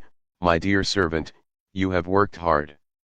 Even though you were absent for a week, you have brought 2 great delicacies and nurtured me at an incredible speed. It is time to part ways. Harvest me and put me to good use. Nevertheless, Ethan still read the information, not to check its maturity but its live status. The Dragonheart Lotus was the first rank 5 spirit plant that he successfully nurtured. So, he had a special bond with it as he recalled the time he spent with it. Even though he was happy about the maturity, a wry smile appeared on Ethan's lips as he muttered in a low voice, "You're really dramatic for a plant, you know that." His voice was soft as if answering the farewell words of an old friend. "Don't worry, I will definitely put you to good use." Suppressing his emotions, Ethan stepped forward and gently harvested the Dragonheart Lotus from the center of the spirit spring as he eagerly looked forward to the rewards. Ding! The host has harvested a perfect quality Dragonheart Lotus. Ding! Due to the effects of the heavens harvesting, the host has received the following rewards. Ding! The host has harvested a perfect quality Dragonheart Lotus. Ding! Due to the effects of the heavens harvesting, the host has received the following rewards. 1. A special talent Dragon Heart. 2. Plus 20,000 life points. 3. Plus 1 perfect quality Dragonheart Lotus. Ding! Due to the compatibility and the similar nature of the newly awakened special talent with the existing special talent, they will be merged. Ding! The host's special talent Infernal Purity Blood Heart has been evolved into a heavenly talent Infernal Dragon Blood Heart. Soon, a series of system notifications appeared in front of Ethan. He was not surprised by the life points he received because getting 10,000 life points from harvesting a special rank 5 spirit plant like the Dragonheart Lotus was nothing. It was doubled thanks to his heavenly talent. However, when he read the last notification, he was pleasantly surprised. It finally evolved into a heavenly talent. When he first harvested the fiery Clear Heart Lotus, Ethan thought his special talent Radiant Clear Heart would evolve into a heavenly talent. But, it didn't. Next, when he harvested the Blood Heart Lotus, Ethan once again hoped for a heavenly talent, but it still didn't. If not for the good effects of the evolved special talent, Ethan would have been definitely disappointed. Nevertheless, the heavenly talent he was expecting had finally arrived, making Ethan both surprised and excited. My first heavenly talent, Heaven's Virtue, has greatly helped me in earning millions of life points. Let's see what kind of effects my second heavenly talent has. If not for Heaven's Virtue, Ethan would have definitely not received 15 million life points, and without that, he could not have generated the costly options from dying inside the abyss. Thus, without any delay, Ethan quickly checked the changes and the new effects of his new heavenly talent. Ding! Special talent name, Infernal Dragon Blood Heart. Effects. 1. Radiant Clear Heart. 2. Nature's Resonance. 3. Infernal Dragon Flame is a powerful purifying flame that has evolved from infernal flame in the user's heart. It has the ability to burn away all impurities, corruption, demonic, evil, or berserk energies at an incredible speed, and while purifying, it can convert those energies to slightly replenish the spirit essence, strengthen the body, or even convert them into life points. 4. Dragon Blood Drop. The user can condense a dragon blood drop from his heart, which can be used to create a blood servant contract with others, but when it is consumed by spirit beasts or demonic beasts, they have a possibility of triggering a dragon-related evolution. Isn't this a bit overpowered? Although there were no new effects under the heavenly talent, the two existing effects had become so powerful that they made Ethan greatly excited. First, the infernal flame has evolved into the infernal dragon flame, which is much more powerful than the infernal flame. Dragons are considered one of the most powerful beasts, and in his heart, there is a dragon flame that can be considered the king of flames. With it, purifying the demonic blood dragon's abyss in the berserk beast realm will become much easier. This newly evolved infernal dragon flame won't just purify the negative energies but will convert them into spirit essence, strengthen his body, or even into life points. Compared to the infernal dragon flame, the last effect is even more powerful and heaven-defying. Forming blood servant contracts was an old effect, however, if he formed the blood servant contracts with beasts, they would trigger a dragon-related evolution. If used properly, he could have a beast army that is fully made up of dragons, and at that time, he wouldn't have to be careful of any sect or guild in the world. Dragonheart, you have really given me a good gift. Once he finished checking the effects of his heavenly talent, Ethan could not help but thank the Dragonheart Lotus. Although Ethan still didn't know how the Dragonheart Lotus, Clearheart Lotus, and its evolved version would give him a talent, he knew that his bond with the spirit plant determined the talent he received.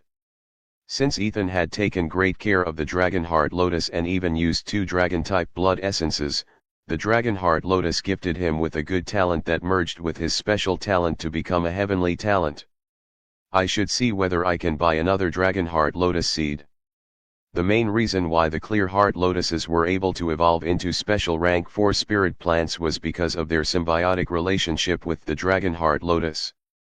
So, if Ethan wanted to continue to evolve the Clearheart Lotuses, he required the Dragonheart Lotus. Since I have already decided to visit that place to buy something, I will see whether I can get a Dragonheart Lotus seed. Ethan added a mental note to his plan and looked at the 2 Dragonheart Lotuses in his hand. Later on, I can use the 2 perfect quality Dragonheart Lotuses to feed rank 4 dragon-type beasts to help them become rank 5 spirit beasts. Ethan already knew the uses of the Dragonheart Lotus and had long decided on how to use them. For now, he stored them in the Vital Bloom Ring to preserve their vitality and prevent it from diminishing. Tomorrow, before I leave, I should plant the Clearheart, the spirit grass. Amidst his thoughts, Ethan looked in the direction of his spirit field, only to see that all the spirit grass in the spirit fields had not only evolved into blood spirit grass but they had matured. Why am I even surprised at this? Even the special rank 4 Bloodheart Lotuses had matured, so, thinking about it, Ethan was no longer surprised. As for their evolution, Ethan originally planned to use the blood of the blood beasts from the berserk beast realm to evolve them into blood spirit grass when harvesting. However, because of the blood pool phenomenon, those mutated spirit grass got enough pure blood essence to complete their evolution.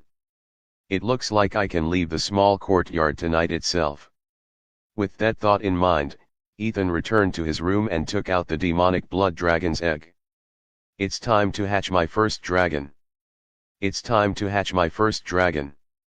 Unlike the spirit beast eggs that Ethan hatched before, the dark blood-colored egg in his hands was different.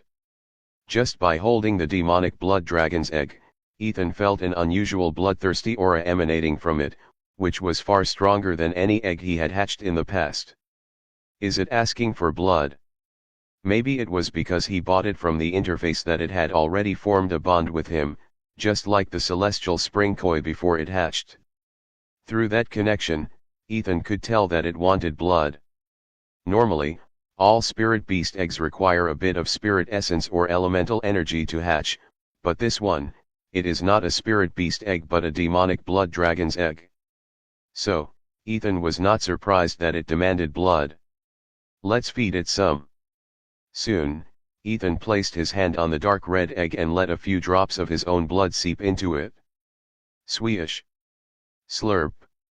This, it's absorbing it so fast. The moment the blood drops fell onto the egg, it was instantly absorbed by the egg, shocking Ethan. Once it absorbed a dozen or so blood drops, the dark red patterns on the egg's shell glowed with a deep crimson hue. It still didn't show any signs of cracking or hatching, instead, it demanded more blood. So, it needs more blood to hatch, huh? Ethan's eyes flickered as he thought about it for a moment before deciding, let's go all out and see what happens. He decided to supply as much blood as possible to the demonic blood dragon egg and hatch it. Since the small courtyard had formations, he was not worried even if there were any phenomena like a blood pool or dragon roars. As for the blood, Ethan had storage rings that were filled with hundreds of thousands of corpses. Back in the Berserk Beast realm, with Primer's help, Ethan killed so many demonic blood beasts that were born from the demonic blood dragon's corpse. For the beast extermination trial, Ethan had submitted less than 20,000 corpses.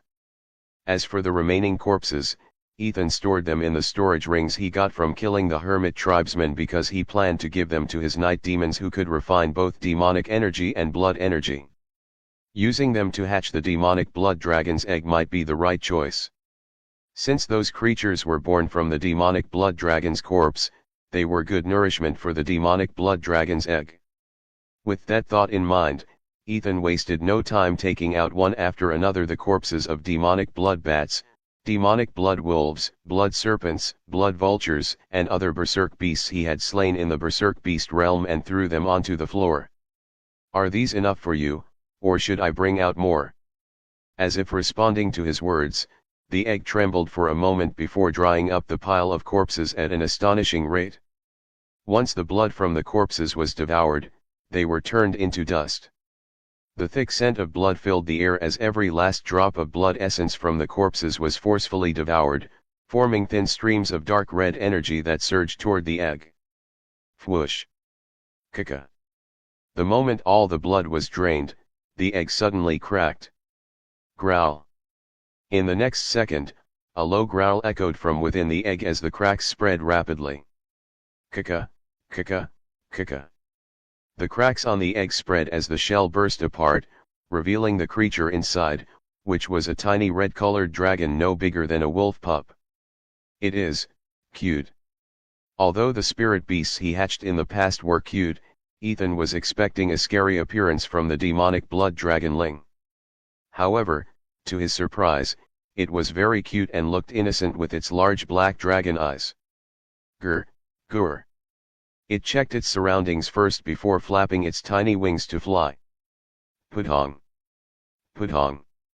However, it had just hatched and didn't have enough strength to fly. So, it fell continuously. You want to fly already? Ethan was surprised and wanted to help it, but it growled at him as though it didn't want any help. Swish. Swish.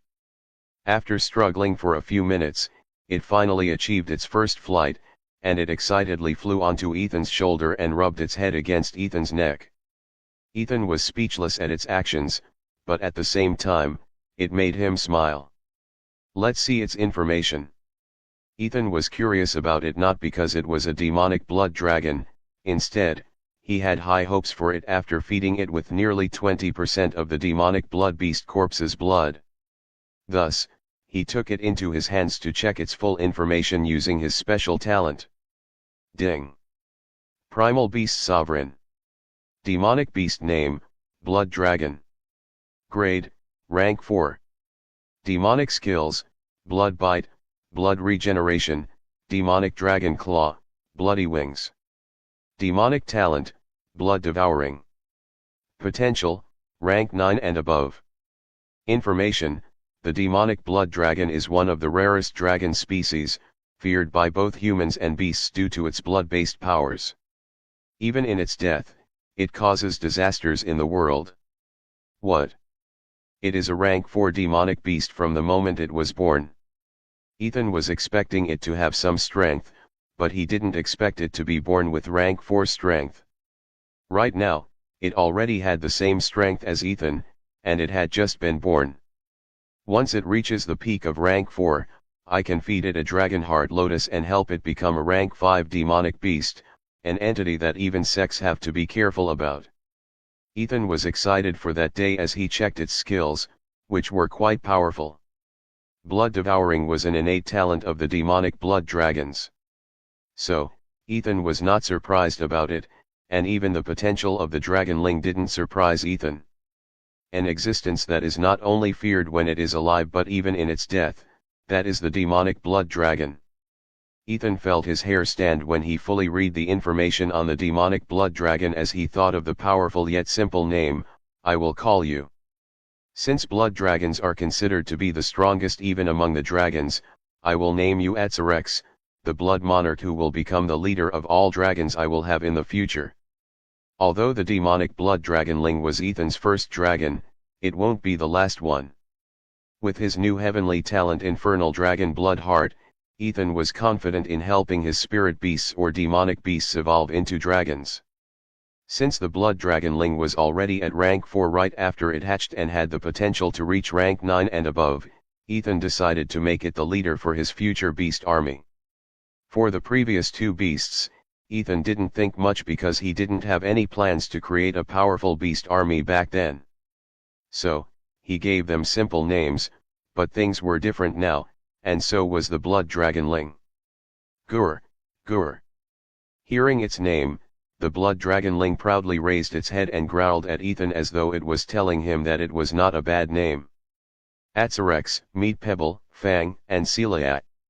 They will be under your care. So, you have to protect them. Although Atzerex was the youngest one among Ethan's spirit pets, Ethan decided to make it an elder brother who would take care of them. Gur, Gur. Surprisingly, the blood dragonling nodded its head as it flew to the three spirit pets with curious eyes. His Pebble, the mystic soil turtle, stretched his tiny head out from his shell and lazily blinked at the dragonling without a hint of hostility. Shuaye, Shuaye. Celiac, the celestial spring koi, gracefully floated in the air and swirled around Atzerex, nudging it gently as if acknowledging him as part of the family. Gur, Gur. The blood dragonling was pleased with its new family until Fang, the golden-eyed silver wolf, jumped onto it to bite him. Swish. Atzerex casually swung its small tail at the wolf pup and sent it flying with ease. Gur. Fang let out a low growl as he bared his teeth while struggling to his feet. His golden eyes burned with unwillingness as he looked at the flying dragon. At the same time, Atzerex didn't like someone baring their teeth at him. So, his tiny body exuded a pressure far beyond what a newborn should have. Atzerex, it's enough. Ethan hurriedly stopped the blood dragonling because even if it used 20% of its power, it would be enough to kill the wolf pup. Gur. However, the blood dragonling growled at Ethan before looking at the wolf pup that was still baring its teeth. Fang. Ethan understood what Atzerex was saying and hurriedly called the silver wolf pup, which reluctantly retracted its fangs before walking to Ethan and jumping onto his lap. Sigh. Ethan sighed as he knew why the wolf pup became agitated. It must be because he wants to be the big brother of the other spirit beasts under my care. Ethan gently stroked Fang's silver fur, feeling the tension still lingering in the pup's small body. As a self-proclaimed alpha, the wolf pup instinctively felt that it was being kicked out of the pack, and replaced by a new alpha. So, of course, he didn't like the blood dragonling. You don't have to prove yourself like this. Ethan tried to explain to the wolf pup in a soft tone, you're part of the family, and no one is kicking you out. Fang's ears twitched, but he didn't respond. His golden eyes remained locked onto Atzerex, who was now perched on Ethan's shoulder, its big black dragon eyes looking at the wolf pup in amusement. Gur. The blood dragonling didn't see Fang as a threat at all. WRR. Fang let out a low growl but quickly stopped himself. He wasn't foolish since he knew he wasn't strong enough now. But, he thought that wouldn't always be the case.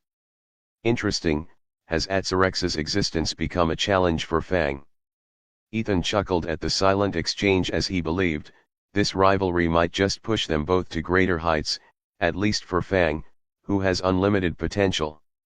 Soon, the atmosphere calmed down as Pebble lazily crawled closer to Ethan before resting beside his leg. Celia, still gracefully floating, let out a soft hum and circled above them. After transmigrating to this world, so far, there were only 2 occasions when he felt at ease. 1, when he was with his parents, and 2, when he was with these little pets. Compared to my previous life, my current life is many times better, but it has just started and it will become even better when my strength increases. Ethan sat there, thinking about his journey after transmigrating to this world and becoming hopeful for the future. After spending some time with his pets, he stored Atzerex in the beast storage ring, which he got from the hermit tribe members. Let's check out my demonic skill. After that, Ethan checked the demonic skill, which he hadn't checked until now. Ding. Demonic skill, Abyssal Blood Domain. Effect, upon activating it, a 10-meter radius around the user will turn into an Abyssal Blood Domain with the following effects. 1. Blood suppression. Any creature that is weaker than the user will experience an intense suppression effect, decreasing their battle prowess by half. Creatures stronger than the user will have their battle prowess decreased by 10%. 2.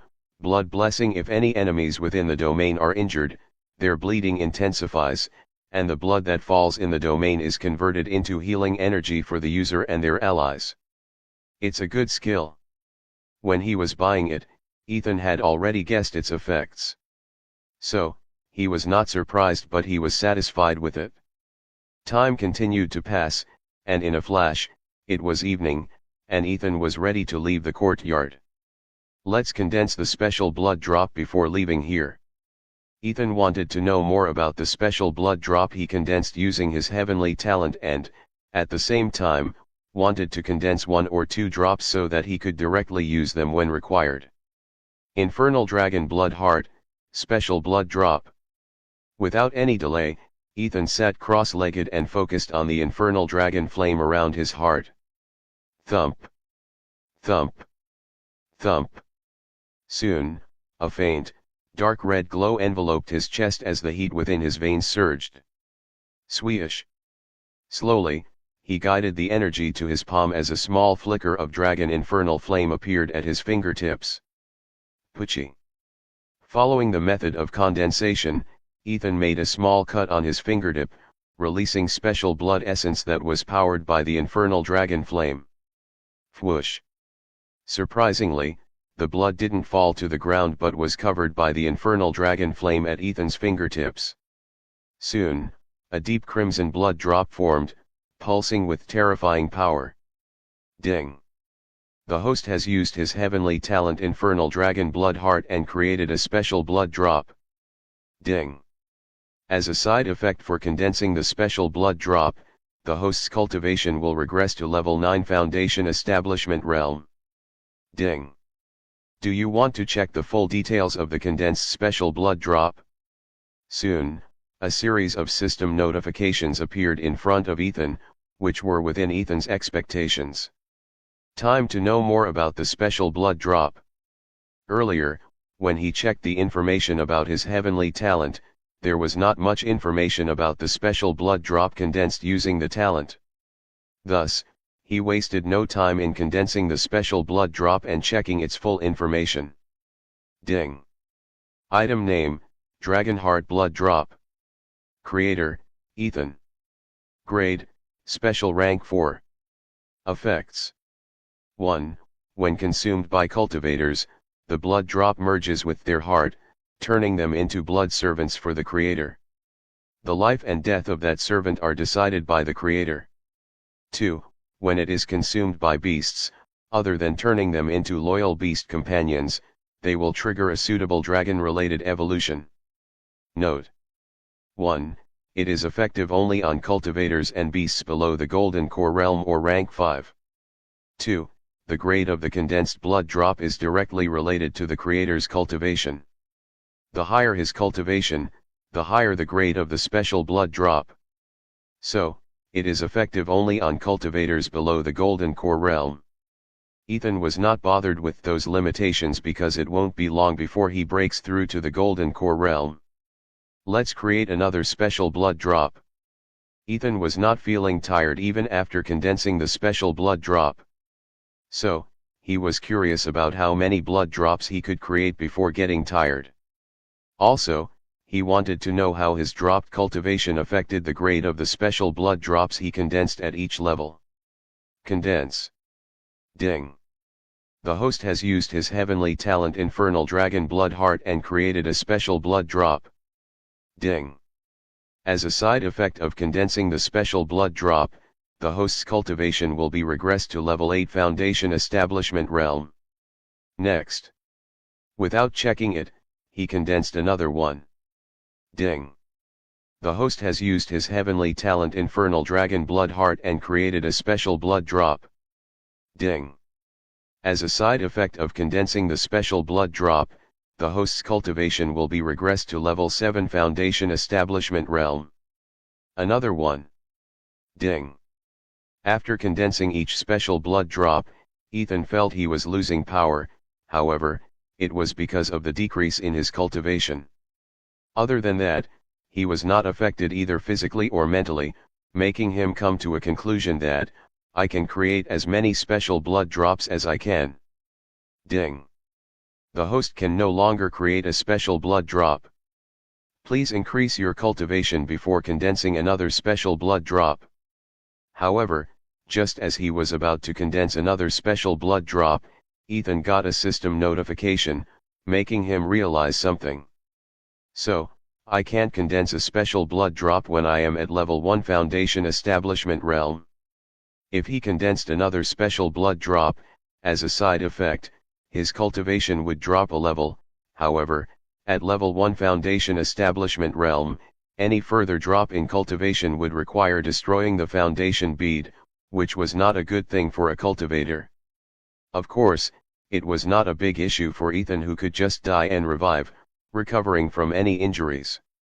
However, the heavenly talent has fixed effects and limitations, and one of those limitations was stopping the cultivator from destroying himself for a special blood drop. It doesn't matter. I have no use for the special blood drops below rank 3. Ethan raised his brows for a moment, however, after checking the information on the remaining 8 special blood drops. Ding. Item name, Dragonheart Blood Drop.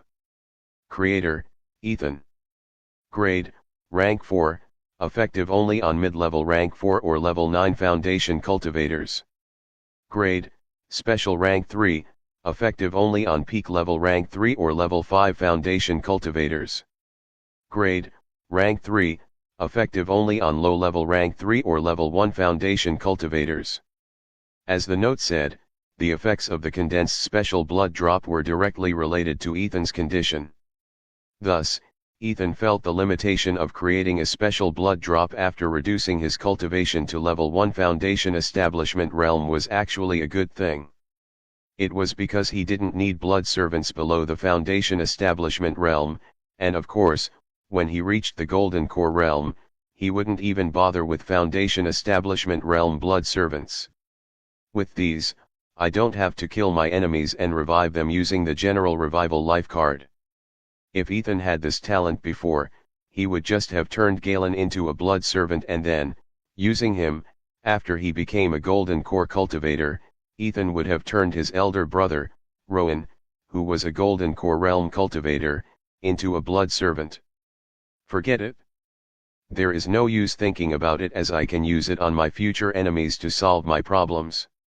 When it comes to his enemies, there were actually so many, like the 3 Hermit tribes, the Eternal Shadow Guild, and that unknown killer from the Skycloud sect who commissioned his assassination. Thinking about all of these, Ethan's eyes shone brightly as he decided to use this new heavenly talent to the fullest. Other than creating blood servants, I can use these special blood drops to feed spirit beasts. However, except for Atzarex, my other spirit pets are too weak and young. Although the blood dragonling was stronger, Ethan didn't want to feed it the special blood drop yet because it had just hatched. It is time to leave the small courtyard. After that, he said goodbye to his parents, who were both happy and sad at Ethan's departure. Of course, before leaving, Ethan didn't forget to plant 1,000 mutated spirit grass in the spirit field and 20 clear heart lotuses around the spirit spring. He stored the wolf pup and the small turtle in beast storage rings, whereas Celia camouflaged itself around Ethan as usual. Since the environment inside the sect was filled with rich spirit essence, it would be quite good for his spirit pets except for the demonic blood dragonling, which required demonic essence and not spirit essence. It's time to enter the Azure Serpent realm to bring back the second night demon. Soon, Ethan became one with the night and went in the direction of the Azure Serpent realm because he had multiple things to do in the secret realm. Except for his parents, no one in the Lin family knew about his visit to the small courtyard. So, he silently left Greenspire town and went to the Azure Serpent realm. He covered his face and entered the Azure Serpent realm as a loose cultivator by paying 1,000 spirit stones. Ethan wanted to maintain a low profile, at least when entering the Azure Serpent realm because of the Azure Profound Garden. Once someone knew that he, as an inner disciple of the Green Fire sect, was entering the Azure Serpent realm alone, it would create unnecessary attention. Moreover, for Ethan, spending 1,000 spirit stones to enter the Azure Serpent realm was not a big deal. Swoosh. Since he had entered the Azure Serpent realm multiple times, Ethan easily entered it without any issue. After moving away from the entrance and coming to a secluded place, Ethan stopped and thought, I wonder how long will it? Swoosh. Master. However, before he could finish his thought, Ethan heard a familiar whisper beside his ear. The voice obviously belonged to his second night demon that he had left behind half a month ago. Follow me. Ethan was not shocked as he said those words before running towards the Azure Profound Garden. Although it was a bit secluded and the night demons looked like humans, Ethan still didn't want to take any risk of being seen by the other cultivators with a night demon, at least for now. Thus, he asked the night demon who was in a tree shadow to silently follow him to their rendezvous location. With his full speed, Ethan reached the Azure Profound Garden in less than 30 minutes.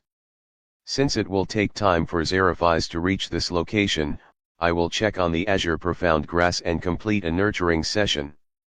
With his current speed, even the Golden Core Realm cultivators would have a hard time keeping up with him, not to mention Xeraphis was just a perfected Foundation Establishment Realm demon.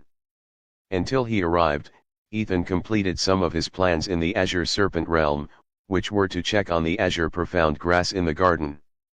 Since I don't have any General Revival life cards, let's postpone fighting the Azure Serpent Fiend King. Although Ethan had killed some rank 5 demonic blood beast kings in the Berserk Beast realm, he doubted whether he could kill the Azure Serpent Fiend King or not. Moreover, he didn't have any plans to kill him yet as he wanted to revive the Azure Serpent Fiend King after killing him. Currently, he only had a Godly General Revival life card, which he reserved for his father, and no normal General Revival life cards. So, he didn't want to kill him yet. By now, the Azure Serpent Fiend King must have completed his today's nurturing session. So, there is no need to worry about him. With that thought in mind, Ethan first checked on the Azure Profound Grass and its growth. Obviously, its growth didn't disappoint Ethan. Spirit plant name, Azure Profound Grass. Grade, Rank 3 Special. Maturity, 66 days.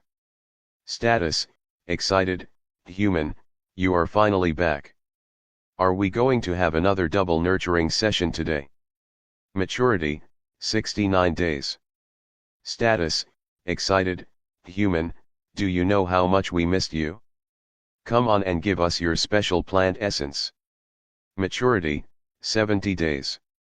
Status, Excited, I missed the double nurturing sessions and finally, I am going to have it today.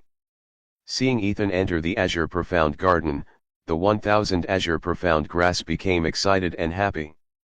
It had been more than half a month since Ethan had last visited the azure secret realm, and under the care of the azure serpent fiend king, these azure profound grass were thriving. So, he was not surprised by their maturity period. Let's nurture them. Without wasting any time, Ethan nurtured them and successfully decreased their maturity by 25 days. After tomorrow's nurturing session, I can harvest them. With the Azure Serpent Fiend King's nurturing skills, he could reduce their maturity by 25 days, and Ethan could further reduce it by another 25 days tomorrow, fully maturing them for harvesting. By harvesting them, I can earn another 50,000 life points. A couple of days ago, Ethan would have been excited to receive that, but now, it felt like chump change to him.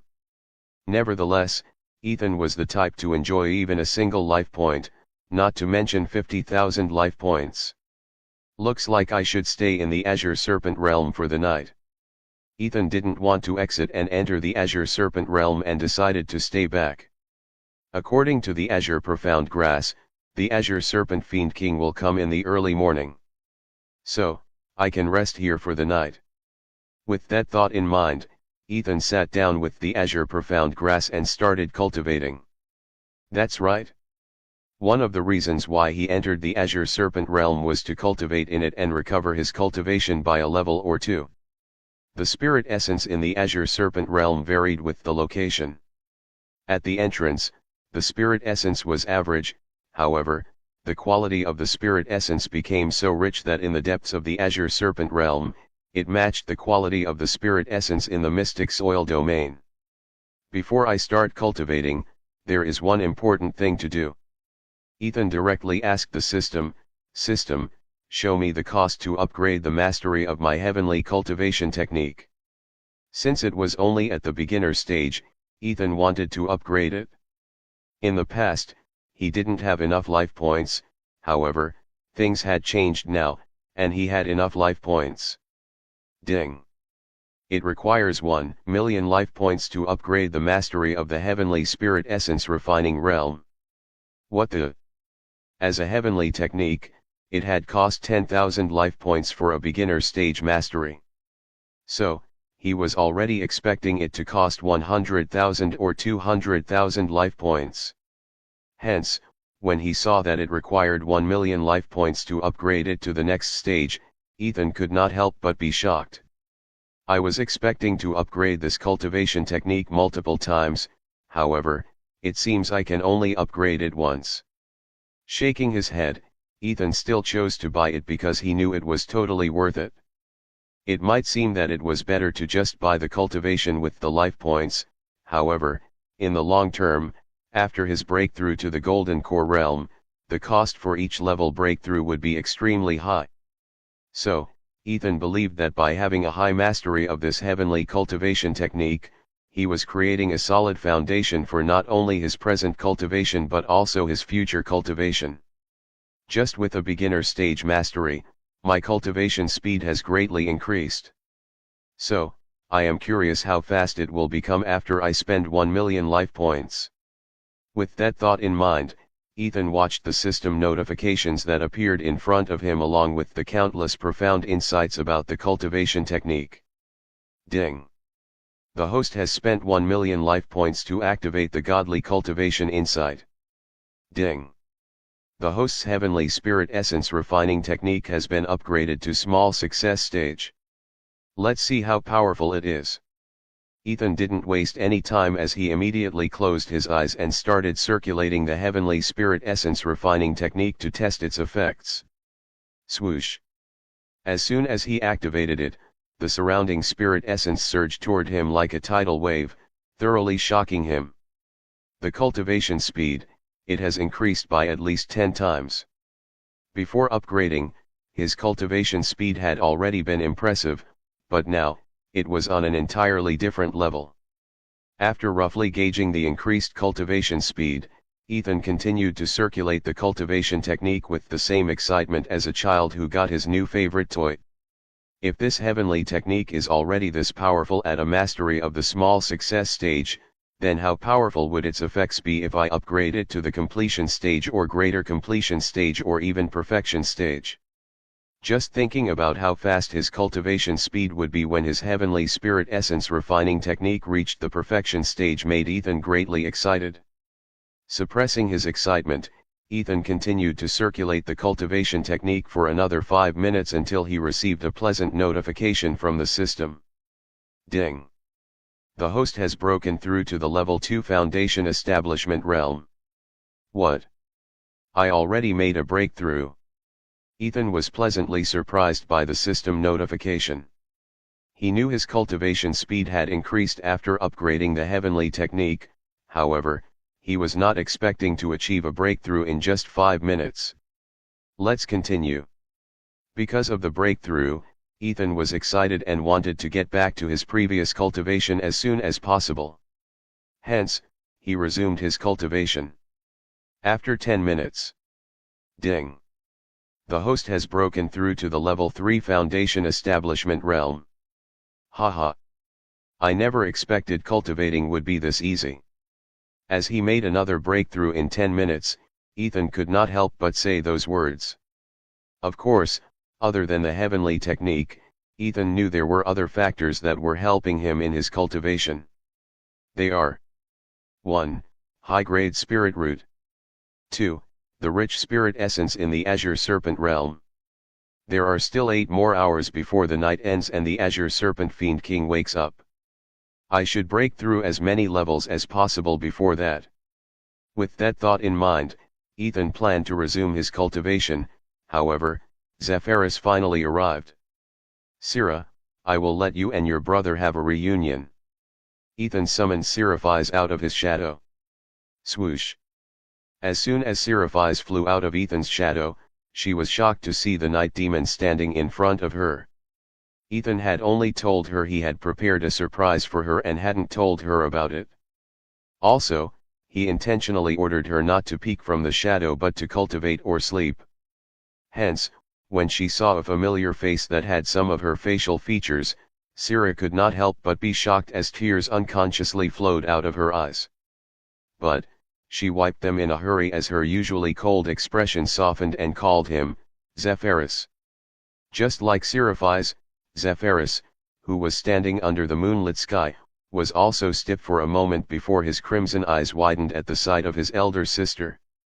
The two night demons stared at each other in silence, as if confirming that neither of them was a puppet anymore. Sister, it's really you. Soon, Zephyrus started crying as he fell to his knees. It's all my fault. If only I didn't go out that night, our family would not have gone through. Zephyr, it's not your fault. Even without you, they would have still turned us into puppets. However, before he could finish his words, Sira interrupted him and spoke the truth. Zephyrus stopped crying. However, he was still blaming himself for the disaster their family had to go through because of him. He took a step forward and said in a slightly trembling voice, I thought I lost you forever. And I thought I would never see my foolish little brother again. Seraphis let out a rare chuckle, her eyes carrying warmth that hadn't been there in years. Still calling me little, huh? Zephyrus smirked as he stood in front of Seraphis, who was a head shorter than him. This behavior of yours makes you my little brother. Seraphis raised her hand and placed it on his head.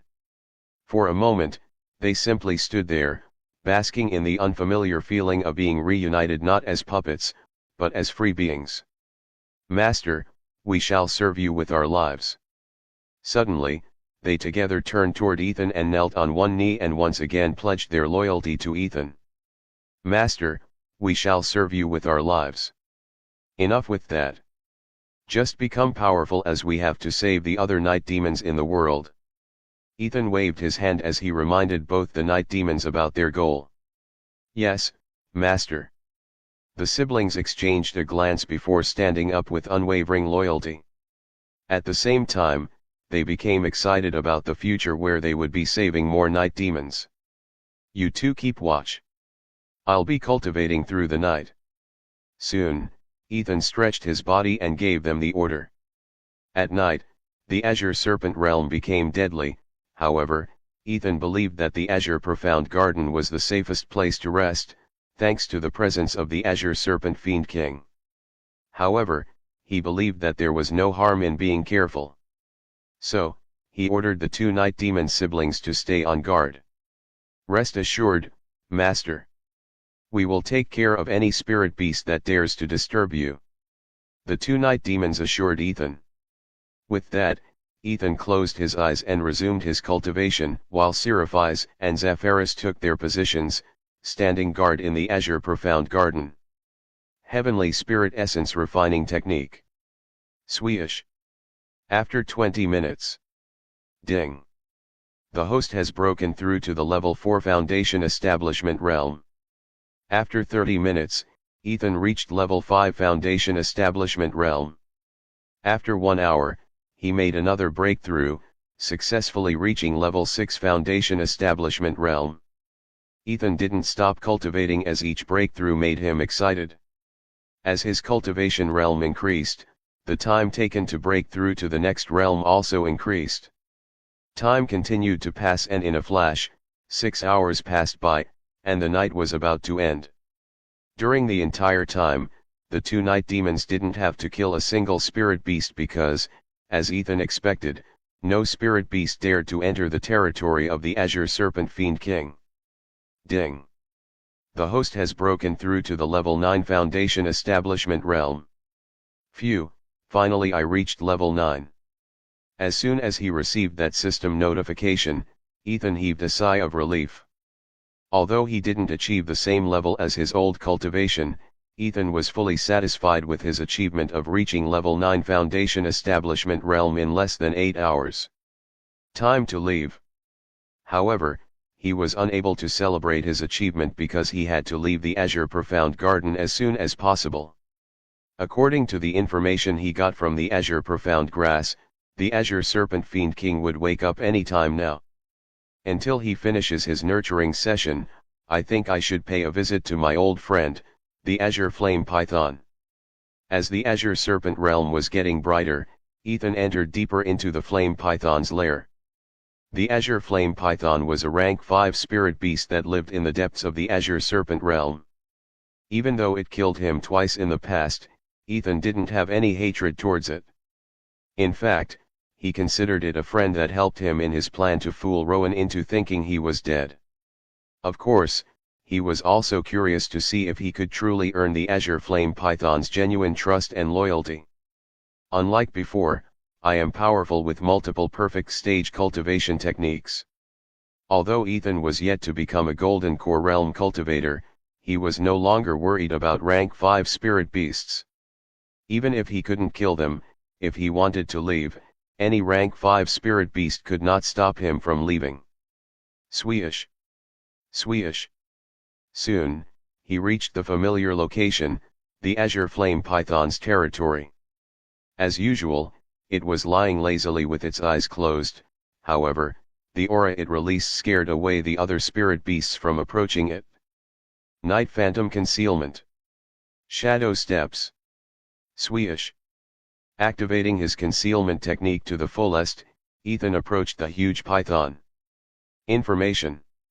Ethan lightly touched it with his finger to get the full information about the Azure Flame Python. Although he had a special talent that made the other spirit beasts take a liking to him, it had less effect on the beasts that were stronger than him. Moreover, in the past, he had thrown a stone at the python, disturbing its sleep.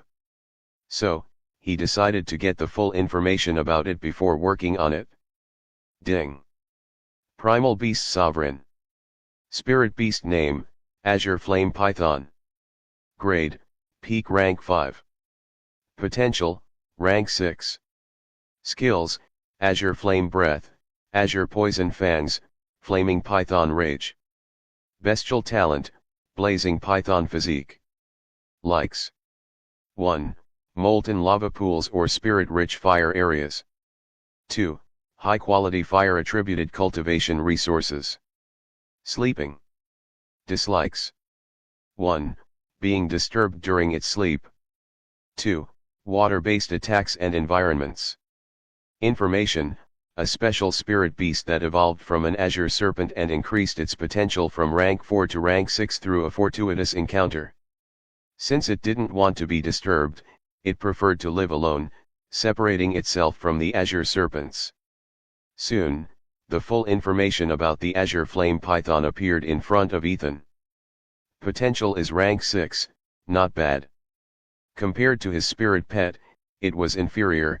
However, after reading its information, his respect for the azure flame python had greatly increased. Unlike the spirit beasts raised by cultivators, the spirit beasts growing in the wild had a very difficult time during their evolution. All the other wild spirit beasts would try to kill it and steal its evolution opportunity for themselves. Since the azure flame python had successfully evolved from an azure serpent, Ethan felt it was worthy of admiration. Let's focus on the current mission. Shaking off his thoughts, Ethan focused on the likes and dislikes of the python because it was a faster way to become close with it. No wonder it killed me instantly when I disturbed it from its sleep. Seeing the first dislike, Ethan understood the reason behind his quick death. High-quality fire attributed cultivation resources, I have it. When he learned its likes, Ethan was not surprised because which spirit beast doesn't like cultivation resources? Unlike cultivators, the spirit beasts were more primal and instinctive. Cultivators pursued power for many reasons like ambition, revenge, duty, or even enlightenment. However, for spirit beasts, it was different. Their desire for strength was carved into their very existence, and until their death, they wanted to become powerful and dominate other spirit beasts. As long as I can hold a conversation with it, I can become friends with it. As he already had a suitable cultivation resource for the azure flame python, Ethan just hoped to have a normal conversation with it. As a rank 5 spirit beast, Ethan knew that the azure flame python could communicate with cultivators through spirit communication. Since it hates being disturbed from its sleep, I will just wait until it wakes up. Ethan planned to make the azure flame python an ally because he had some big plans. So, he didn't want to destroy his chances by waking it up from its sleep. Therefore, Ethan found a place a short distance away from the azure flame python in its territory and started cultivating to perfect his foundation realm. With the help of his special talent Primal Beast Sovereign and the presence of the azure flame python, Ethan was not at all worried about his safety. Moreover, the two night demons were ready to jump out of the shadows to protect Ethan if they sensed any danger. Sis, do you know what Master is trying to do? It is a rank 5 spirit beast on the verge of becoming a rank 6 spirit beast. Zephyrus asks Seraphis about Ethan's actions, worried that it would be quite dangerous if the azure flame python woke up.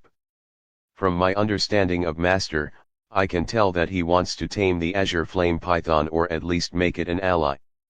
Seraphis always saw how much her master liked playing with his spirit pets, and recently, she had even seen him hatch a rank 4 blood dragonling. Hence, she believed that Ethan wanted to push his limits and tame a peak rank 5 spirit beast. What? Master is truly powerful. Zephyrus was shocked for a moment before excitement filled his eyes. Sis, it looks like the fate of the night demons would definitely change with Master's help. I know. Sera had strongly believed in Ethan the moment he revived her. So, she agreed with her little brother's words. As the two night demon siblings conversed in hushed mental whispers, Ethan calmly refined his foundation realm. Time continued to pass, and in a flash, 4 hours had passed by. Ding! The host has broken through to the perfected foundation establishment realm. So, it takes around 12 hours to restore my cultivation from level 1 to the perfected foundation establishment realm. Looks like I can create a lot of special blood drops. Ethan calculated the time needed to restore his cultivation and decided to repeat the process to condense more special blood drops in the future. Damn it, it is still sleeping. Coming out of his thoughts, Ethan checked on the azure flame python and frowned to see it still sleeping. Let's wait. Nevertheless, Ethan waited for another couple of hours, but it ended in vain. The Azure Serpent Fiend King must have finished his nurturing. I should go and harvest more seeds in the Azure Profound Garden. After thinking for a moment, Ethan put his plans regarding the Azure Flame Python on hold and decided to finish the harvesting of the Azure Profound Grass. Let's go. With that thought in mind, Ethan returned to the Azure Profound Garden where the Azure Profound Grass had less than 20 days left for maturity. Nurture. In less than an hour, under Ethan's careful nurturing session, all 1,000 Azure Profound Grass had matured. Since their live status tells me that they are excited, harvesting them would easily yield me the perfect quality Azure Profound Grass. With a smile, Ethan was about to harvest an Azure Profound Grass when he suddenly thought of something. Wait a second, what if I do that? Won't I get more life points? Wait a second, what if I do that? Won't I get more life points? No matter how many life points he had, Ethan knew it was never enough. Because of this, his mind always found ways to earn and save life points regardless of the number. Let's do it. Without wasting time, he executed his plan to earn more life points. Condense. In the next second, Ethan sat down and started condensing the special blood drops. Ding. The host has used his heavenly talent Infernal Dragon Blood Heart and created a special blood drop. Ding. As a side effect of condensing the special blood drop, the host's cultivation has regressed to level 9 Foundation Establishment Realm. Ding. The host has. Ding. As a side effect. In less than 10 minutes, Ethan condensed 9 special blood drops and as a result, his cultivation once again dropped to level 1 Foundation Establishment Realm. Adding the 9 special blood drops from before, Ethan now had 18 special blood drops of varying grades.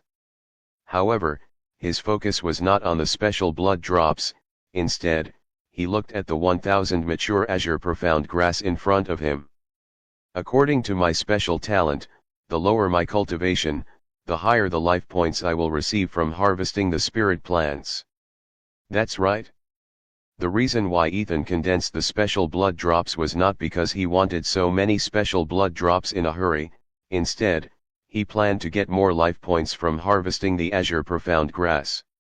Since the Azure Profound Grass is a special rank 3 spirit plant, when compared, Ethan's cultivation was considered weaker. Thus, right now, by harvesting the Azure Profound Grass, Ethan believed he would get more life points than back when he harvested in the past with higher cultivation. Let's see how many extra life points I will get. With a face full of expectations, Ethan harvested the first Azure Profound Grass. Ding. Harvest complete, +2 perfect quality Azure Profound Grass and 100 life points. What? 100 life points. Ethan was excited when he saw the results of his harvest and thought, I did it, I did the right thing. In the past, when he harvested a perfect quality Azure Profound Grass, he received 50 life points after the doubling effect from the special talent. But, now, it had become 100 life points, which means, his plan of harvesting with the reduced cultivation had doubled his life points. Although it seems only a 50 life point increment, there are a total of 1,000 Azure Profound Grass in the garden. In short, because of his plan, Ethan earned an additional 50,000 life points. Let's harvest. Ding. Harvest complete, +2 perfect quality Azure Profound Grass and 100 life points. Ding. Harvest complete, +2 perfect quality Azure Profound Grass and 100 life points. Ding. Condensation successful, received 20 spirit seeds. Ding. Condensation successful, received 20 spirit seeds. Soon, Ethan harvested 450 Azure Profound Grass and condensed seeds from 50 Azure Profound Grass. According to the rules of the Azure Profound Garden, Ethan and Azure Serpent Fiend King were the 2 nurturers who nurtured the 1,000 Azure Profound Grass, and they were entitled to harvest 500 Azure Profound Grass each. That's why Ethan paused after taking his share of 500 Azure Profound Grass. Otherwise, If he harvested any more azure profound grass, it would awaken the azure serpent fiend king no matter how much it liked Ethan. Time to plant them. From the 50 azure profound grass he condensed, Ethan got 1,000 seeds, from which he planted 500 seeds in the previous 500 spirit plants he claimed. Since I have planted 500 seeds, I can harvest the remaining 500 spirit plants without any issue. Once he planted them, Ethan got permission from the remaining azure profound grass to harvest them. Time for round 2. Ding. Harvest complete, +2 perfect quality azure profound grass and 100 life points. Ding. Harvest complete, +2 perfect quality azure profound grass and 100 life points. In no time, Ethan harvested the remaining 500 azure profound grass and, of course, didn't forget to plant the remaining 500 seeds in their place. Within half a month, I can come back again and harvest them. If only there were more such locations, I could farm millions of life points on a regular basis. Just from a single location, Ethan found a way to earn 100,000 life points, and what if he had 10 or 20 or even 100 such locations? Wouldn't he earn millions of life points just from farming the azure profound grass? Moreover, he could sell the perfect quality azure profound grass to get many spirit stones, cultivation resources, and whatnot. Thus, Ethan felt that it would be good if he could find more places like the azure profound garden. I will go back and check on the azure flame python. Once he finished nurturing the 1,000 azure profound grass in the garden, Ethan quickly returned to the azure flame python's territory, where it was still sleeping without a care in the world. I will spend the night here, and if it doesn't wake up by tomorrow morning, I will just wake it up. Ethan silently thought in his mind and settled in his old place to start his cultivation. Time continued to pass, and in a flash, 12 hours passed by as night turned into morning in the azure serpent realm. Ding. The host has broken through to the perfected foundation establishment realm. Finally, it's done. Once he recultivated to his original cultivation, Ethan stood up and was ready to wake up the lazy azure flame python. Although he didn't want to get on its bad side by waking it up, Ethan had no other choice other than waking it up, as his future plans related to the azure serpent realm were connected to the azure flame python. Hiss. Just when he was about to wake it up, Ethan heard a hissing sound in his head, followed by a playful old voice. "Young human, you are quite fearless, trying to wake me up. Young human, you are quite fearless, trying to wake me up." Ethan didn't have any doubts regarding who the owner of the voice he heard in his head. It was none other than the azure flame python, who used spirit voice communication to speak with Ethan. "Senior, sorry to disturb you. You didn't disturb me, as I have already awakened a few hours ago and wanted to see what you are trying to do." Hiss. Ethan was respectful and wanted to say something, however, he was interrupted by the azure flame python. "You have 2 weak auras on you. One aura wants me to like you, whereas the other one is intimidating me." Ethan was momentarily stunned upon hearing the azure flame python's words. After getting the special talent Primal Beast Sovereign, Ethan had a good affinity with spirit beasts. Of course, as the strength of the spirit beasts increased, his affinity would decrease, but still, it could be sensed by the powerful spirit beasts. So, Ethan was not surprised about the first aura. However, the second aura made him stunned, as he never knew he had such a powerful aura. Could it be because of my infernal dragon blood heart? Ethan quickly analyzed and could only conclude that the second aura was related to his new heavenly talent, infernal dragon blood heart. Dragons stood at the pinnacle of the food chain, and since Ethan had awakened that talent, which mutated his heart into a dragon heart, his body naturally emitted an aura that intimidated other spirit beasts. No wonder I was not attacked by a single spirit beast for my entire stay in the azure serpent realm. No matter how good his affinity with the spirit beasts was, some less intelligent spirit beasts who hadn't let go of their wild instincts would still attack him. However, thanks to the intimidating aura, it scared away those lowly spirit beasts, making Ethan's journey peaceful the entire time. "Senior, I always have an interest in spirit beasts and want to help them in their evolution. Ethan quickly put away his thoughts as he cupped his fists and spoke respectfully. I can sense that you don't have spirit beast blood on your hands. The old python's voice continued to echo in Ethan's head, so, don't tell me that you have risked your life to enter the depths of the azure serpent realm just to help me evolve, hiss. As an old python that had lived for centuries, it knew how dangerous cultivators were. If not for the 2 weak auras and the fact that it didn't sense any blood on Ethan's hands, it would have killed him right away. Nevertheless, it still didn't trust Ethan's words, as there would be no one generous enough to risk their lives to help some random spirit beast. To be honest, I can't evolve spirit beasts that are stronger than me. Ethan didn't explain in detail but said the truth, I can help spirit beasts that are below rank 5 undergo dragon-related evolution. What did you say?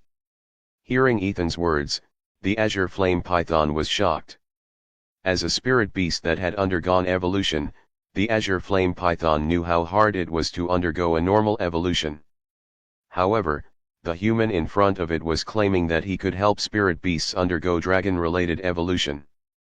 Although he had the limitation of not being able to help spirit beasts that were rank 5 and above, the azure flame python was not worried about it. With a glance, it could be seen that Ethan was quite young and had already reached the perfect foundation establishment realm. As long as he was given enough cultivation resources, it was a matter of time before he became a golden core realm cultivator.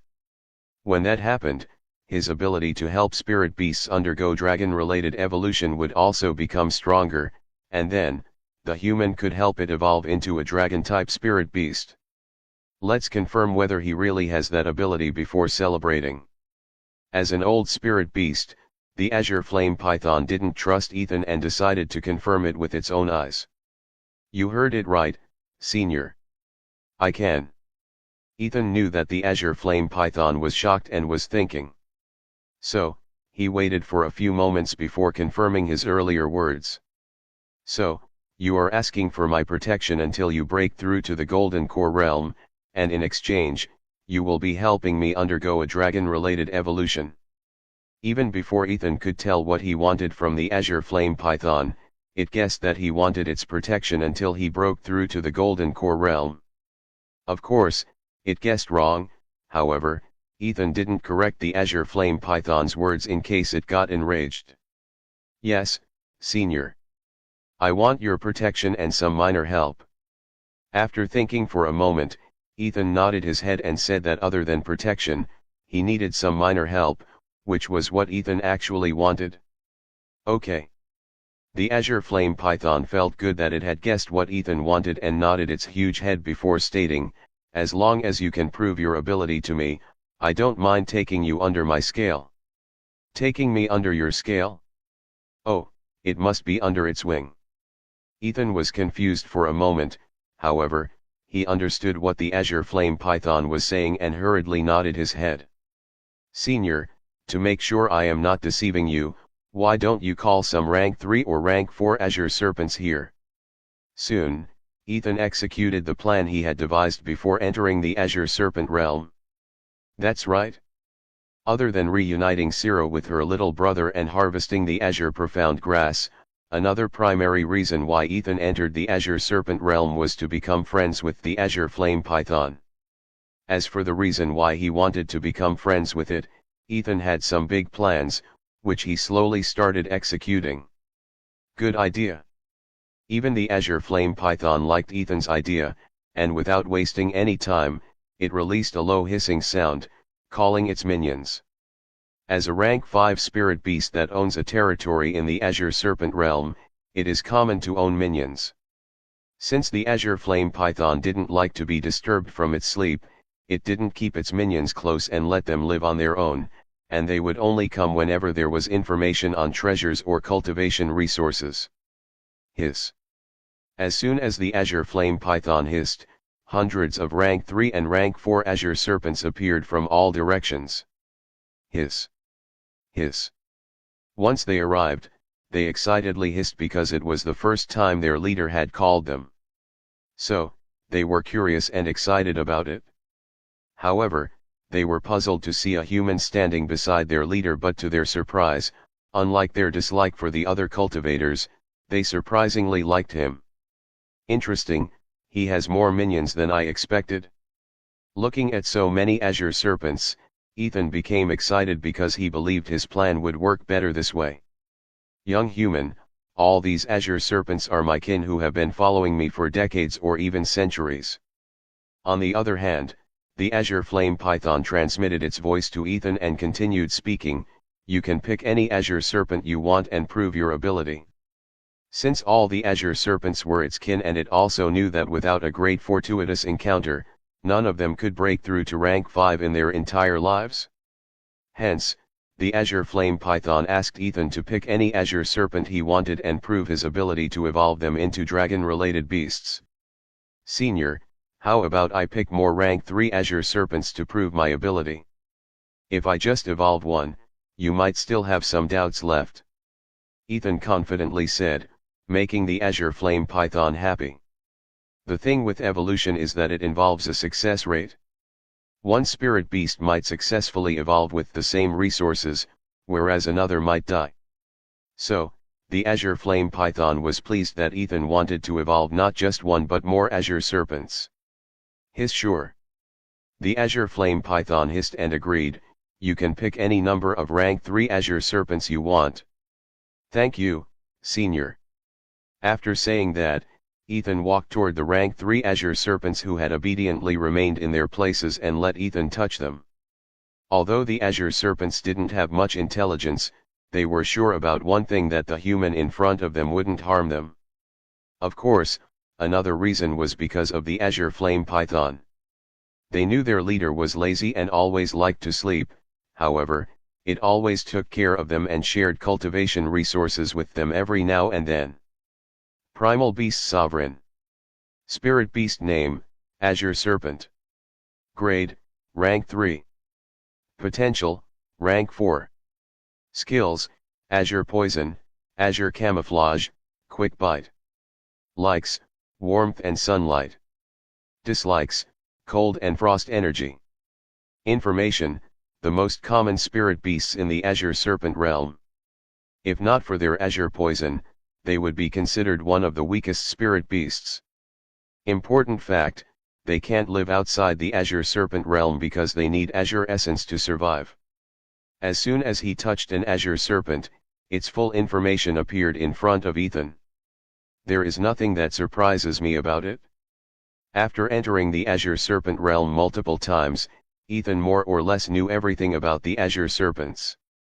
Even the fact that they can't live outside the Azure Serpent realm was just like how the Azure Profound Grass wouldn't grow outside the Secret Realm. Azure Essence is like oxygen for them, and without it, they can't live outside the Azure Serpent realm. It was because of that that the Secret Realm was named Azure Serpent Realm, as it was the natural habitat for the Azure Serpents. Not good for my plan. Ethan directly rejected it as he continued checking the other rank 3 Azure Serpents. Primal Beast Sovereign. Spirit Beast Name, Azure Serpent. Grade, Rank 3. Potential, Rank 4. Potential, Rank 4. Potential, Rank 4. Ethan didn't bother to check the full information of every Azure Serpent. Instead, he only focused on the potential of the serpents. Most of the Azure Serpents he checked had a potential of rank 4. Damn it, why are there no Azure Serpents that I want? Even after checking nearly 50 Azure Serpents, Ethan didn't find the ones that were suitable for his plan. Potential, rank 4. Potential, rank 3. Finally, there is one. After checking another 10 Azure Serpents, Ethan finally found an Azure Serpent that he had been searching for. That's right. Ethan wasn't searching for the spirit beast that had high potential. Instead, he was searching for the Azure Serpents that had lower potential than their peers. Although it was common for the Azure Serpents to reach rank 4, there were also some unlucky ones who were stuck at rank 3 because of their lower potential. And Ethan's plan was to work on them because they had higher determination and willpower compared to their peers. You will be Azure 1. Please stand beside the senior. Controlling his excitement, Ethan named the Azure Serpent with lower potential before asking it to stand aside. Despite its low intelligence, Azure 1 trembled slightly as it misunderstood Ethan's intentions. It wasn't excited or hopeful about being selected by Ethan, instead, it was worried. As long as Azure 1 could remember, it had been the weakest among its kind. It had always been looked down upon, bullied, and pushed aside by the other Azure Serpents. No matter how much it tried to keep up, it was never able to break through to rank 4. And now, it was being selected by a human, and the only thing it could think was it being abandoned? Had the great Azure Flame Python finally decided that it was too weak to stay in the territory? Soon, a deep sense of fear and despair welled up in its heart. However, it didn't dare to go against the human or the great Azure Flame Python. Live status: worried, anxious, and hopeless. I can't stay in the territory and continue to consume its resources. I don't have the right to freeload. As Ethan was about to search for the next Azure Serpent, he noticed the live status on Azure 1's information. It's not just humans, even beasts have it difficult in their lives. The live status of Azure 1 made Ethan emotional. Potential: it wasn't something that one could choose. It wasn't something that could be changed so easily. Some were born with endless possibilities, while others, no matter how much they struggled, were forever bound by invisible chains, unable to break through their limits. Azure 1 was one of the latter. Just wait some time, I will change your potential and fate after finding a few more Azure Serpents before motivating. Ethan resumed searching for the other Azure Serpents with only rank 3 potential. Thanks to Azure 1, Ethan had a rough understanding of how the Azure Serpents with low potential looked. They looked smaller, weaker, and less Azure than their peers. With such features, in no time, he found 8 more Azure Serpents with only rank 3 potential. There are thousands of rank 3 Azure Serpents, however, only 9 of them have lower potential. These 9 Azure Serpents must have had a really tough time with their peers. Ethan felt bad for the 9 Azure Serpents he picked and continued thinking, don't worry. Once you finish your evolution, they will never look down on you but look up to you. He was looking forward to that. Senior, I will prove my ability with these 9 Azure Serpents. Since he had finished selecting the Azure Serpents, Ethan informed the Azure Flame Python about it. Human, are you sure you will be evolving these little ones? Hearing Ethan's words, the Azure Flame Python was a bit surprised as it curiously transmitted its voice to Ethan's head. As a rank 5 spirit beast, the Azure Flame Python could see that the ones selected by Ethan were weaker than their peers. Although it could not see the potential like Ethan, it was sure that they had reached the end of their potential. So, the Python asked Ethan about it. Don't worry, Senior. Won't you think very highly of me if I can prove my ability with these little ones? Although Ethan had a different reason for picking these low potential Azure Serpents, he used it as a challenge in front of the Azure Flame Python. Interesting, if you can really do that. Forget protecting you, I will even actively help you in gathering cultivation resources for your breakthrough to the Golden Core realm. The old Python swore to help him get cultivation resources, making Ethan smile. I already have enough cultivation resources to break through to the Golden Core realm, but I won't say no to more cultivation resources. Ethan smiled as he turned towards the 9 weak rank 3 Azure Serpents. Huff, you all, do you think you were born to be weak? Ethan took a deep breath before asking the 9 rank 3 Azure Serpents with eyes that were burning with unwavering determination. The 9 Azure Serpents flinched at his sudden voice, their bodies tensing. Do you think that just because your potential is low, you are destined to stay at the bottom forever? Ethan continued to speak as he looked at them. For so long, you've been told that you weren't good enough.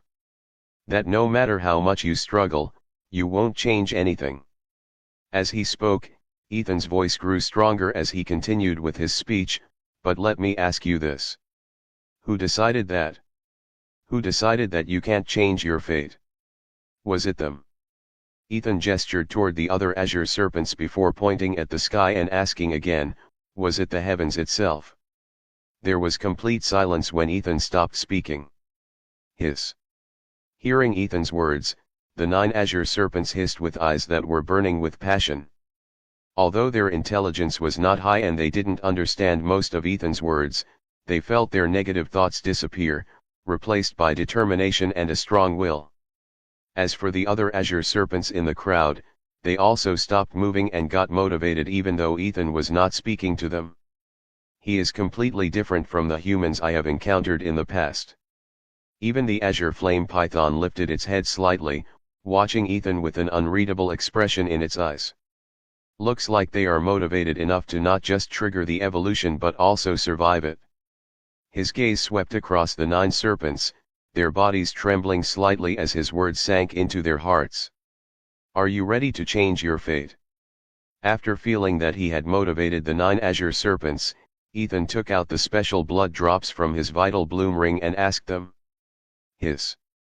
Azure 1 was the first one to hiss with eyes full of determination, followed by the remaining azure serpents that were named Azure 2, Azure 3, and Azure 9. Huh? Those crystallized blood drops emit a delicious aroma, making me want to eat them. Although such a delicious aroma had no effect on the azure flame python, it was a different thing for the rank 3 and rank 4 azure serpents. Hiss. Hiss. Especially the rank 3 azure serpents, they had gone crazy when they saw the blood drops in Ethan's hands and wanted to swallow them. As for the rank 4 azure serpents, they were also interested in the special blood drops, however, they were not driven by their instincts to consume those blood drops at any cost. Of course, thanks to Ethan's dragon's aura, they didn't dare to rush toward Ethan to take those blood drops. Moreover, their leader also released its aura to suppress them from making any unnecessary moves. Each one gets 1 blood drop. Eat them and with a strong will, you can change your fate and become a rank 5 or even rank 6 spirit beast like Senior Azure Flame Python. Ethan spoke the motivational words as he fed 9 special blood drops to the 9 azure serpents. Since the strength of the 9 azure serpents was only rank 3, Ethan only used 9 special blood drops that were below rank 4, which had suitable effects to trigger the dragon-related evolutions for them. Boom! The moment the 9 azure serpents swallowed the dragon blood drops, their bodies trembled violently as a surge of ancient draconic energy erupted within them. Swish! Their bodies started shining with a white light similar to the evolutionary light, making Ethan excited. It's working. Wait, what? Before Ethan could celebrate, the so-called evolutionary light disappeared, making him frown. Did it fail? Just as Ethan was wondering whether the evolution of the 9 azure serpents had failed, he received a series of system notifications. Ding! The host has fed the 9 azure serpents with his special blood drops from the infernal dragon blood heart. Ding! Congratulations, the 9 azure serpents have successfully triggered the dragon-related evolutions. Ding! For more information, the host can touch the 9 azure serpents and activate your infernal dragon blood heart. They have successfully triggered their evolution? But, why do they still look the same without any visible changes in them? Looking at the series of system notifications, Ethan was both excited and confused. He was excited because the system had assured him that the special blood drop had successfully worked and triggered the evolution for the azure serpents. As for his confusion, the azure serpents remain the same without any changes. To get a clear idea of what actually happened with the azure serpents, Ethan touched them and activated the talent. What? So, this is how the spirit beasts will evolve. It's damn good. Soon, Ethan touched one of the azure serpents and received a few more system notifications that helped him understand how the evolution happens using his special blood drop. Ding! The azure serpent has consumed the dragon heart blood and triggered the following evolutionary paths. Ding! 1. Evolution name, Azure Horned Serpent. Description: the azure horned serpent is an evolution known for strength and defense. The horn on its forehead is infused with earth energy, allowing it to reinforce its body, making both its attack and defense top-notch. Requirements: 1. Perfect quality Azure Profound Grass X100. 2.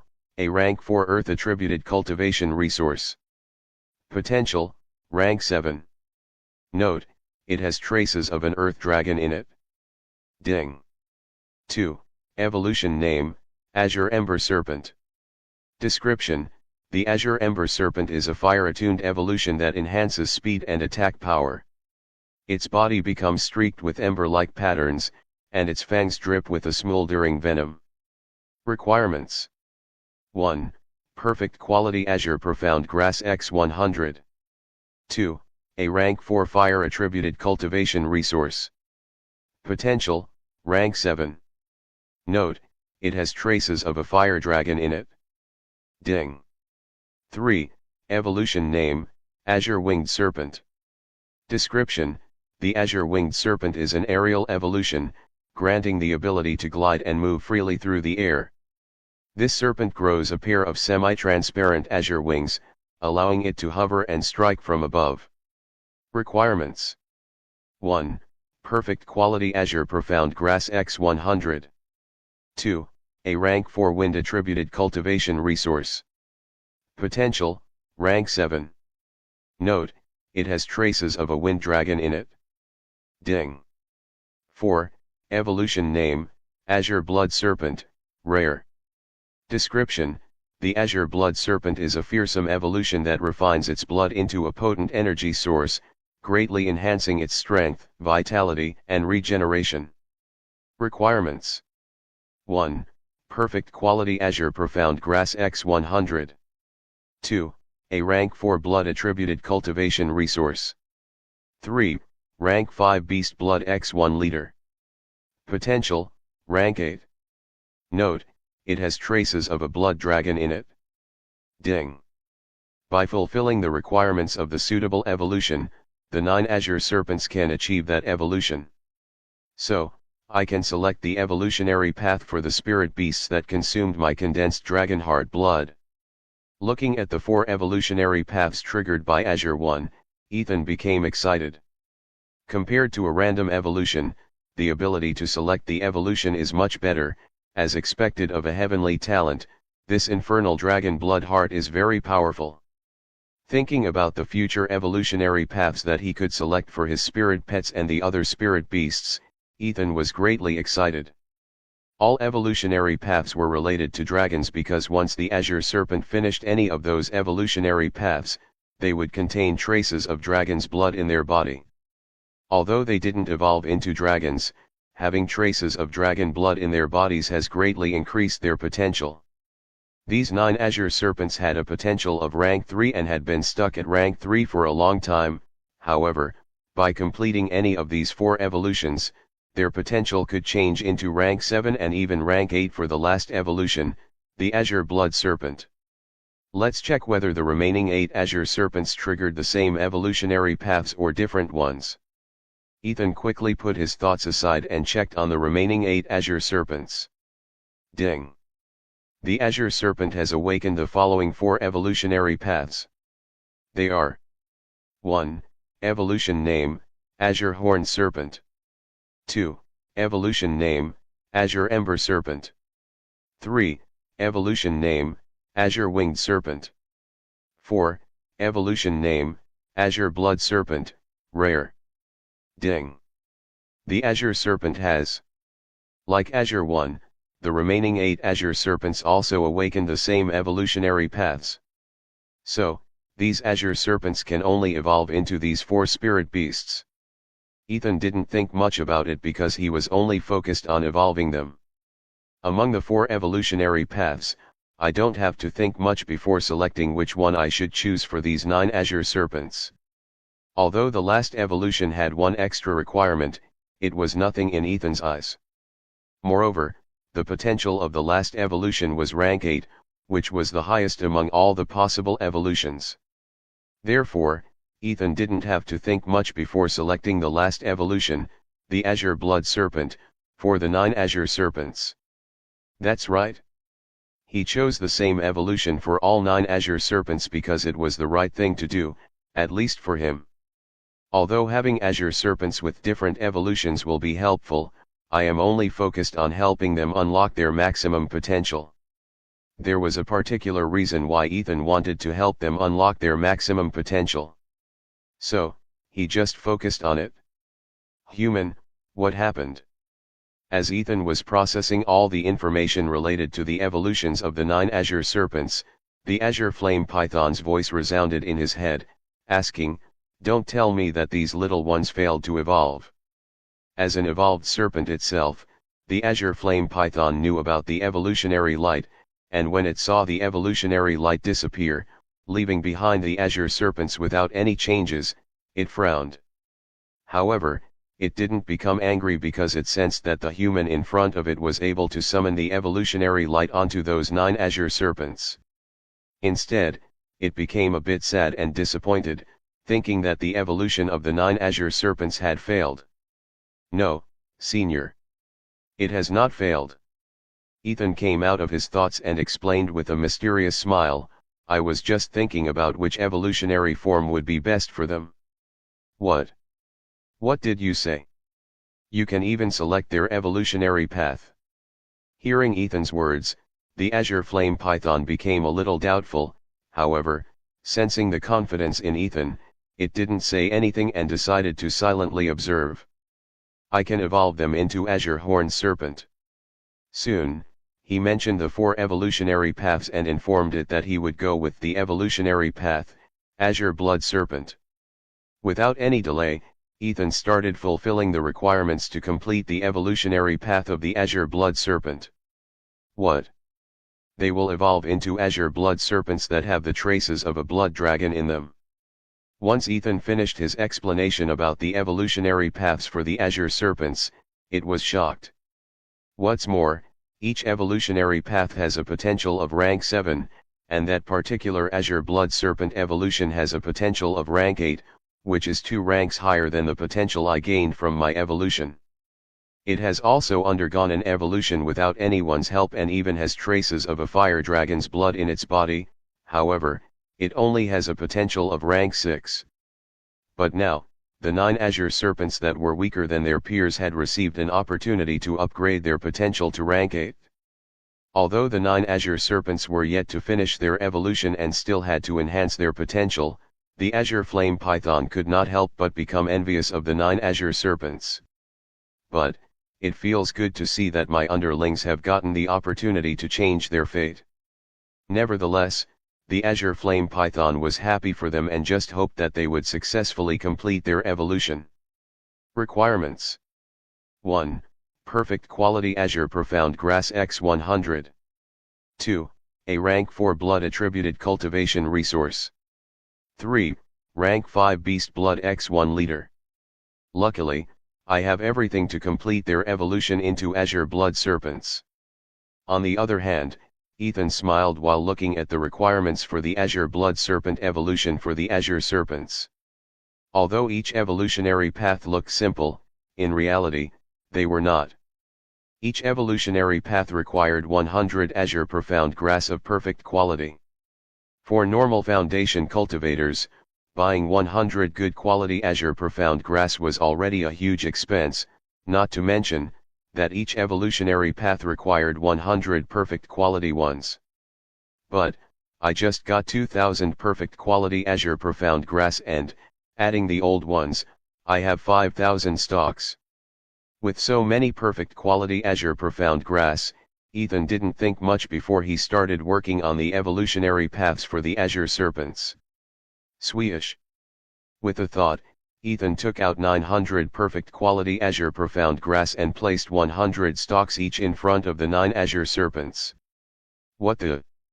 Where did he collect 900 perfect quality azure profound grass? Seeing Ethan's actions, the azure flame python was once again shocked. As a native of the azure serpent realm, the azure flame python had lived for centuries and had barely seen 1000 perfect quality azure profound grass. However, now, the young human in front of it had taken out 900 perfect quality ones like it was nothing. Don't tell me he is using those perfect quality azure profound grass for their evolution. It was not surprised at the fact that the perfect quality azure profound grass was necessary for the azure serpent's evolution because it had already gone through an evolution where it used 10 perfect quality azure profound grass. The thing that shocked the azure flame python was that Ethan was willing to use 900 perfect quality azure profound grass. Wait a second, I understand now. So, that's what his plan is. As it thought about it, the azure flame python came to a conclusion.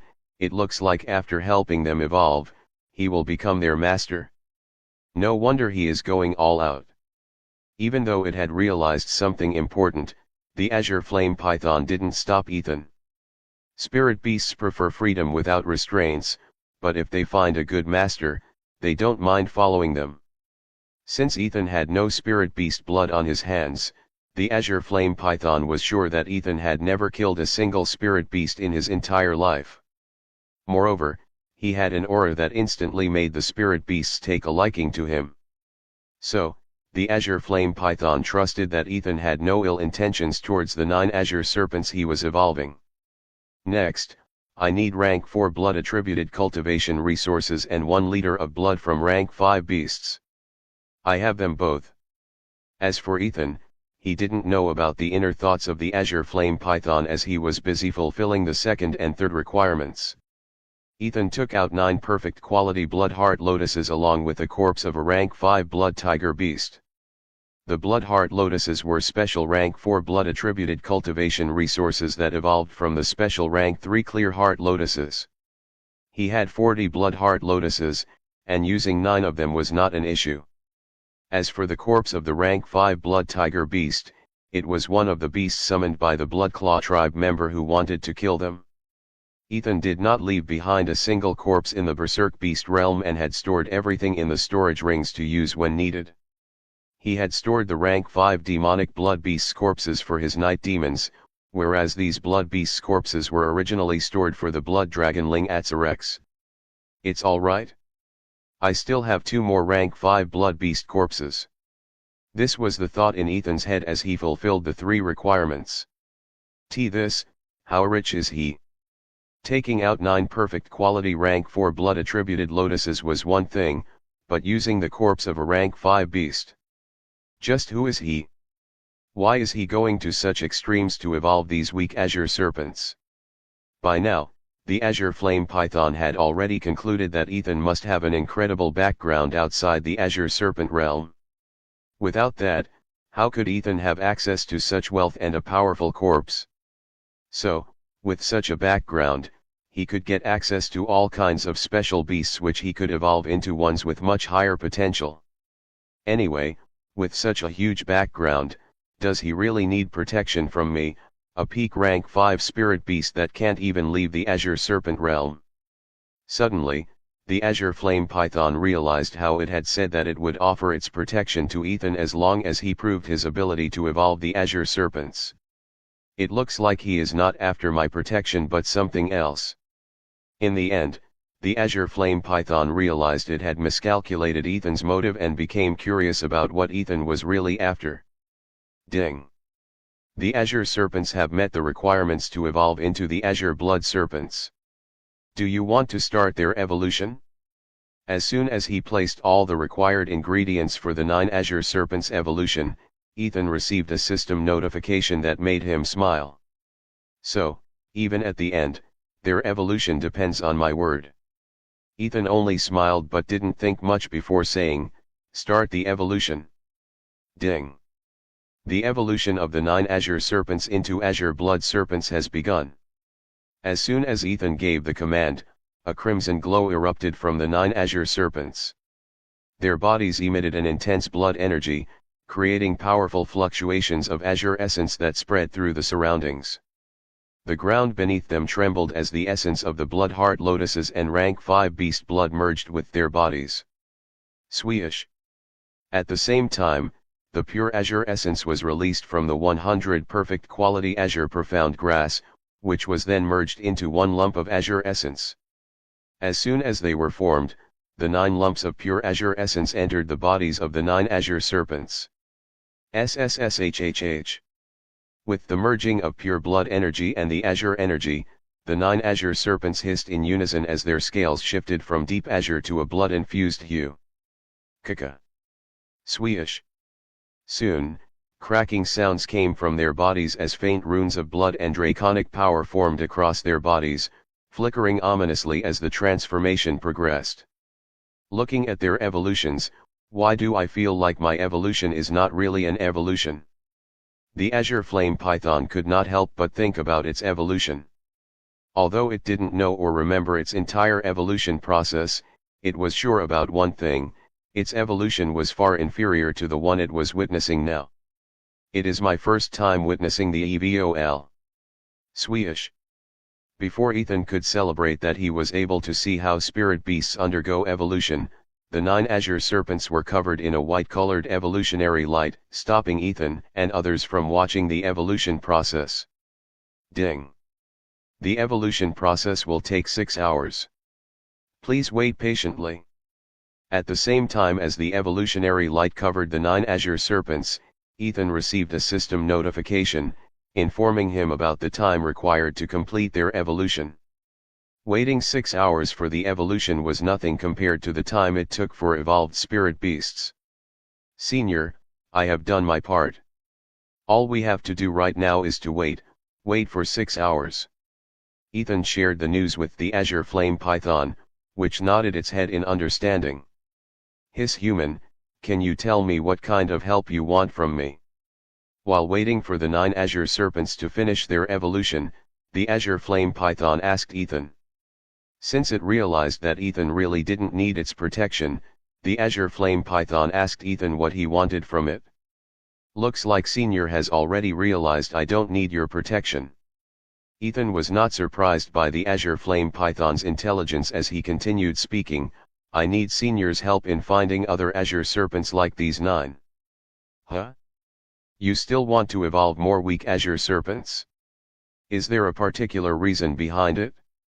The azure flame python curiously asked Ethan. There is a reason, however, I am still not sure whether it will work or not. Ethan shrugged his shoulders before saying, but, if it is successful, it will be a good thing for me, and I won't forget Senior's help in achieving it. Even if it is not achieved, I still won't forget Senior's help. After thinking for a moment, Ethan hurriedly added the last part, making the azure flame python look at Ethan intently before nodding its huge head. I will help you, but it will take some time to get you the weak azure serpents you need. The azure flame python didn't ask Ethan about his plan and agreed to help him without any second thoughts. According to the promise, as long as Ethan evolved a single azure serpent, the azure flame python agreed to protect Ethan and also help him with other things. Now, after witnessing how Ethan used costly items to help the 9 azure serpents, it didn't have to think much before helping Ethan. It was because by helping Ethan now, the azure flame python would also receive Ethan's help for its evolution in the future. As you have seen, there are no more weak azure serpents in my territory, and I have to talk with the other rank 5 and rank 6 beast leaders in the secret realm. So, it will take time. Remembering something, the azure flame python explained to Ethan why it needed time as it started explaining things about the azure serpent realm that only the upper echelons of the green fire sect knew. Each secret realm is a world of its own, filled with countless opportunities and dangers. The azure serpent realm is no different. The azure flame python was not the only powerful existence in the depths of the azure serpent realm. There were multiple azure serpents that had encountered fortuitous encounters, breaking past their limits and evolving into stronger forms, like the azure flame python.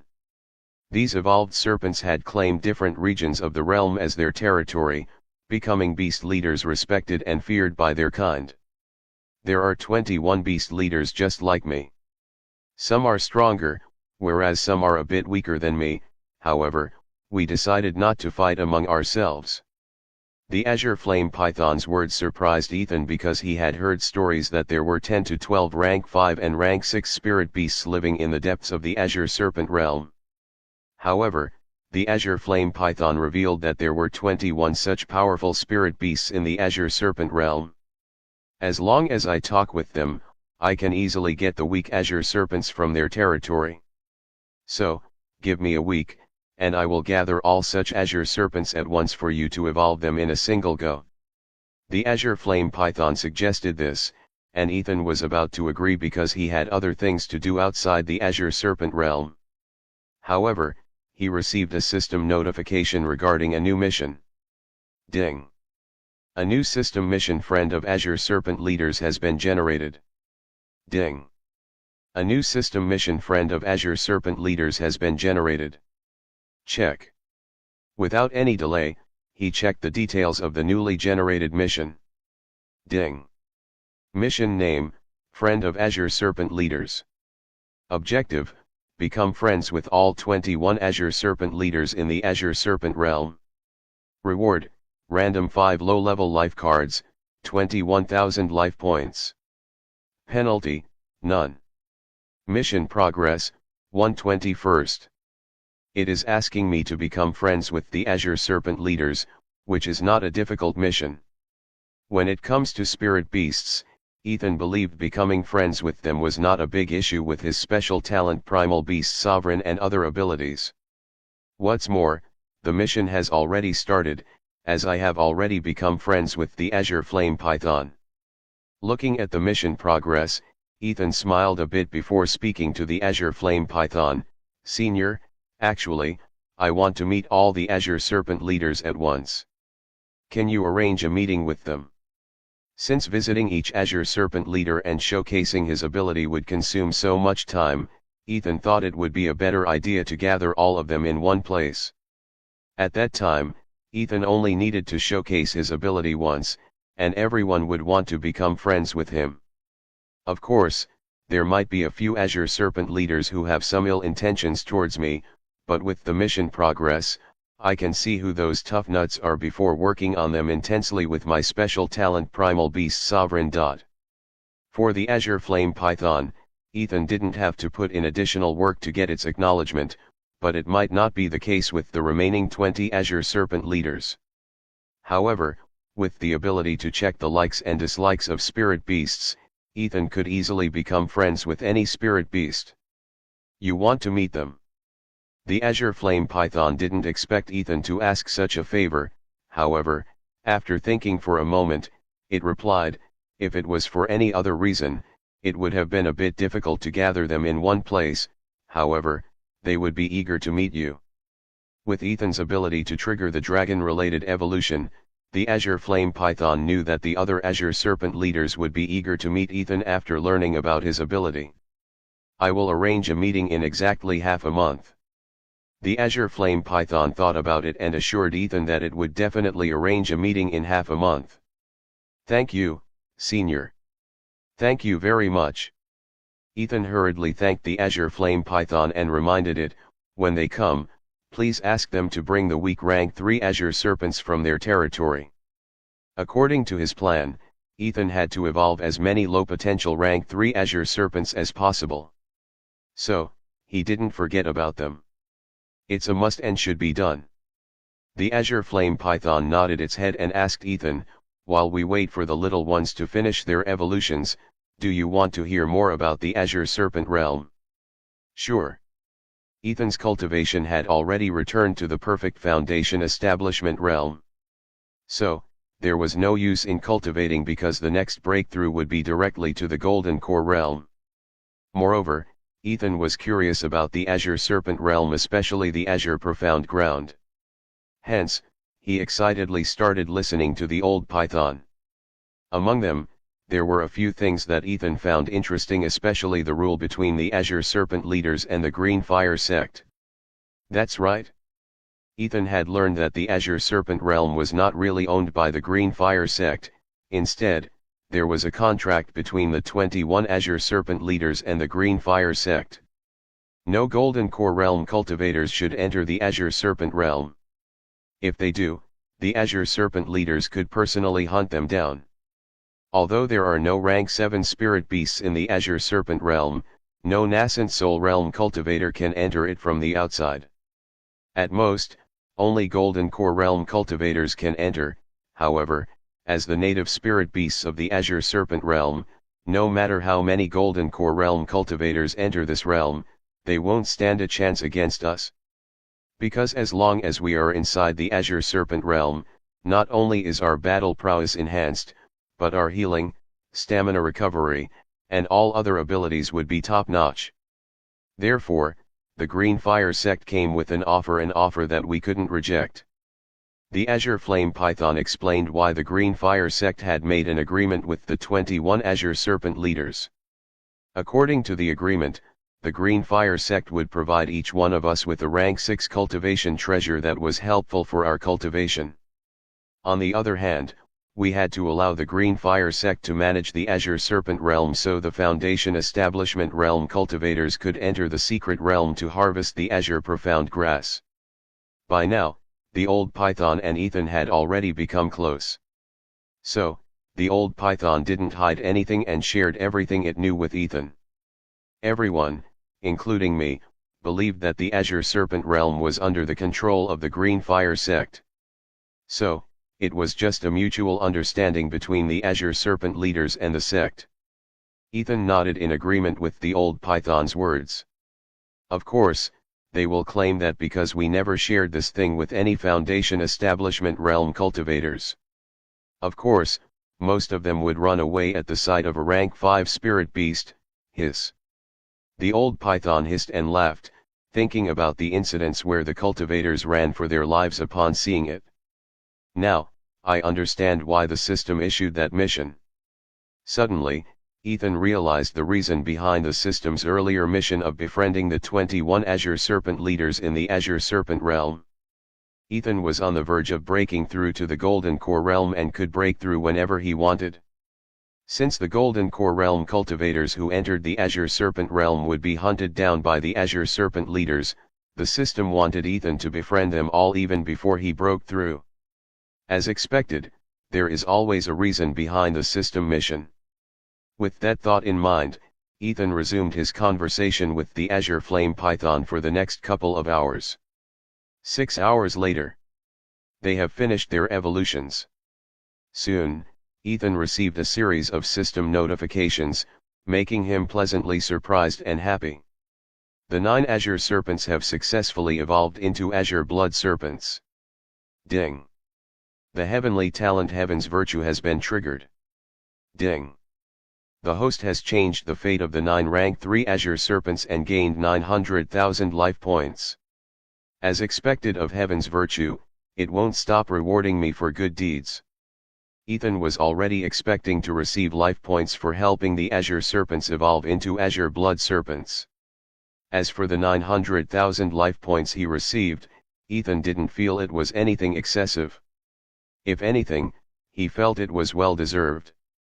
After all, he had spent a huge amount of cultivation resources for their evolution. Even without the evolution, just by giving away those cultivation resources, he would have earned a good number of life points through the Heaven's Virtue. Other than the life points, getting these 9 Azure Blood Serpents as blood servants is much more valuable.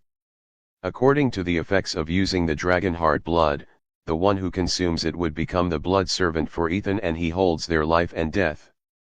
In short, these 9 Azure Blood Serpents, even if they become rank 8 spirit beasts in the future, won't be able to betray him. Their appearance has become more striking after evolving into the Azure Blood Serpents. After checking out the system notifications, Ethan looked at the 9 Azure Blood Serpents that weakly lay on the ground. During evolution, a spirit beast undergoes an immense transformation, both in body and essence. Evolution is a process of shedding its old self and absorbing powerful new energies which put an overwhelming strain on its body. As a result, the 9 Azure Serpents were clearly exhausted, but it was only temporary. As for their transformation after the evolution, their bodies became larger with thickened dual-colored azure and blood scales. Their once bright azure glow had darkened, giving them a more regal yet ominous presence.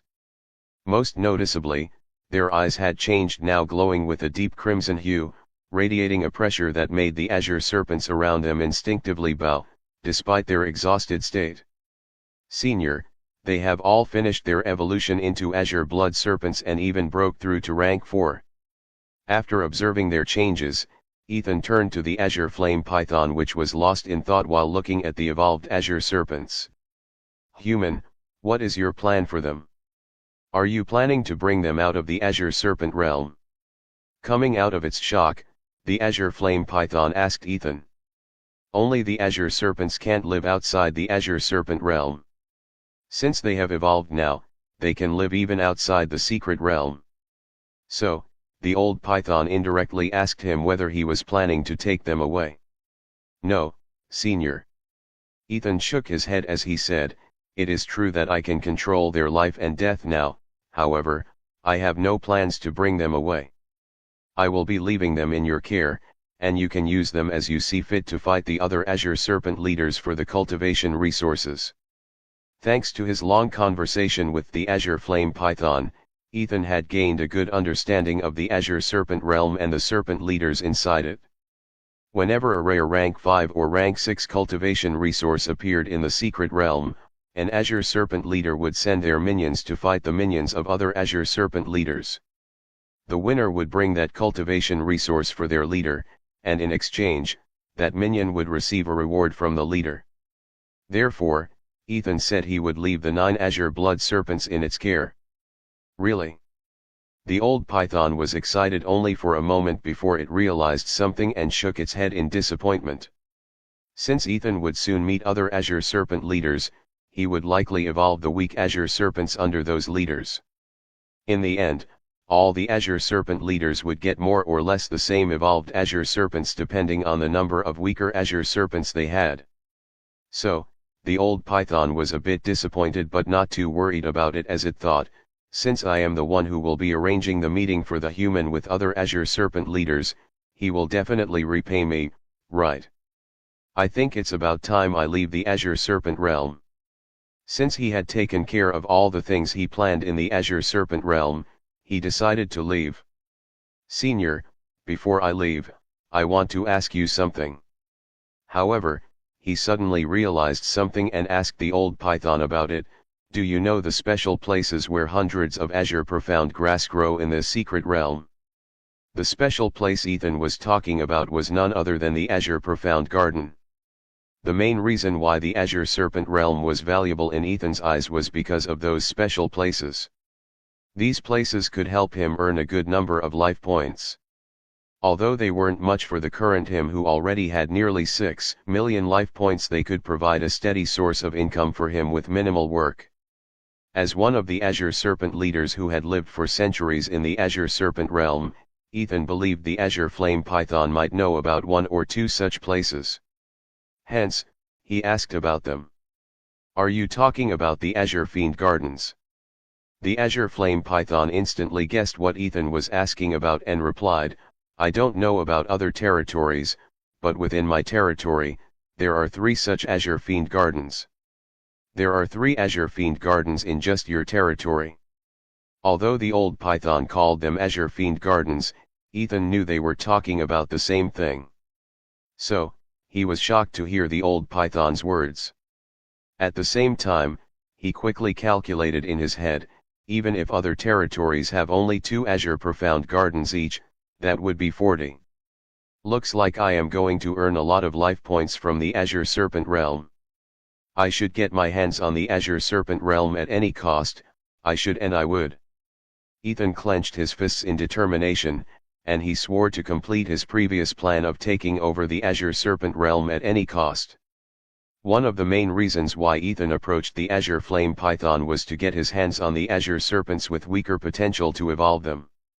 And the reason for particularly evolving only those azure serpents was not because he took pity on them, instead, he hoped that his actions would trigger the effect radiant clear heart and attract the natural spirit of the azure serpent realm. That's right. Ethan's plan was not just to become friends with the azure flame python, instead, he wanted to become friends with the natural spirit of the azure serpent realm. Like Primer, the natural spirit of the primordial beast realm said, every natural spirit of the secret realm has the ability to observe everything in the entire secret realm. Hence, Ethan believed that as long as he did some heaven-defying things like evolving the weak azure serpents into the spirit beasts with the potential of rank 8, he could attract the natural spirit of the azure serpent realm. As long as the natural spirit appeared in front of him, Ethan planned to ask it about the location of the other azure profound gardens in the azure serpent realm. From the start, Ethan believed that there would be more azure profound gardens in the azure serpent realm and that the fastest way to find all of them was through the natural spirit, who knows every inch of the secret realm. However, who would have thought that I would become such good friends with the azure flame python in such a short time that it was even willing to share the location of 3 azure profound gardens. When Ethan heard that the azure flame python knew about 3 azure profound gardens within its territory, he became excited, and at the same time, he thought, looks like even without the natural spirit, I can find more azure profound gardens. No, I still need to attract the natural spirit. Other than the azure profound gardens, Ethan needed another help from the natural spirit, and it was none other than the permit tattoo that lets someone directly enter the secret realm, just like how Ethan was able to enter the primordial beast realm with the permit tattoo he received from Primer. For the sake of the azure profound gardens, Ethan was required to make multiple trips to the azure serpent realm. Hence, instead of entering through the entrance, Ethan wanted a special privilege to enter the azure serpent realm even from 100 meters away from the entrance. Follow me. After dispersing all the azure serpents and ordering the azure blood serpent to rest, the azure flame python guided Ethan to a cave. Inside the cave, there is an azure fiend garden that is nurtured by the azure serpent fiend king. The old python showed the cave and explained through the voice transmission, there is an unspoken rule between the azure serpent leaders and the azure serpent fiend kings.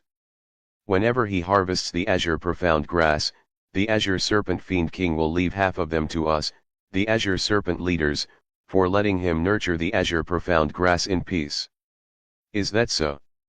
Ethan understood why the azure serpent leaders were cool with the azure serpent fiend king staying in their territory.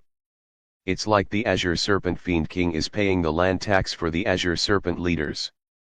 Hearing that, Ethan could not help but remember the feudal era's tax system and continued, however, here, kings are paying the tax to the local leaders. I suggest you, Senior, let me go and take a look for a moment. Before the old python could finish speaking in Ethan's head, Ethan rushed into the small cave entrance, which was enough for him to enter. This human, well, he's bold, I'll give him that. Seeing Ethan rush into the cave without hesitation, the azure flame python shook its head. Swish. Inside the cave, Ethan instantly felt a shift in the atmosphere. The air was filled with azure essence that was richer than the previous azure profound garden he was farming. Is it because this azure profound garden is deeper than that garden? Or, is it because this is a closed environment which traps the azure essence? Ethan only thought about it for a moment before shaking his head and focusing on the main thing. Inside the cave, there was no light, however, thanks to Ethan's skill azure serpent eyes, he could see everything in the cave as clear as day. These azure profound grass, I am sure at least half of them will reach perfect grade if I harvest them. The moment he saw hundreds of matured azure profound grass, Ethan was shocked because just from the look, he could tell they were well nurtured. Any average cultivator who harvests them would get at least 50% perfect quality azure profound grass in the cave. It looks like the azure serpent fiend king in this azure profound garden has better skills than old Cedric. Old Cedric was none other than the Lin family's previous ancestor who turned into an azure serpent fiend king and was in charge of the azure profound garden. It is time to condense some seeds. Putting aside his thoughts, Ethan started condensing the seeds. Currently, Ethan had no azure profound grass seeds, and he decided to first condense seeds from 50 matured azure profound grass and get 1,000 seeds. After that, he could just harvest the remaining azure profound grass without awakening the azure serpent fiend king. Thanks to Ethan's repeated harvest in his previous azure profound garden, he carefully condensed, harvested, planted new azure profound grass seeds and even nurtured them. Ding! The host's gains from the harvest are: 1. Perfect quality azure profound grass x 1900. Since Ethan didn't plant them, he didn't receive any life points. However, when he harvested the next batch, he could start receiving life points. Time to leave. He had already taken care of everything in the cave, and he quietly left the cave. Hiss human, you finally came out. I thought something happened to you. Initially, the old python was not worried about Ethan's safety, as it believed Ethan had the ability to escape in case the azure serpent fiend king awakened from his sleep. However, after 2 hours had passed by, the old python was worried that something might have happened to Ethan. If Ethan was just a friend, the old python would have been sad for a few days. However, Ethan was no longer a casual friend but someone who was going to help it evolve in the future.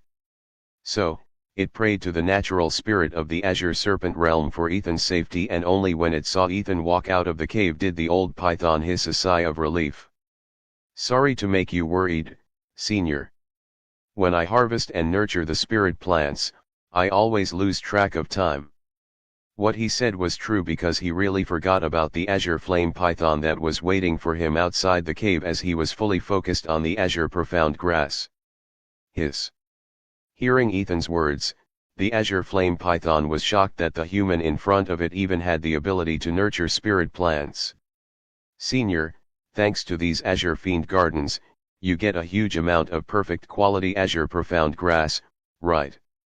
Ethan curiously asked about the wealth of the azure serpent leaders.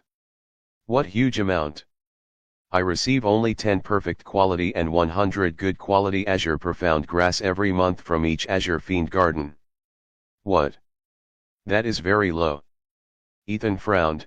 However, when he heard the old python's next words, he understood something that made him mutter, interesting. Azure profound grass is a special rank 3 spirit plant that is not only useful for the cultivators to create the azure profound pills, but they are extremely useful for the azure serpent leaders. Only perfect quality ones have any effect on them, and the good quality ones are given to the rank 3 and rank 4 azure serpents for consumption, as it would greatly speed up their growth. Hence, the azure serpent leaders let the azure serpent fiend kings farm in their territories in exchange for half of the harvested azure profound grass they nurture every month. At least that's what the azure flame python believed. So, are you telling me that these 10 perfect quality and 100 good quality azure profound grass you receive every month is half of what the azure serpent fiend king nurtures every month? Seeing that the azure flame python nodded its head, Ethan got an understanding of what was happening. Clearly, there were exactly 1000 azure profound grass, thriving in the azure profound garden. However, the azure serpent fiend king was giving them only 110 stalks of azure profound grass, claiming that it was 50% of the harvest. It was only 11% of the total harvest, whereas the remaining 89% was taken by the azure serpent fiend king.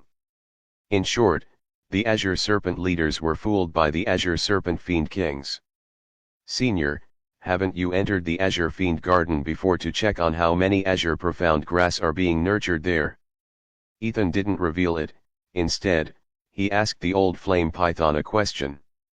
Although I didn't enter this one, I entered the other 2 gardens when the azure serpent fiend king was harvesting them. There was nothing wrong.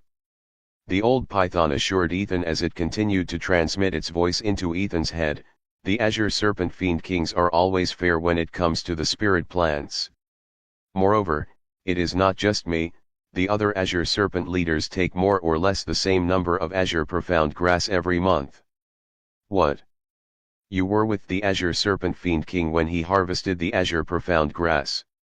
Ethan raised his brows for a moment as he suddenly realized, as the masters of illusions, they must have no problem fooling the azure serpent leaders.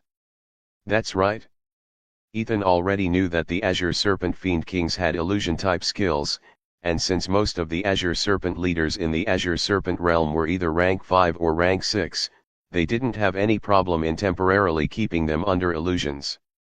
For now, let's not reveal it and see what will happen when the azure serpent fiend kings don't submit their so-called 50% of the harvest. After concluding that the Azure Serpent Fiend Kings were fooling the Azure Serpent leaders, Ethan became more curious about those kings. Even when I repeatedly harvested and planted the new seeds in the previous Azure Profound Garden, there was no change in the behavior of the Azure Serpent Fiend King, but these kings are different. These kings had to submit a portion of their harvest to the Azure Serpent leaders every month, and what's more, they seemed more cunning than the Azure Serpent Fiend King he had encountered in the past, making Ethan curious of what happens next. "Senior, when will you receive your share of Azure Profound Grass?" Ethan thought about it and asked the date of the next submission of the Azure Profound Grass. "It will be in the next couple of days." The Azure Flame Python answered, and Ethan could sense the happiness in its tone. No matter how powerful these spirit beasts become, their intelligence can't be compared to that of humans or humanoid creatures like the Azure Serpent Fiend Kings.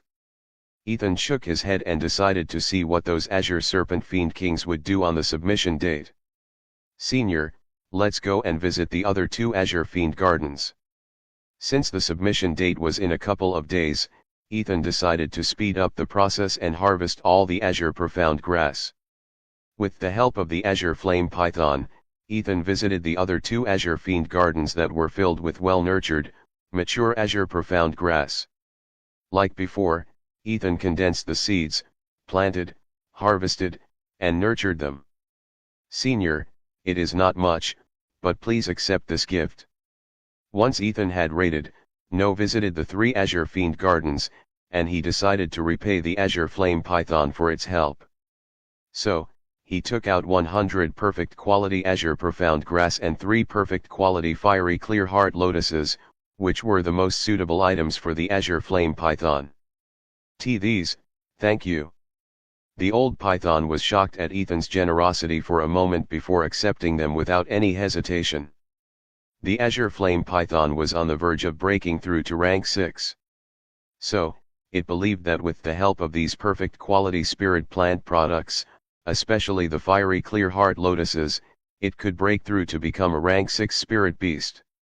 "Senior, I think it is time for me to leave the Azure Serpent realm."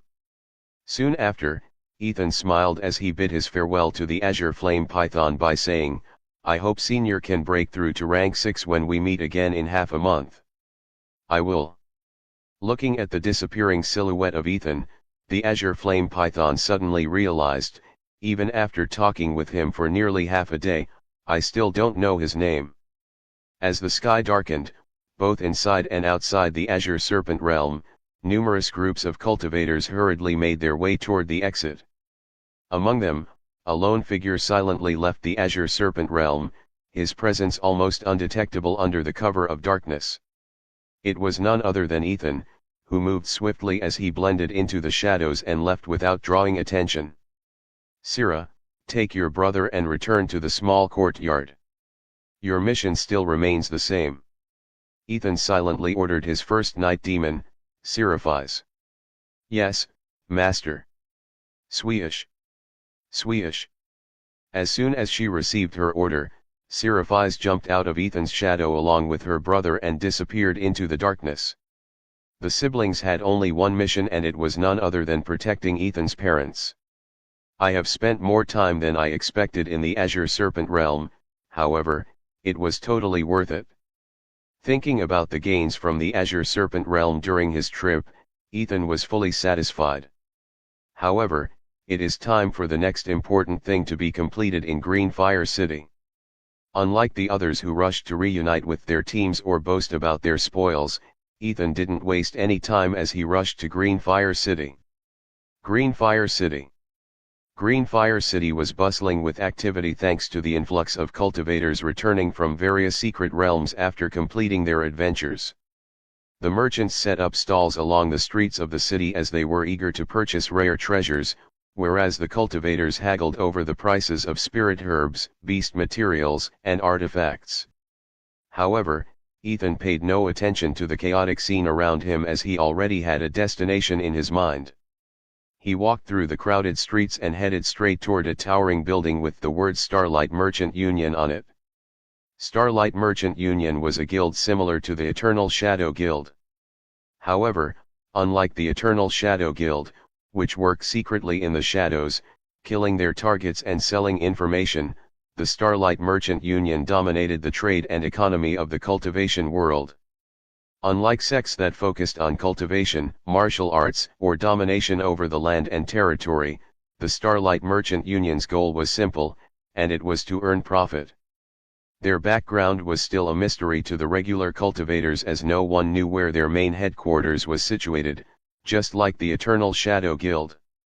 However, everyone knew one thing for sure: the Starlight Merchant Union was definitely on par with the top 3 sects like the Green Fire Sect, Sky Cloud Sect, and Gold Mountain.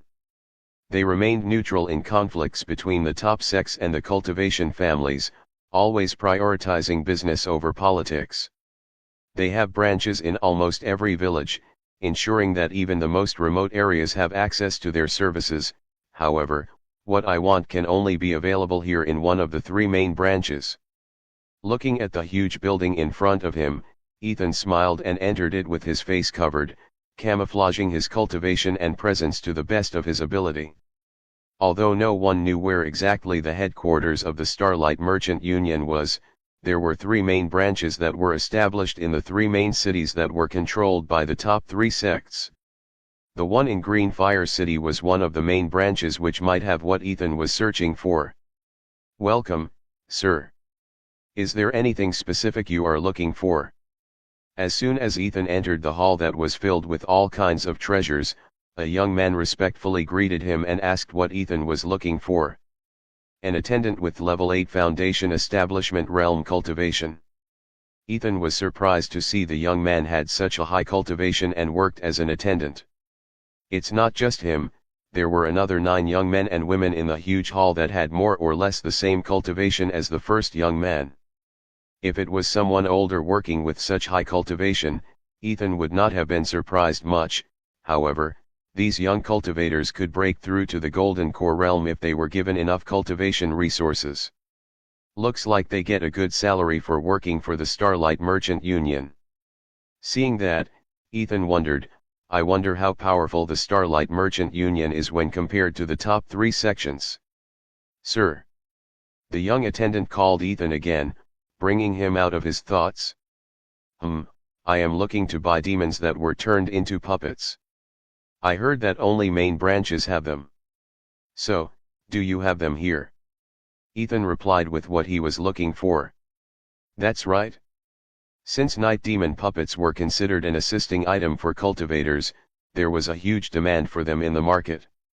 Currently, Ethan had accumulated millions of spirit stones, so he decided to buy the night demon puppets from the market and slowly turn them into his army. "It is true that we have them, sir." Hearing Ethan's words, the young man's eyes lit up as he hurriedly brought Ethan to the section where all kinds of puppets were being sold. There were all kinds of puppets that were made of various woods, metals, and rocks, hanging on the wall. However, Ethan had no interest in them as he only wanted night demon puppets. "Sir, currently, we have different types of demon puppets like Hellfang demons, Bloodspawn demons, Ironhide demons, and night demon puppets." The young attendant asked which demon puppets Ethan was looking for. "You have so many demon puppets." Ethan knew that the Starlight Merchant Union was a famous guild, but he didn't expect them to have so many demon puppets. "Yes, sir." The attendant was a bit proud as he respectfully replied. "I prefer night demon puppets, but if the price is right, I will buy other demon puppets too." Although Ethan said that, he had already decided in his head, I should buy them all. Other than the fact that he wanted to free those demons from their suffering, Ethan was aiming to get life points by freeing them. Also, if those demons had good abilities, he would revive them using the General Revival life card and turn them into his loyal subordinates. I will definitely offer a satisfying price. On the other hand, hearing Ethan's words that he would purchase all the demon puppets, the young attendant's eyes lit up. As long as they sold the specific quota within the year, attendants working in the branch would get good bonuses and incentives. So, the young attendant became excited that the customer in front of him was a wealthy whale. Also, tell me the abilities that these demon puppets had before and how many of them were still retained after turning into puppets. Except for night demons, Ethan had no idea about the other demon puppets. So, after thinking for a moment, he asked the attendant to tell him about those demons. "Of course, sir. It is my duty to reveal all the information about the item you want to buy." The attendant nodded his head as he started explaining about the demons, their abilities, and their prices. The three demon races, Hellfang demons, blood-armored demons, and iron-hide demons, are called cannon fodder demons. Thanks to their sturdy bodies, they have great physical strength and defense and are mostly used as cannon fodder whenever the demons wage wars. As for their specific skills, they don't have any outstanding demonic skills. So, their cost is very low among all the demon puppets. A Foundation establishment demon puppet from these three races costs 1 million spirit stones. As for the night demons, although they are not powerful, they have good skills as an assassin. If used at the right time in the middle of the fight, they will change the tide of the battle. The attendant paused for a moment before saying, "Because of that, a Foundation establishment night demon puppet costs 10 million spirit stones." "What? 10 million spirit stones?" Ethan was thoroughly shocked to hear that price. 10 million spirit stones. One can use that many spirit stones to buy rank 5 cultivation resources. However, a single night demon puppet with Foundation establishment cultivation costs that much. I know the night demon puppets are costly, however, I didn't expect it to be this costly. After learning the cost, Ethan could not help but understand how crazy cultivators were for the night demon puppets. Galen used such a costly item just to keep an eye on me to take revenge for his brother. The two night demon puppets that Ethan got in the past, he hadn't bought them. One was a gift from Galen, whereas the other one was found in Galen's storage ring. Although Galen got these night demon puppets from his elder brother, who was a puppet master. But, still, the market price for both of them was 20 million spirit stones. I have around 150 million spirit stones. Let's see how many I can buy. After preparing himself for the cost of the night demon puppets, Ethan asked the attendant, "How many night demon puppets do you have?" Although the night demons were costly, Ethan was still prepared to buy them because of their fate. Because of their appearance, they were looked down upon by the other demons who killed them and ate them to increase their strength. On the other hand, if they were caught by the humans, they were turned into puppets, where their trapped soul would endure tormenting pain until the puppet was destroyed. As for the three demon races known as cannon fodder, Ethan learned from the attendant that they were mindless creatures mass-bred for devouring human cultivators and spirit beasts. Between them and the night demons, Ethan didn't have to think much to select night demons who could hide in his shadows and were perfect guards for his parents. "There are 9 night demon puppets with us. How many do you want to buy, sir?" The attendant was happy that the customer wanted to buy the costly item. So, he hurriedly asked how many he wanted to buy. "How much discount will you give me if I buy all 9 night demon puppets?" Ethan didn't have to think much about how many he wanted to buy because he already had decided to buy as many night demon puppets as possible. "Although I don't have a single general revival life card right now, it's alright to buy and keep them stored." Ethan silently apologized to the night demon puppets he was about to buy. "I am sorry. Just wait for a while. I will not only free you but also give you a new life." Even though Ethan felt bad about it, he steeled his heart because he needed loyal subordinates, especially night demons. "What?" On the other hand, when he heard Ethan's words, the young attendant was shocked. However, he quickly suppressed it and did some quick math in his head. "If sir can buy all 9 night demon puppets, I can give a 20% discount, which would be 72 million spirit stones in total." After calculating, the young attendant gave a 20% discount. Only 20%. Ethan frowned at the discount because he was hoping to get at least 30%. "That's the discount I can give you on the night demon puppets, sir. Because there is always a market for the night demon puppets." The young attendant apologetically shook his head as he continued, "However, if Sir completes this transaction, I will give you a 50% discount on the other 3 types of demon puppets." Huh? 50% discount on other demon puppets? Ethan was surprised only for a moment before thinking of some terms from his previous life. So, is he cross-selling? Or is it called bundling or complementary selling? But, it isn't going to work on me. Ethan didn't have to think much about it as he quickly rejected the offer to buy the other demon puppets for 50%. If those demons were not some mindless demonic creatures that were born to consume humans and spirit beasts, Ethan had no use for them. Even if it was a demon, as long as it could think and rationalize things like night demons, Ethan didn't mind spending spirit stones. However, for mindless demonic beasts, Ethan was not wealthy enough to waste the money. 500,000 life points for 1,000 life points is not worth it. Although destroying those puppets might give him some life points, it was pitifully low compared to the spirit stones he had to spend. "Sorry, I won't be buying those useless demon puppets." Another reason why Ethan didn't want to buy those demon puppets even at 50% was because those puppets were not popular and not many cultivators were interested in buying them. It was also the reason why the young attendant was willing to give a 50% discount on them. This. The young attendant thought the rich customer would take the bait. So, seeing him reject his offer, he didn't know what to say. "Make it 70 million and add 5 demon puppets from those 3 demon races, and I will complete the transaction." Seeing that he had caught the young attendant off guard, Ethan made his final offer.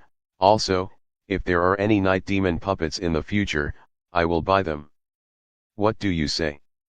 9 night demon puppets plus 15 cannon fodder demon puppets for 70 million.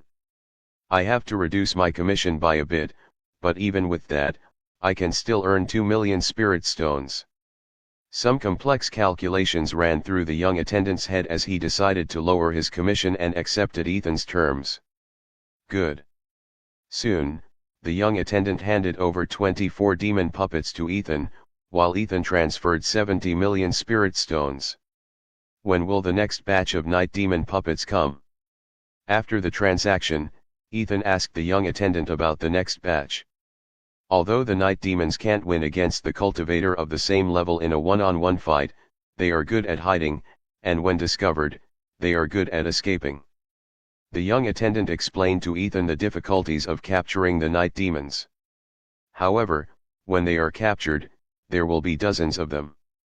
Recently, all top 3 sects have been actively searching for the demons hiding in human societies. Hopefully, they will find some and turn them into puppets. As though remembering something, the young attendant became excited. "Recently, one of the core disciples of the Green Fire sect has awakened a special talent to sense the hidden demons in human society. So, I guess, it won't be long before we get dozens, if not hundreds, of night demon puppets." "What? Someone from the sect has awakened a special talent to sense the demons?"